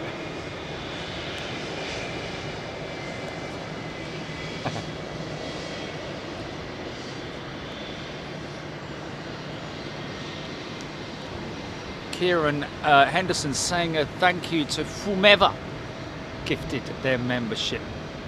Kieran, thank you for coming in and saying that.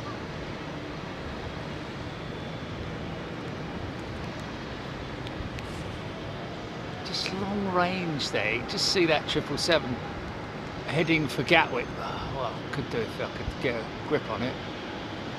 Look at that. That's that 777 going to Gatwick. Probably see him descending in a second.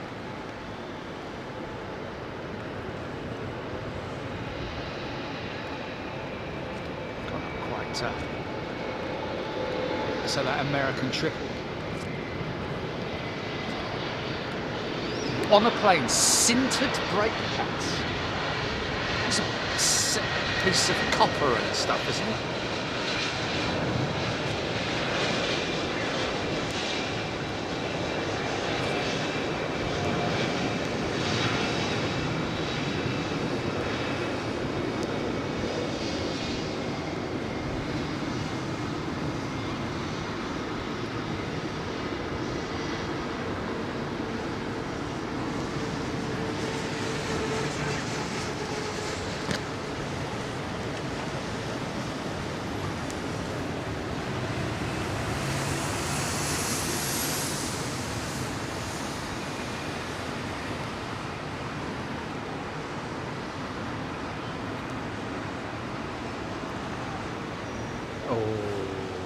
Pushing it? No.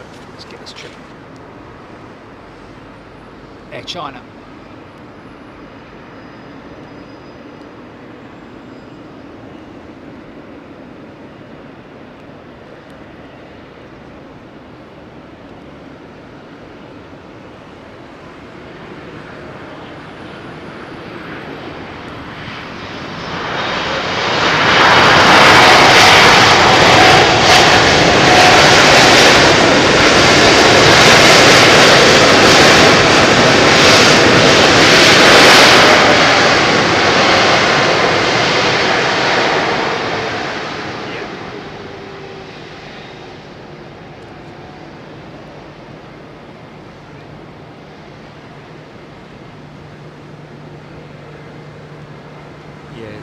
Screaming Emu just mentioned about London City. Oh, oh, that's right. He flew into London. Oh, yeah, that's right. Yeah, yeah. Of course he did. Yeah. Yeah, in or out. When I went up to the folks at high speed departure for that 737, when I wow, look how high the climb rate on that thing, mate. Flipping heck.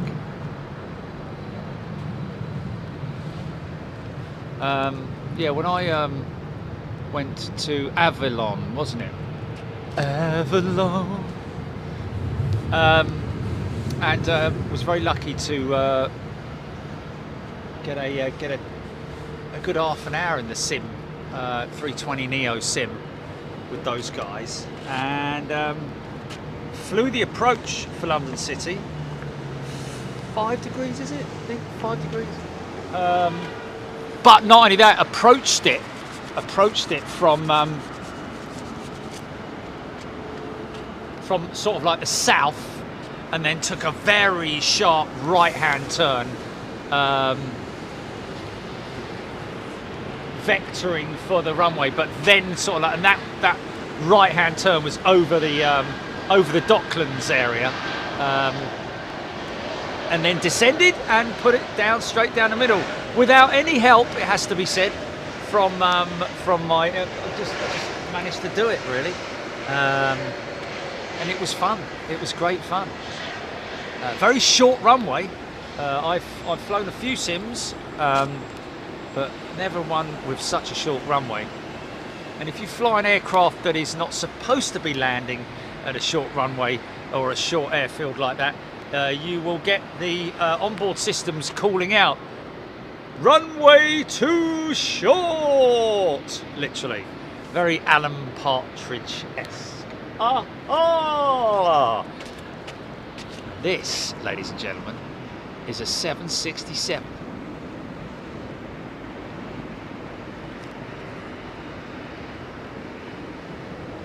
Oh man, what's going on? Come on, son.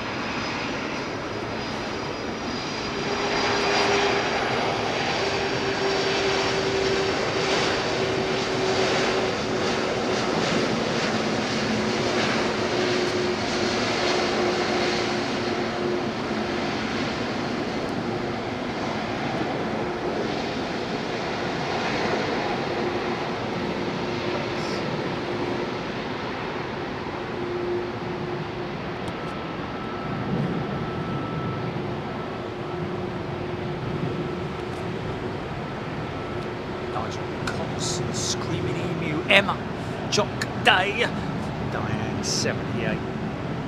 Now we might get a startup on this American 773 GE90 115Bs, fully rated. Also got that Royal Jordanian jet pushing back.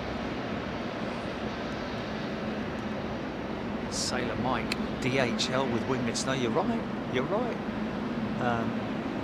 Probably, if anything, it was definitely retrofitted. Don't know if that DHL jet's been with them since the day of purchase, or if she's a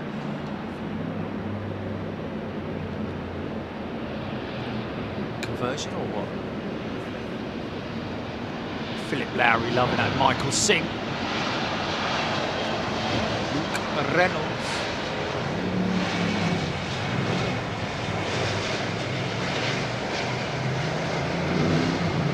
Oh, Screaming Emu's still in the UK.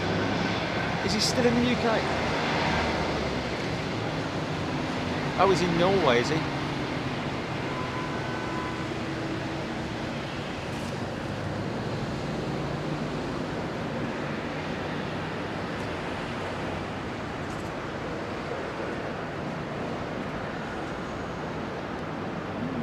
taxi. What's going on there? What's he wanting? Oh, it's got the. This is nice. Korean 777.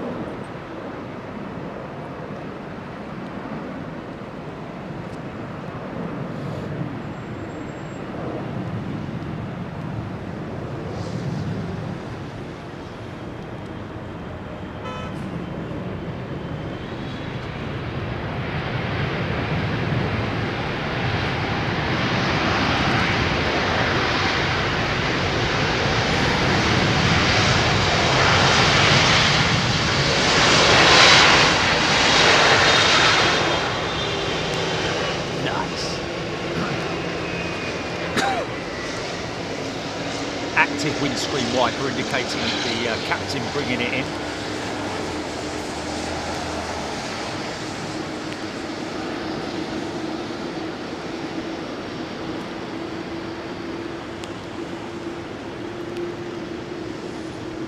Screaming Emu back in London tomorrow. Heathrow to Boston 10 AM Wednesday. Next Wednesday. Obviously.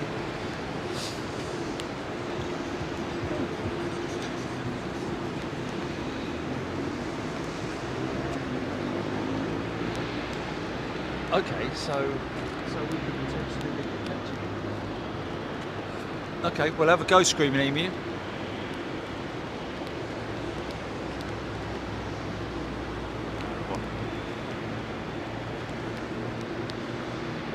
Oh yeah.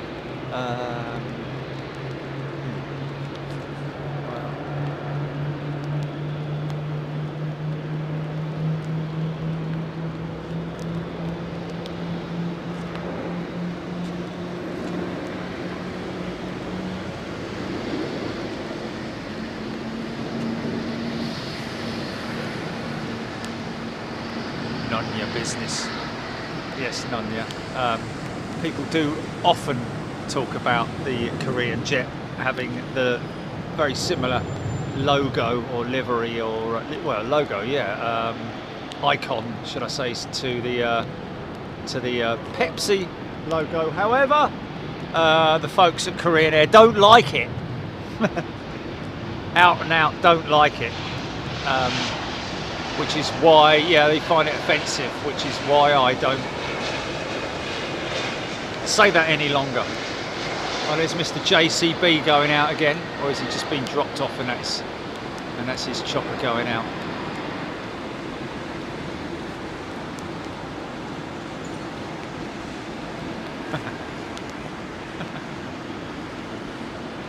Philip Lowry, Kevin McGurk, American Troop 7 looks great. It's a steady amount of rain now.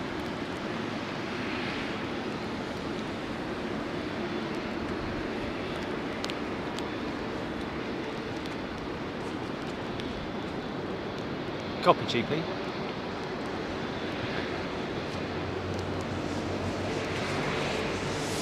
Liam Bide, who's still following the BA jet going to go. It must be landing soon, I would have thought, that BA triple. HD has upgraded their membership to first class. It's HD. High definition. Good to see you. And thank you very much. Miami. On the list for Miami. Vamos Experience GE90 sound, startup sound is majestic. It is, isn't it?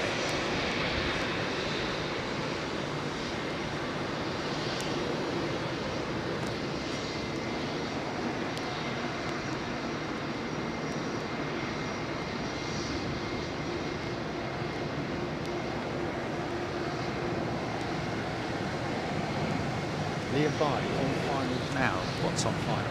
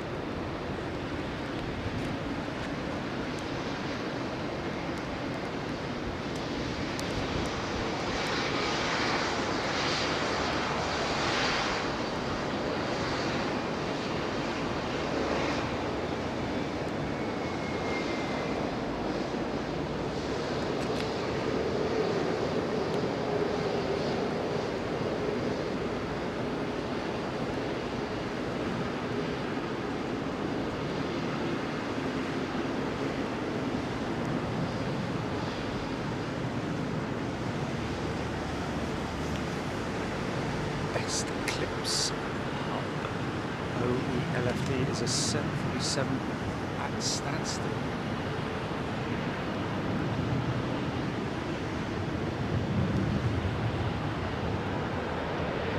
Well, I've got to be honest with you, in all my years of aviation, I've never heard that before.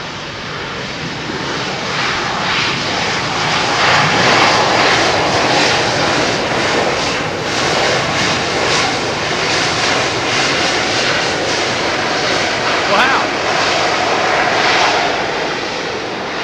That's pretty rare, isn't it?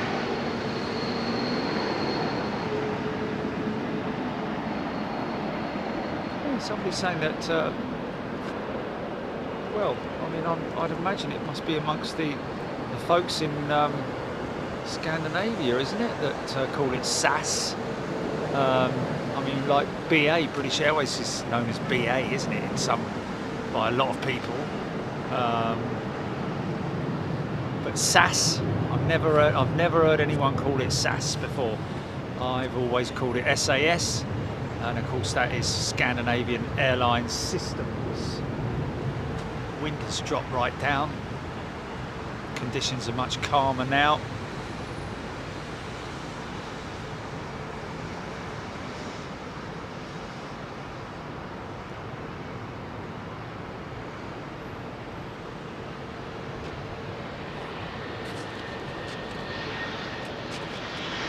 Yeah, 321 Neo making a lot of noise. Awesome. Richard, what's in the big tanks over there? Grecian 2000, mate. No, it's fuel. Fuel, partially blended as well with sustainable aviation fuel. That's one of the fuel dumps here at London Heathrow. There is, of course, another one over the other side.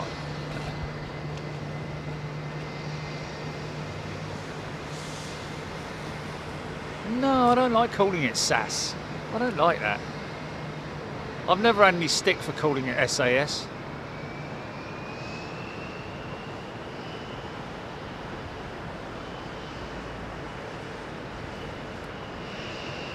Well, I've never had a Swede come on and say, look mate, can you call it SAS please and not SAS?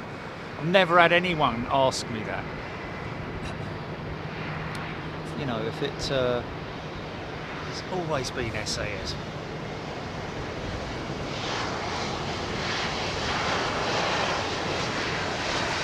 SAS just sounds a bit sort of like, you know, lazy to me. Not that it is in any way, I'm not saying that it is, I'm just, it's like,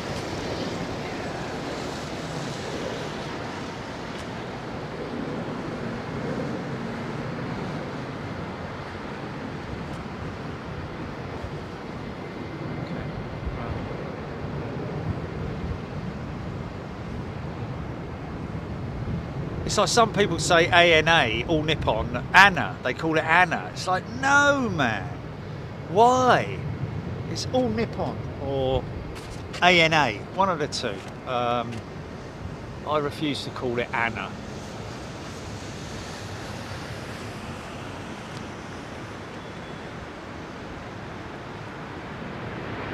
Here's old lingo. What are you calling it that for? Well, no, everyone calls it lingo, don't they?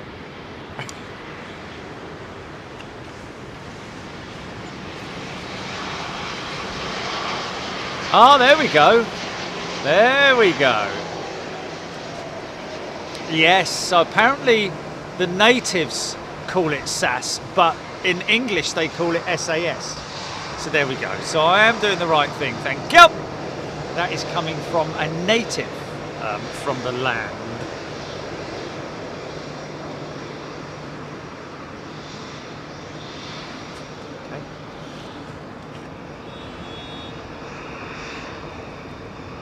Is it what? Well, the SAS, that's...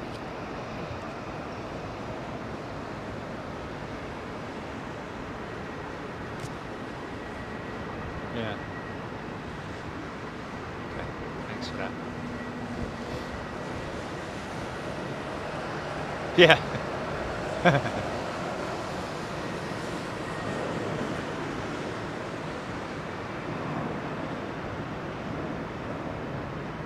Ali Grant actually legitimately called it that, didn't I? What an idiot. You stupid boy. Well, some sort of an hour. Would you mind awfully? It's a nice clean 777, isn't it? The Qatar's jet there. Not a tiny little bit of grabbiness on it. Squeak the old brakes, but let that one go. Generally, that squeakiness actually is down to moisture on the hot brakes, I think, is the main reason for that. Because obviously she's descending and the brakes are not hot on descent, of course. They're actually bleeding freezing cold. And so moisture builds up on the brake systems, and in some circumstances you might get, it's a bit like sometimes when you get, you know, if you apply quite a lot of brake cleaner to your discs and then hit the brakes, you get that scrubbing noise. Now is this Royal Jordanian's 320? I'm thinking it is, you know. Oh, Mike James confirming that is it, yeah.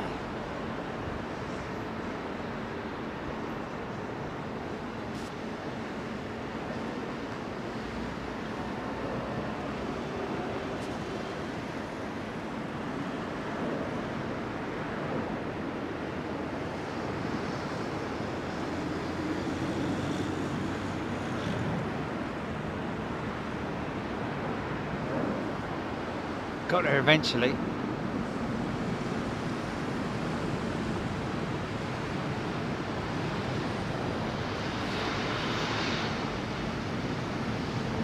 This is possibly the Royal flight. Look, oh no.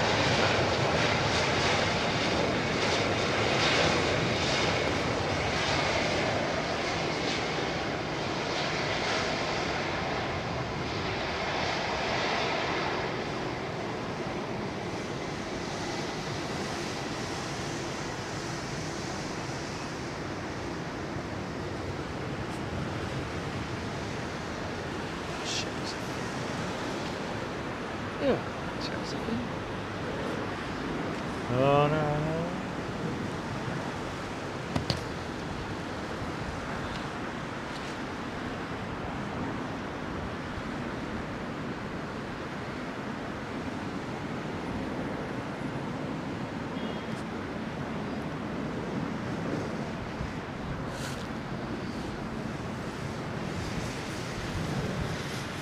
Jill Perry, Regal Beauty. Robert Wells, Kenny Peaches, TCC, Kathy Specific is a brand new member, Kathy. Yeah. Anyway, cat emoji right there. Roxy Simmons off. Take care, Roxy. All the very best to you. Welcome to all our new members for today, folks, both gifted and otherwise. Great to see you here. Good to see you becoming part of the family here at Big Jet TV. Of course, hit that subscribe button, folks. If oh, are they changing a something there? There's a jack underneath that wheel by the looks of it. Are they possibly switching a looks to me like that apparatus there is definitely a wheel changing. That wheel might be coming off. It's quite a sophisticated system. All comes off in one unit. And then the brake assembly itself slides off and they switch that out. But that thing that looks a bit like a shopping trolley there is actually what's used to they put the wheel, they put that underneath it, and the wheel literally lifts out with that. Looks like I'm having a bit of a problem getting it off. Oh, son!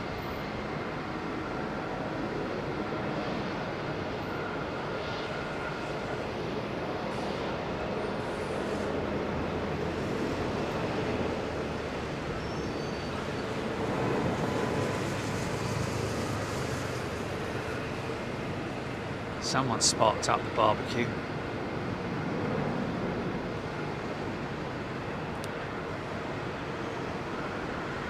Kevin FB, how close is that 320-200 to its maximum endurance? Long way from Jordan. Good point, that.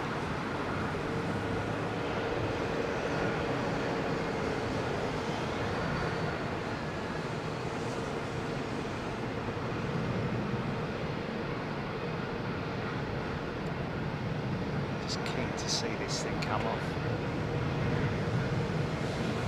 See that? Oh, he's tightening it up. Look. See the big torque wrench? That's the big torque wrench he's got there. Now that could be this. I think that's the centre. Obviously, they don't have like multiple.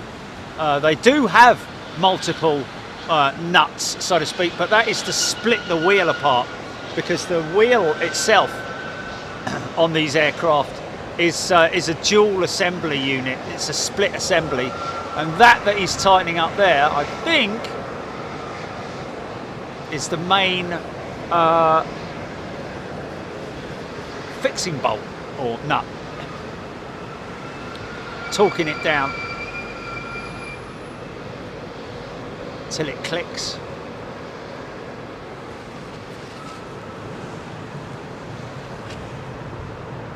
Oh, sorry about that. Lot max.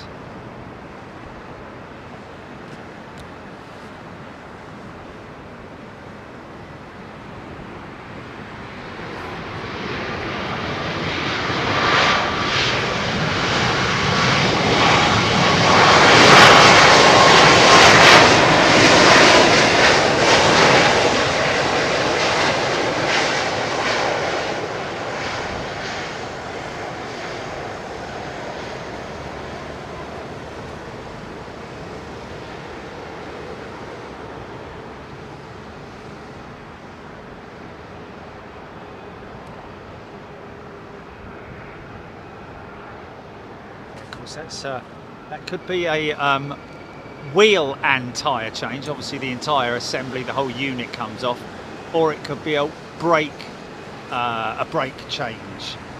Obviously we didn't see the whole thing, so not fully sure of the but there's the, you know, there's obviously, it's a lot easier to what am I talking about? Brakes. No brakes on the front, son.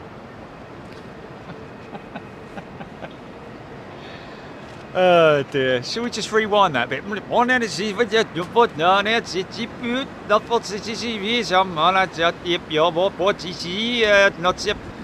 if you look there, what they're doing is they're just changing the wheel out. So that will be a tyre change, because obviously there's no brakes on the front of these aircraft.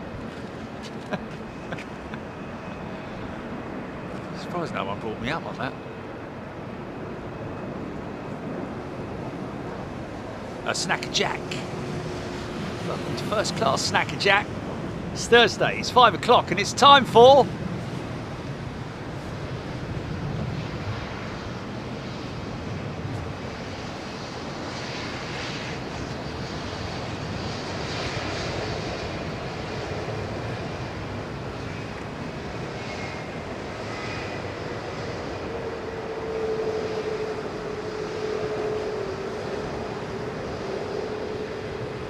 Gareth Allen, good night. 2:41 a.m. in Melbourne, Australia, and thanks again for gifting membership. Gareth, that is great. Sleep well, my friend. And yeah, great to see you on board. All the very best, and we'll see you next time.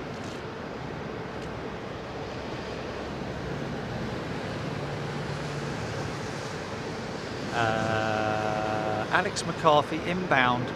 BA what, from Boston? Boston. Matthew McCarthy, in-flight manager on BA238 from Bast. We're giving him a shout.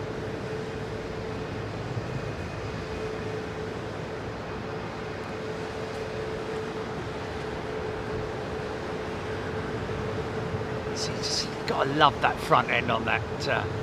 Could be a 707 right there, couldn't it?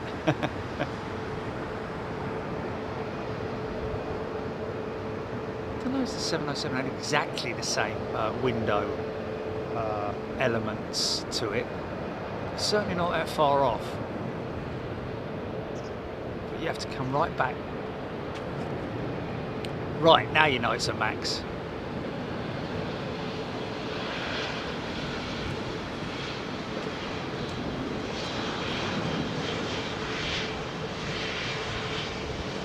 Kevin Pride.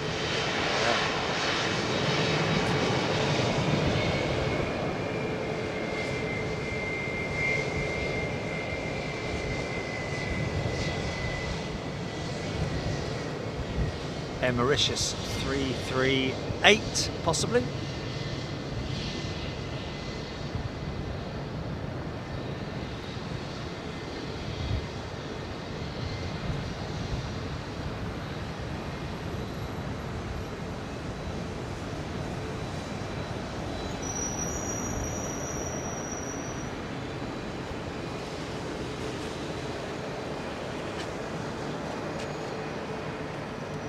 Okay, what have we got? What are we thinking for call out, GP?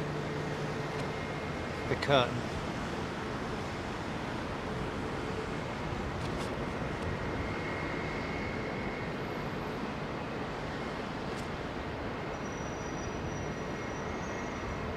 Let's have a little look.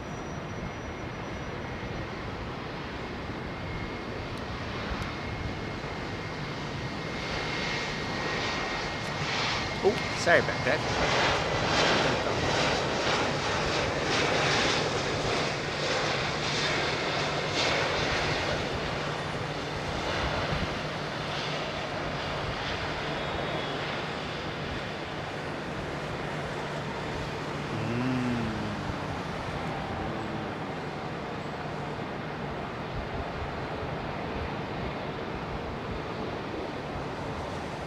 Okay.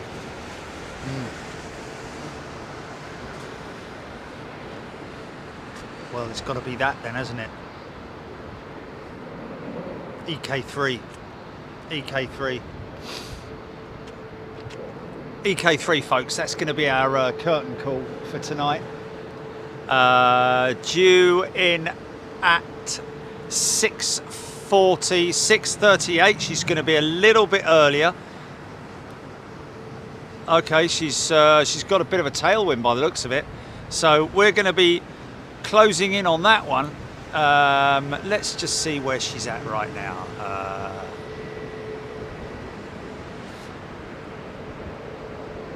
Joe Krugash, LFC.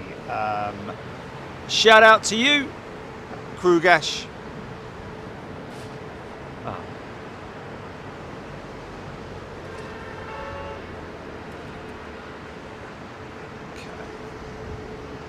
See where we're at. An hour out. So an hour out. It's not that can only be 50 minutes out. There she is. Oh no, she's not. No. She should be just okay, Frankfurt, yeah. Okay, let's have a little look.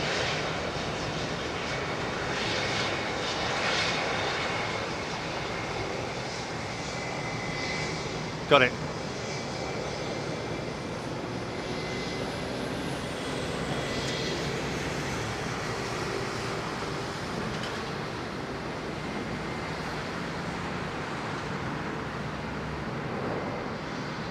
Just gonna have a Frankfurt and Bonn.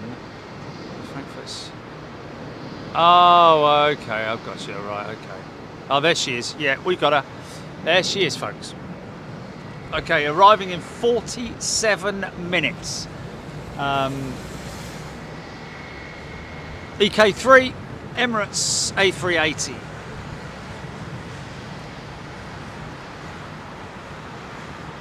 and then it's time to throw in the towel, literally. A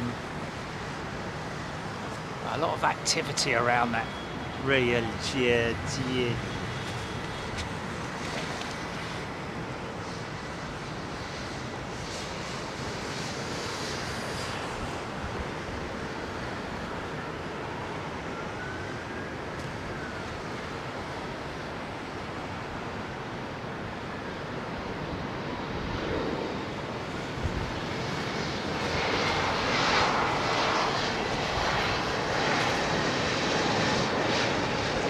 Yeah, yeah.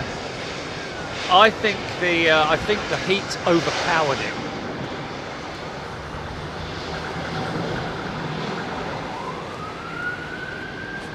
Nice.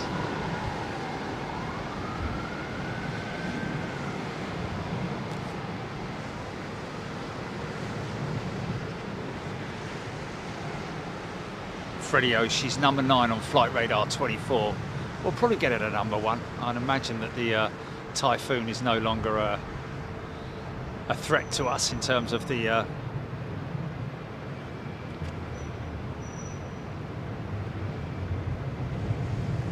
Paul Skilling has gifted a membership. Thanks, Paul.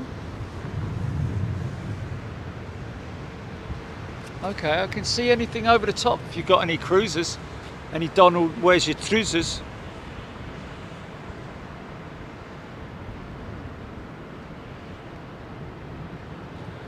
Oh, that'll drop though, Jilly. That'll drop because everyone's looking for her now, aren't they?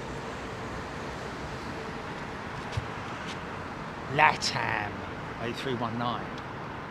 What's that? LATAM 319 is at number 1. Let me just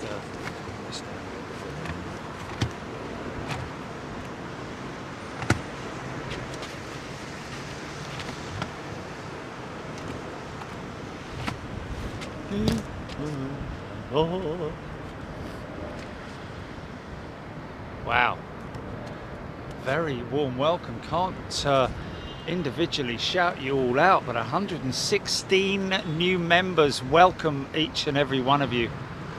Great to have you here. I'm sure your experience will be a happy one.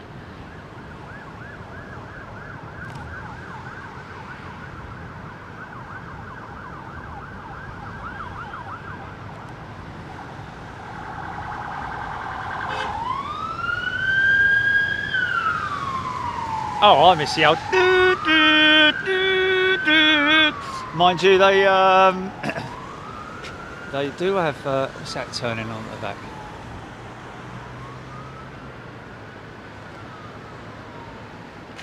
Of course, Europe, some of the European kind of oh,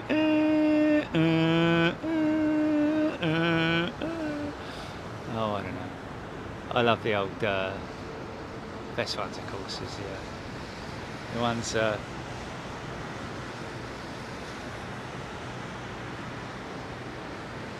I thought we were going to get that turning in there, but he's just making his way to the back of the stack.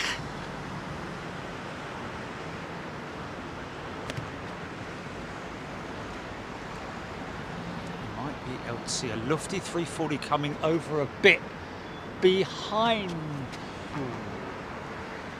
Okay, keep an eye on that. Lofty 340 over the top, GP.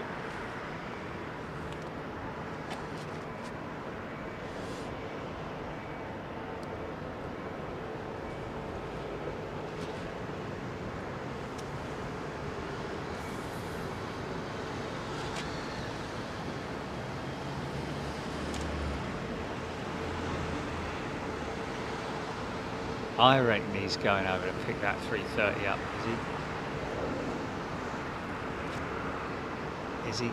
Maybe not. No. Oh, hey, oh, hey, oh, yeah, hey, hey, no. Yeah, yeah, yeah. Yeah, I think he might be. Funky shot, funky shot, funky shot. Last second. Shot.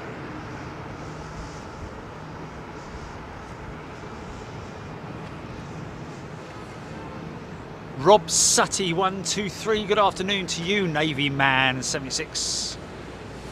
TCC. Wow, Lufty 340. Yes, William Duncan. Afternoon all. Very good afternoon to you. Oh, no. Oh, hello. Private jet. Gulfstream.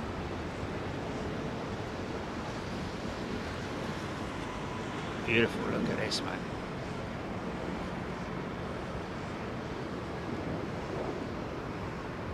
Bombardier or something like that. Wow, look at those big engines. They're Rolls Royce.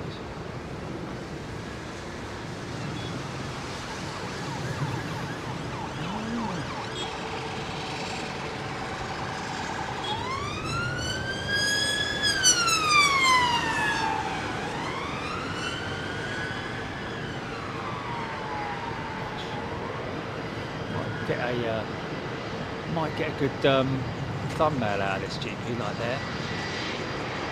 Might be a good one.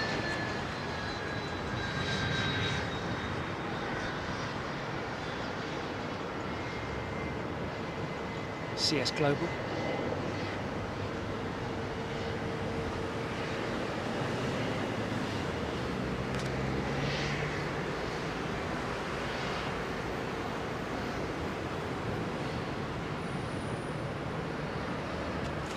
.343 then, yeah? Behind me, you say, yeah? Oh! Oh, blimey, yeah, she's a long way, yeah. Yeah, no, I can see her condensation trail. Yeah. She's gone behind the condensation clouds.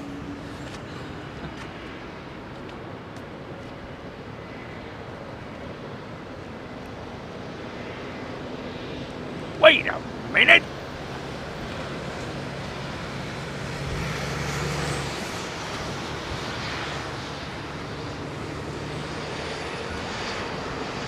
Cammy Hudson. Navy Man 76. Bucket dumpers, yeah. Oh.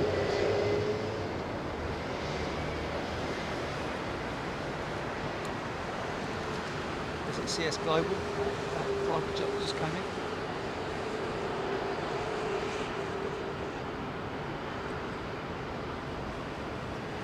Something different, I don't know.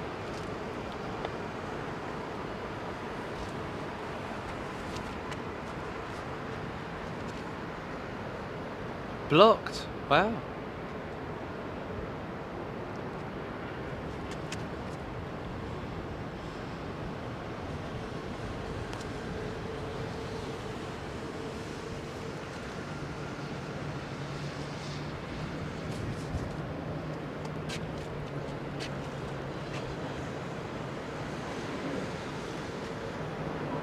United States Bank of Utah trustee. Wow, that's come a long way then.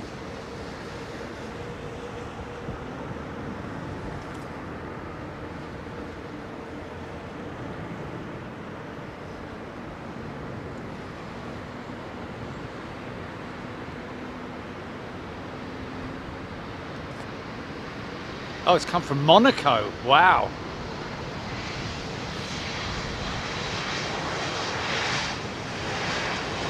Come from Monaco, has it? Wow.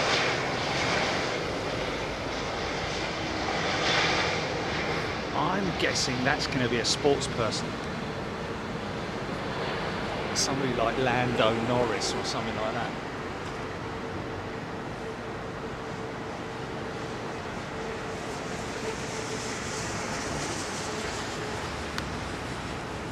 I'm going to do that again in future when I get the next hot spell. Bottle of Oasis, put it in the freezer.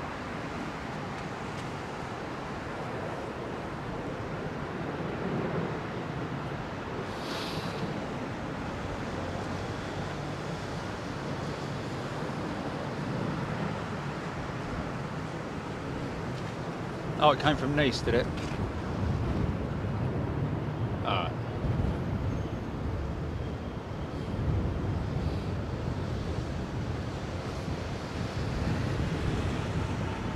Well, Monaco's a principality, innit? It doesn't have its own airport, I don't think.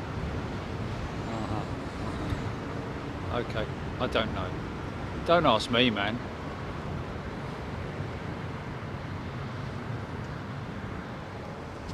They just said they make the biscuits, didn't they?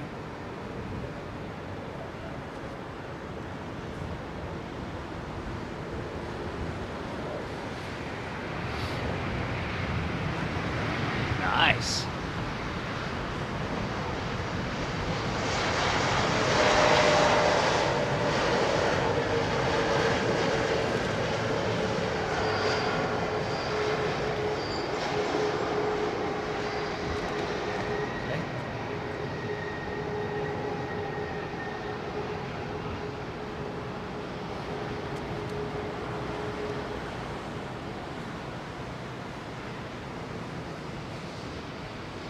It's very rare these days that anybody actually has a private jet, isn't it?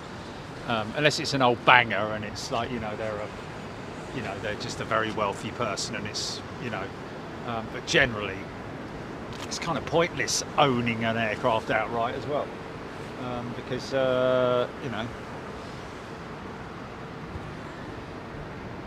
you usually buy, it's like a lease contract, isn't it? It's like a hire purchase contract, like HP or whatever. Blah blah blah.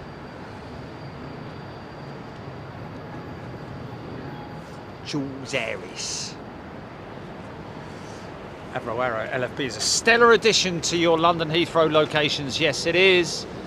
Give them a bit of love, folks. Hit the website, because the more hits they get on the website, you know, the more appreciative they will be. But our main focus, obviously, is, and it's a good one, is that people hit that QR code, go to the website, just have a look around, run around there, just have a butcher's and see what's, see if there's anything in there that you might go, oh, you know what, I didn't think about that. Especially when it comes to things like security in the home, in terms of safety in the home.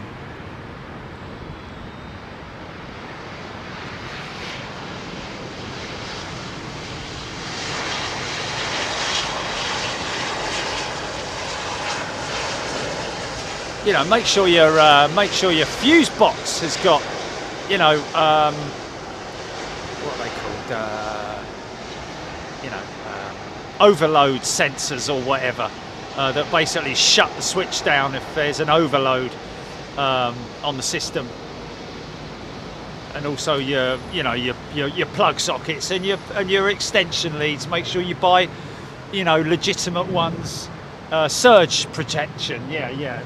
Things with surge protection, easy for you to say. Yeah, there's a number of different things that you can look at, which could potentially save your life or somebody else's life, or a whole load of grief. Because there's nothing worse, and I've been through it, folks. I've been through a house fire. My mum's house. Luckily, it was just a room that caught on fire. Not the whole room together. You know, it was actually a battery charging incident, I seem to recall. Anyway, it's a very nasty thing to go through. House fires or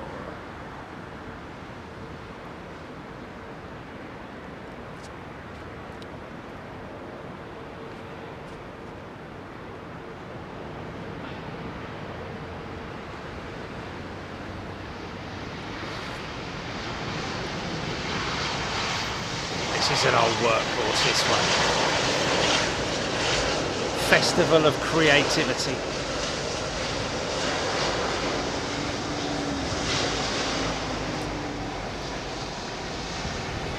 That old bird did the rounds during COVID, man. She was a proper workhorse. Operated as a Praetor, which is a converted passenger aircraft, which is used temporarily as a freighter. So Obviously no cargo door or anything like that. Obviously they could utilise the belly of the aircraft for freight, but also the upper deck, the passenger cabin, for PPE on the seats. Crazy time.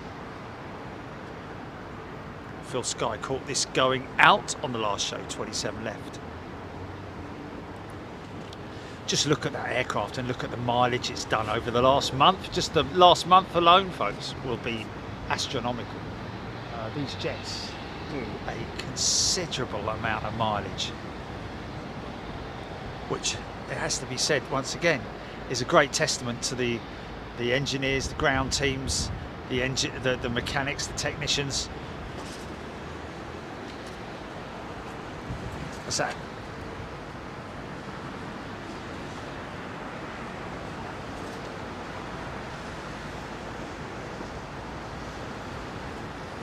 Oh, Etihad 777 in the old livery. Yeah, we see that. We saw that at Munich and LAX, Frankfurt. Yeah, we've seen it at a few different places, but wow, not for a long time at London Heathrow. Wow, this is a great one, folks, and there's your thumbnail, GP. That'll be your thumbnail. Wow.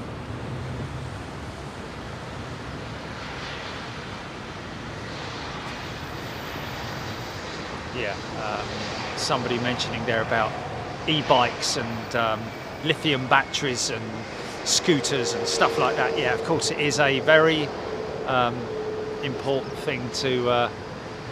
well, the first thing you need to do is when you buy something like that, make sure you purchase it from a legitimate supplier, and make sure that it conforms to all the right safety standards. And I think he's parking right there, isn't he? Is he going in there? Is he going there? Oh no. So important, ladies and gents, so important. Don't just buy something because it's cheaper. Get it from a legitimate, trusted source as well.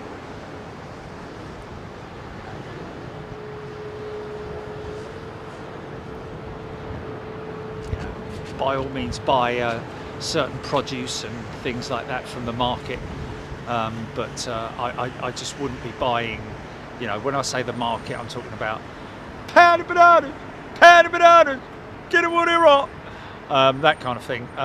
The market traders, obviously we have a wonderful established trading community on our high streets here in the UK, but there are rogue traders out there, ladies and gentlemen,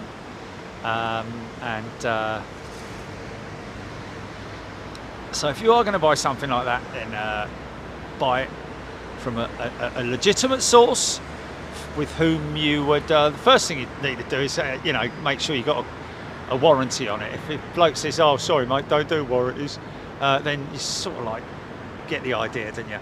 Don't just buy it because it's cheap, especially if you're buying it for a kid or for, you know, it's just dangerous, isn't it?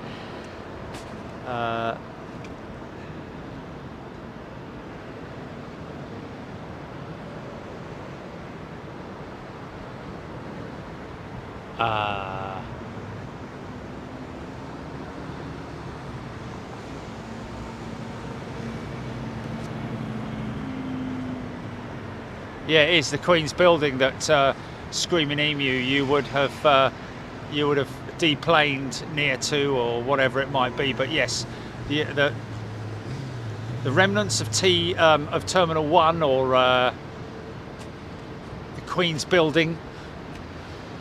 It's still there, but it has been, over the years, as you can see, the red brick out there, they are the original Queen's building terminal. I don't know where he deplaned, whether it would have been anywhere else around the back there. But yes, This section in the middle here is where the old Queen's building was, Terminal 1. That's part of the old, would that be HF radar tower, or got an ATR 42 on approach. Oh, hold on a minute, I need to put this out.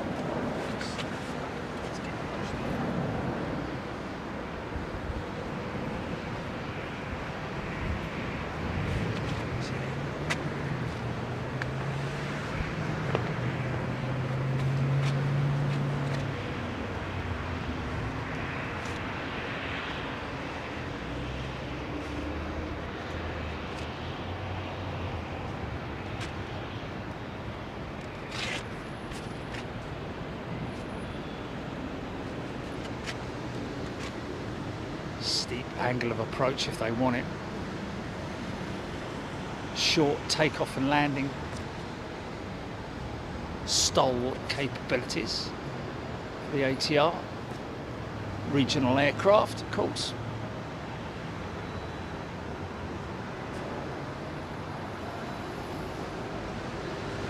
I have to say,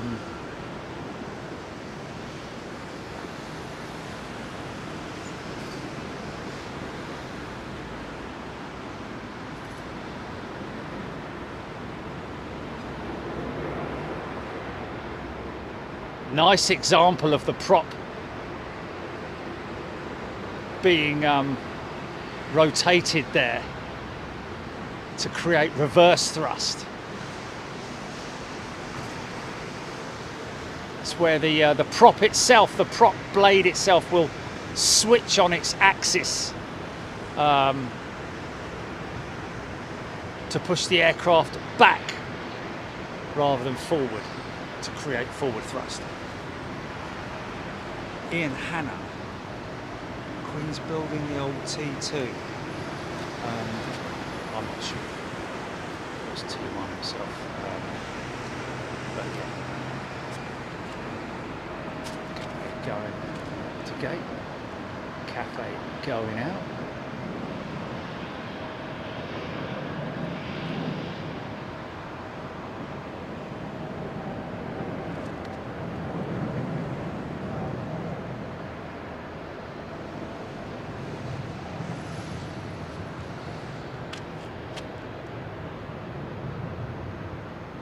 And that is a 1000. She's a dirty bird as well, man. Look how filthy she is. Try undercarriage on her.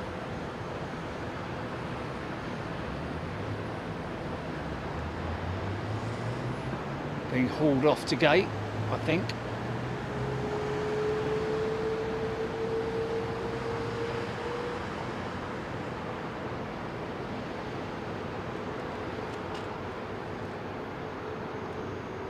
Super stretch.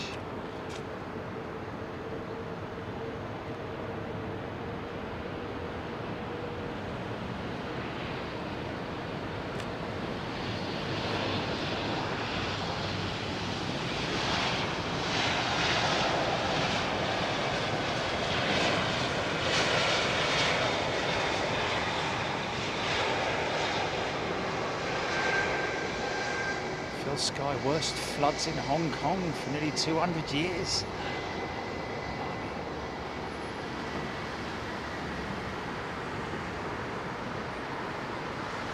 It's in Morocco. Got hit by that earthquake, too. So sorry for all the folks there. Yeah. Oh, it's a terrible thing, isn't it? Poor, poor people.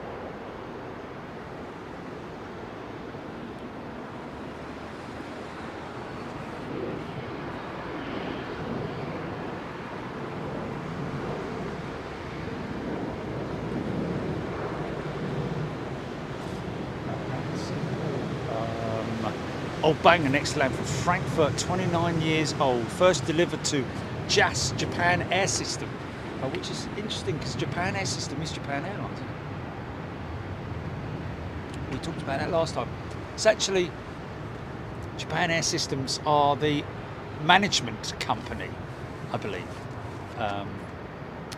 for Japan Airlines. It's actually written on all their aircraft, isn't it? Jazz. Or is that right? Or am I thinking of something else?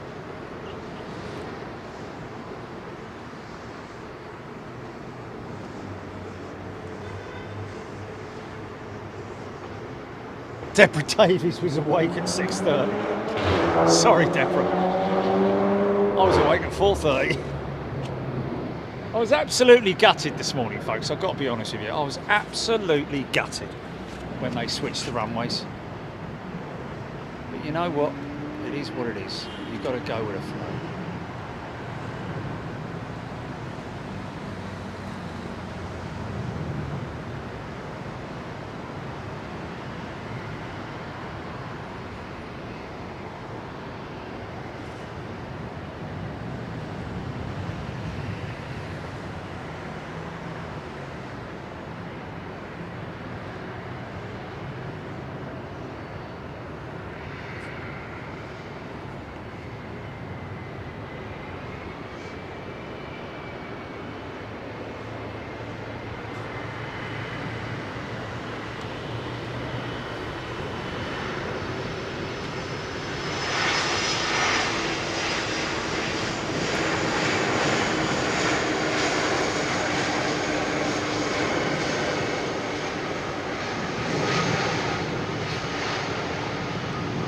Nice.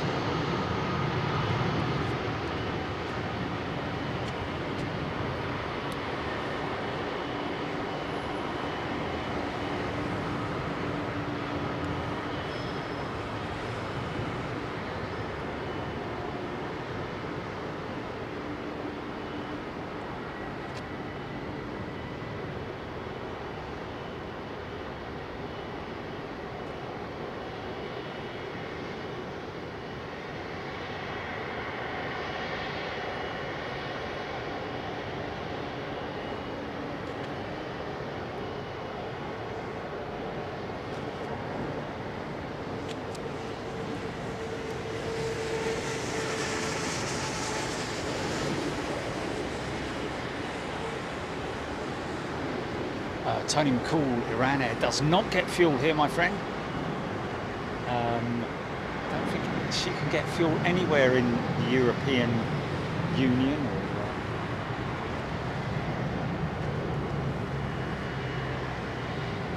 It's in Rotunda, the landing end of the runway.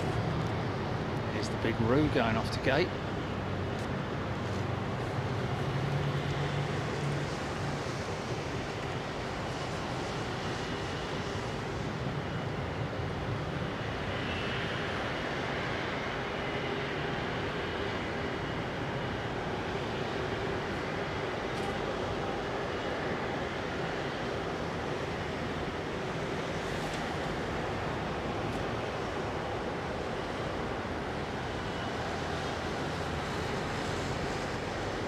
Nick Gray, I'm glad I checked for show updates before getting out of bed at 01:15 a.m.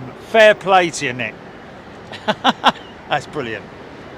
Now that's what you must do, ladies and gentlemen, to avoid disappointments. Check the app. You can download the app, folks. Big Jet TV Live. It is free of charge. No in-app purchases or anything stupid like that. It's all free. We use it as a tool to make sure that you guys have an extra layer of notifications.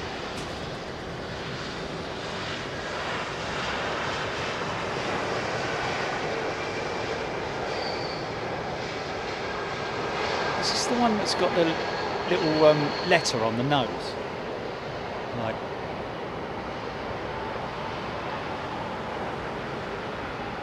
depends which way she's going to go out. Whether she's going to, imagine she's going to turn right. Our left, her right.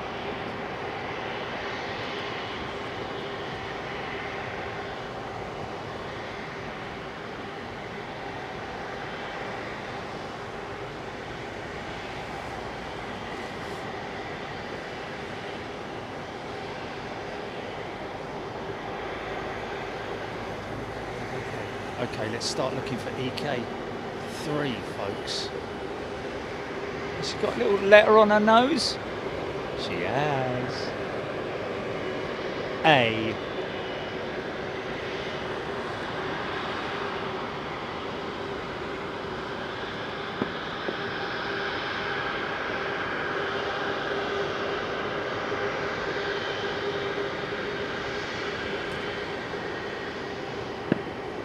Karen North Nargle. Karen has gifted a membership. Thank you, Karen. Lovely thing to do.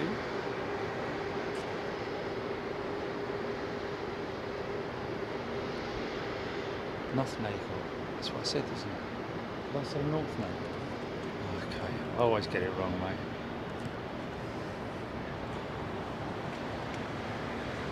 Yeah.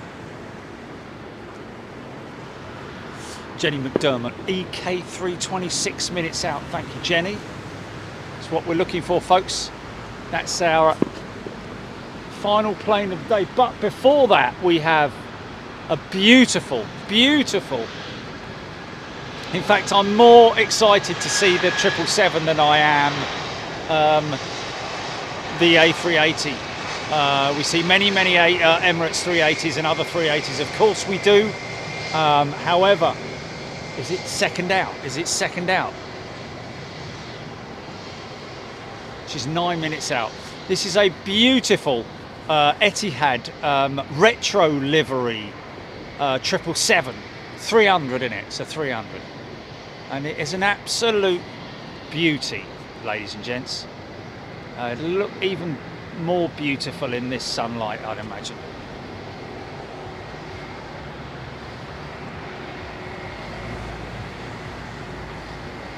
JF840 A6-EVE is the reg of EK3. Thank you.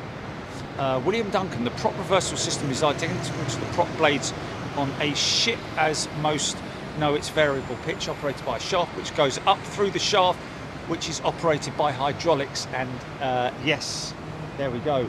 Yeah, so it is a back in the old days, they used to have a pitch, a blade pitch lever. I don't know if they still do these days, or it is just something that's automatically linked to the throttle, the thrust levers, or whatever.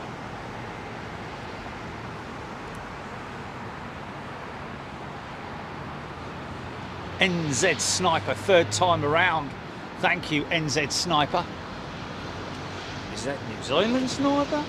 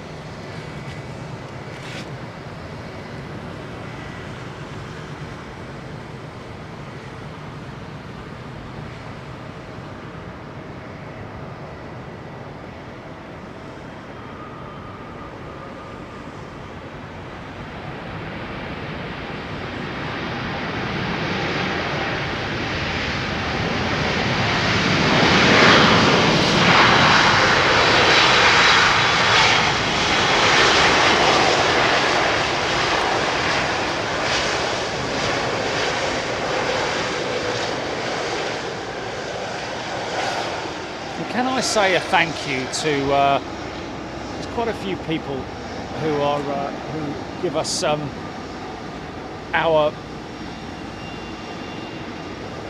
at the end of the show normally, or sometime after the show, all our timestamps for the sort of like memorable moments of the show. Thank you to everyone. Aviation in 4K, I know he's pretty efficient at doing it as well, and a few others as well. William, thank you so much, everybody who does that. We really appreciate it. Now, I don't know if they I don't know if they do it during the show or after the show. They must do it during the show because it would take an immense amount of work to yeah. Always give it around about 5 seconds beforehand as well, so they get a lead in as well, which is always nice.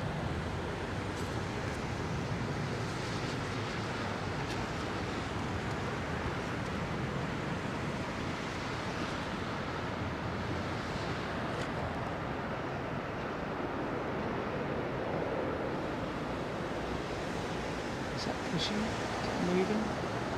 I don't think it is just yet. See, one elevator down, one elevator at the neutral position. That's down to the hydraulic systems not being charged. Kelvin Grant, Etihad 777 3FXER is A6 ETS, not estimated 9 minutes, joining the queue over Epping.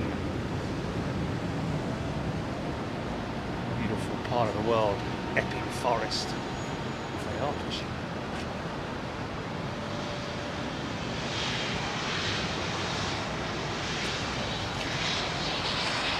Okay, we have an in-flight manager on board, Matthew, on this aircraft.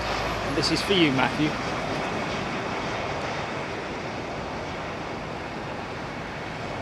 Time's that much.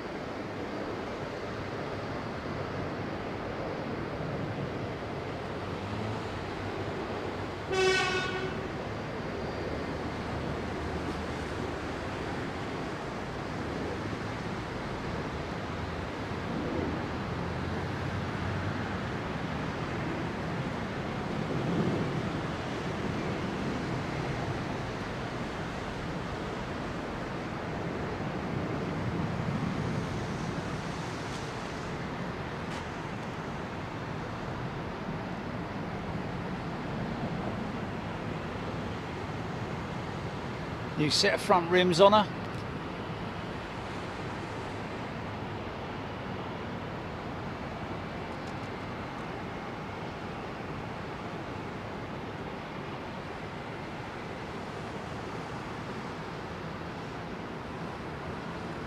Jenny McDermott, EK3, sorry, 14 minutes out, 13,000 feet.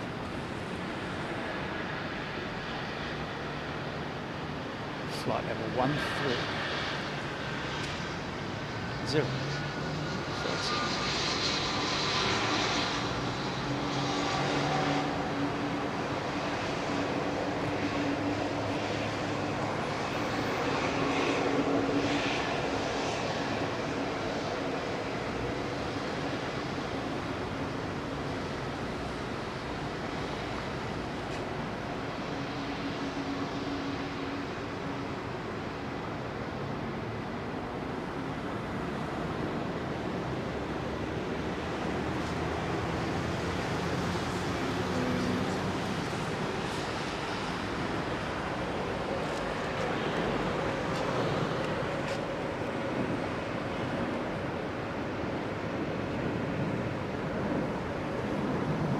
Make some noise.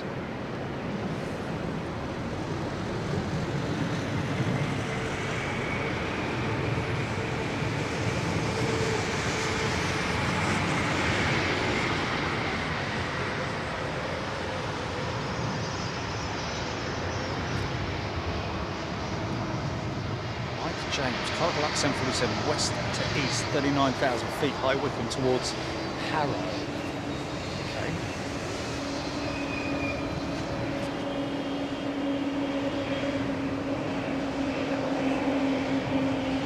Has he got a jumper on?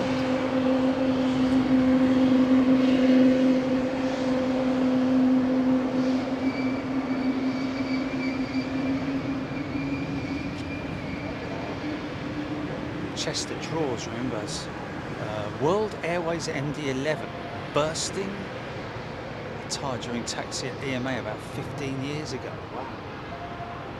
Oh, boys are going out.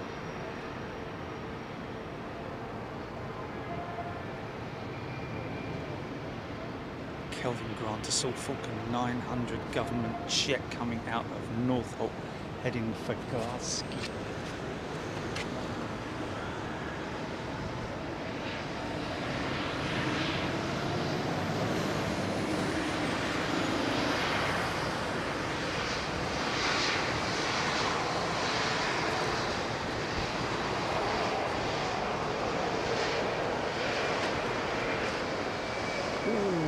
Goodness gracious me. Sorry folks. I had to move that back because this is a good shot.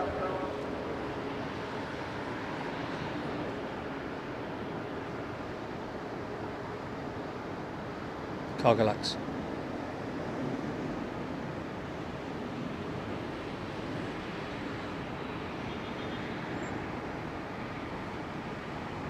Or has he got a bit of a misfiring number 3? Is that popping?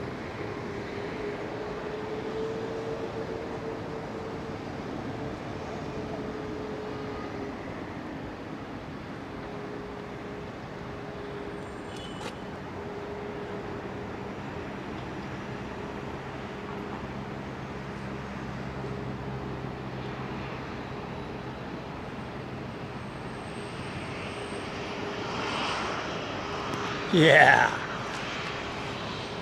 We love you, Queenie. Who loves you, baby? Let me straighten up me blah blah.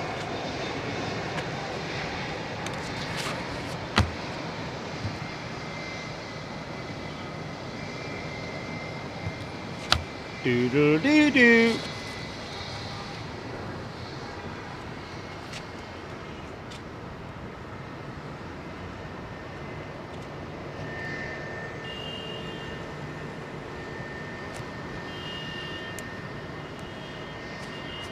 Yada.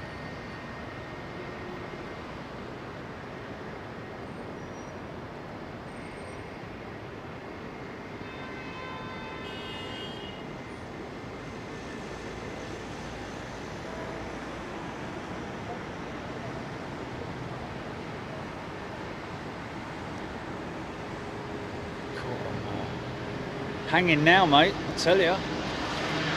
Long old day today. Pratt & Whitney's.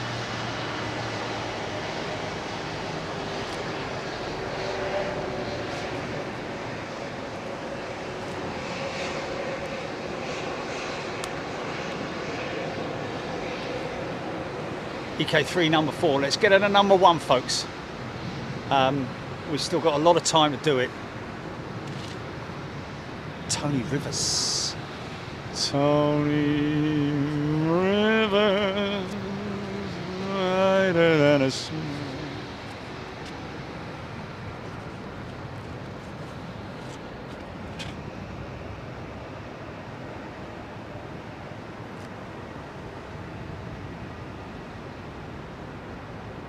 Someday.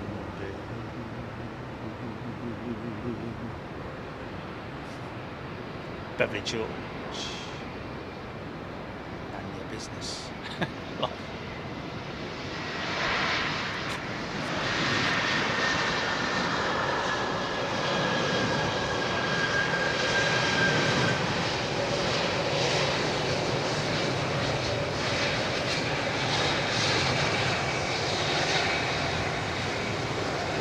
EK3 is number 3.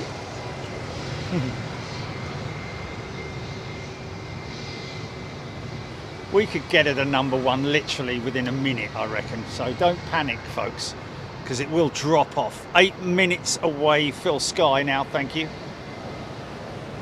Mervyn Short, super smooth.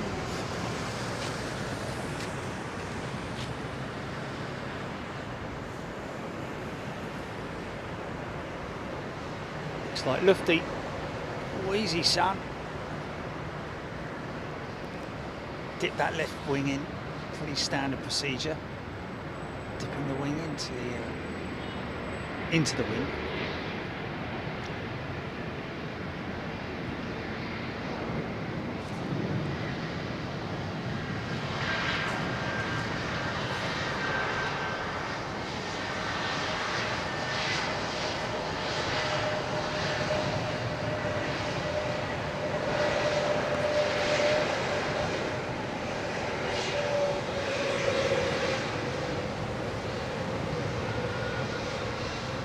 LCY Paul Etihad Boeing 777, third to land.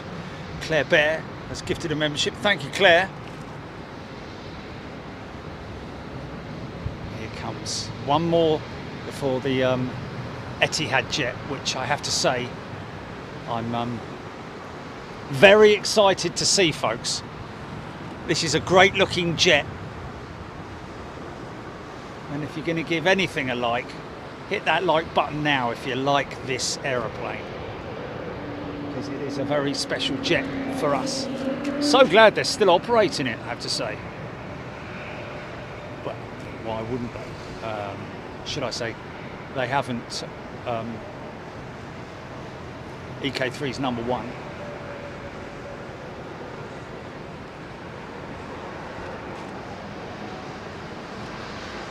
Big shout out to all our friends at Flight Radar 24 as well. We have a good relationship with them.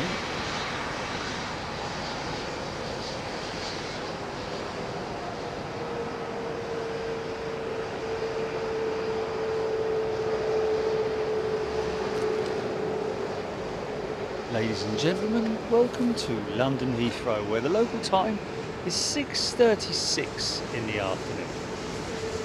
This is a beautiful aeroplane.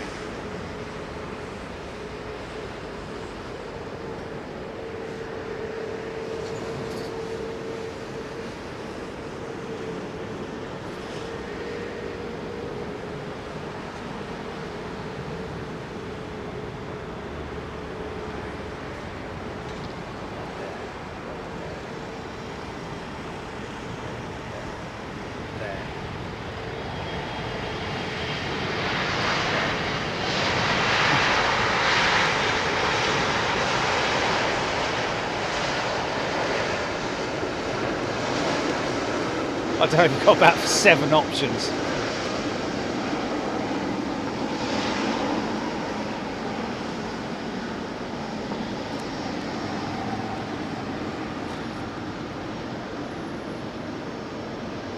Really?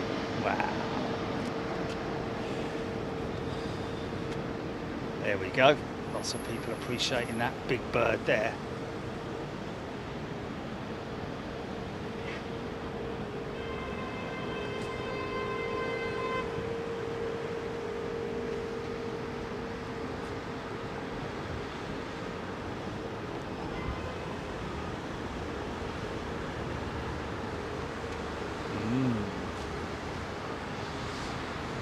I see something very large at the back of the stack.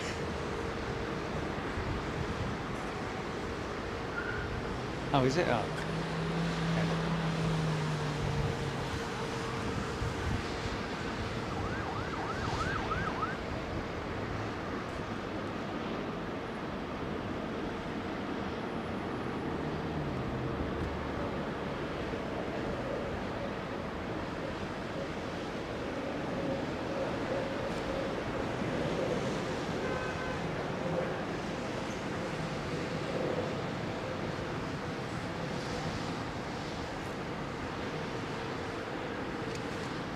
Just read that again, GP.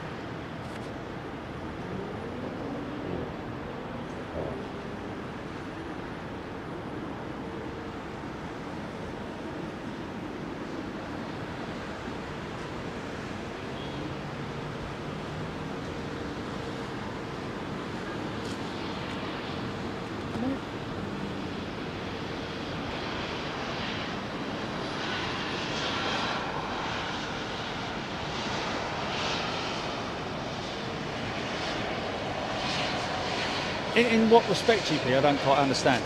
Sorry.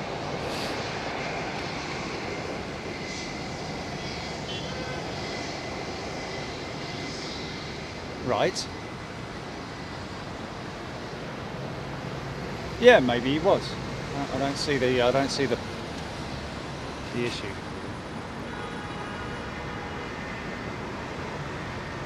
Oh, I don't know.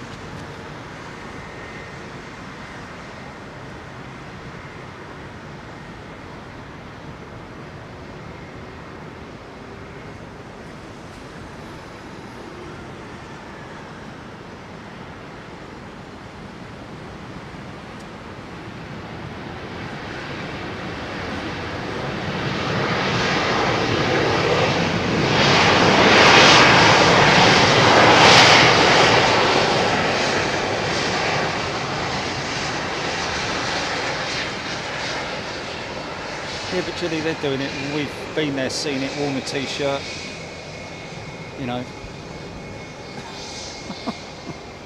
George Tube EK3 is 3 minutes. Joining the stack, Crafty Chimp.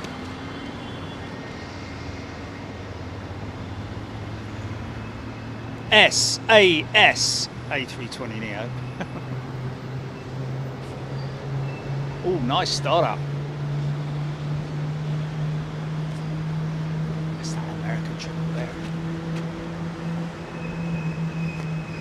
Nice.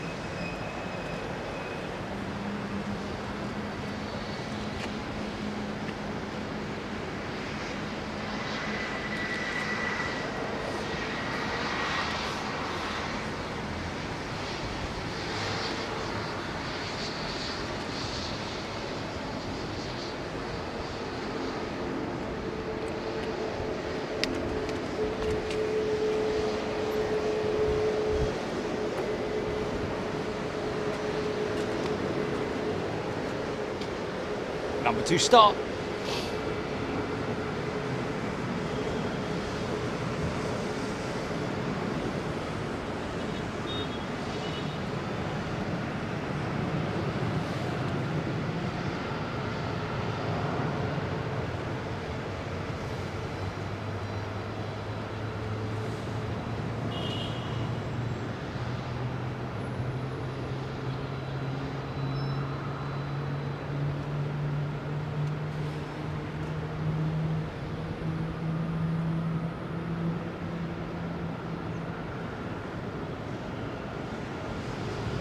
Thank you, Kelvin. 4th to land.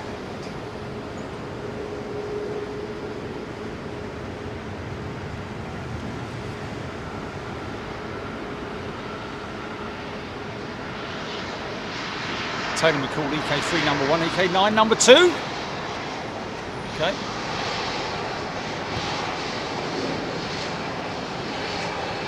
Maybe a few people tracking the wrong aircraft, possibly.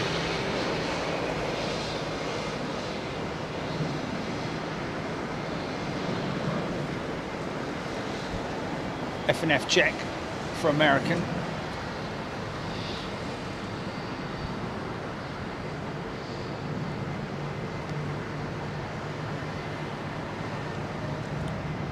Simon Dinsmore, haven't seen many United planes today. We had a few going out, had quite a few going out, didn't we? What's that?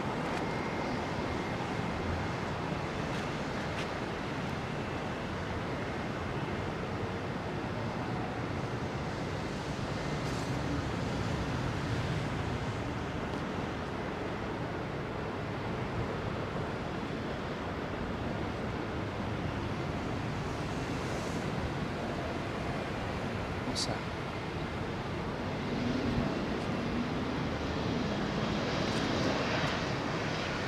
Another misaligned radome. They definitely got the measurements wrong there for that batch, didn't they? We've got a... wow, that's a steep climb for that one.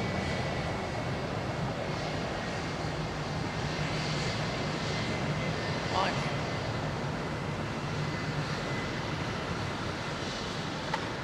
330. starting to level out now. Crazy climb.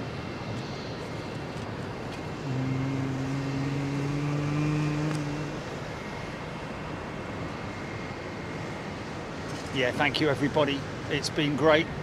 Thanks for your company. Once again, welcome all our wonderful members. Thank you for everybody who's gifted membership.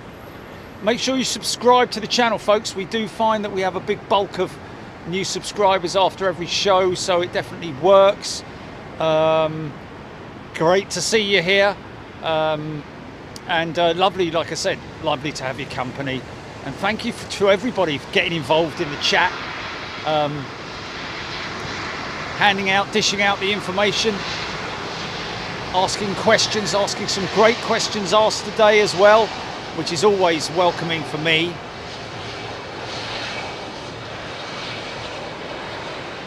Painter girl.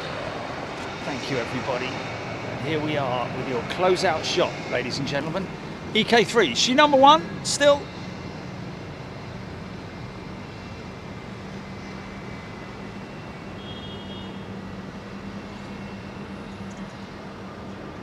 Thank you, everybody.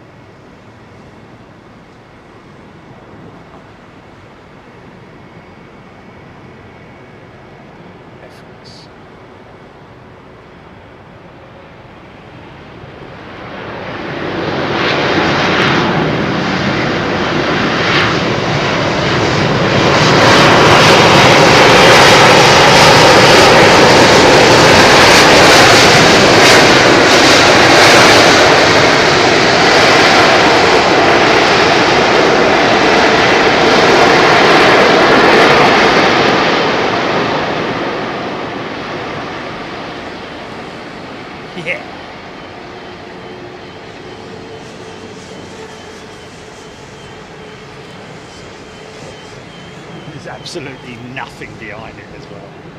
What a way to close the show out. Thank you everybody. Been great to see you. Enjoy the rest of your weekend. Have a great week next week if we don't see you, but we'll be back on Wednesday as we always are. Look out on the notifications both on YouTube and also on the app. If you're a new subscriber on YouTube, make sure that you hit the notifications to all on the app, on the YouTube app, and make sure you put your little bell on as well, so you get a little ding-a-ling-a-ling when it all kicks off. But also, like I say, download the app, and that's another way you'll get automatic updates. As soon as we know what we're doing, where we're going to be, we'll let you guys know. Don't panic. We're always Big Jet TV comes first in everything that we do, folks. You come first. It's so important to make sure that our members are happy, that they're getting what they pay for, and we look forward, obviously, to taking you to Miami as well. Looking to do something at Zurich as well, folks, but more on that this coming Wednesday. So look after yourselves.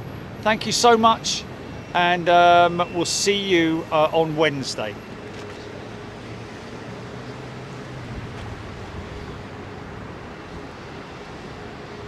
And thank you, London Fire Brigade, as well. The LFB. Who was it today? Green Watch?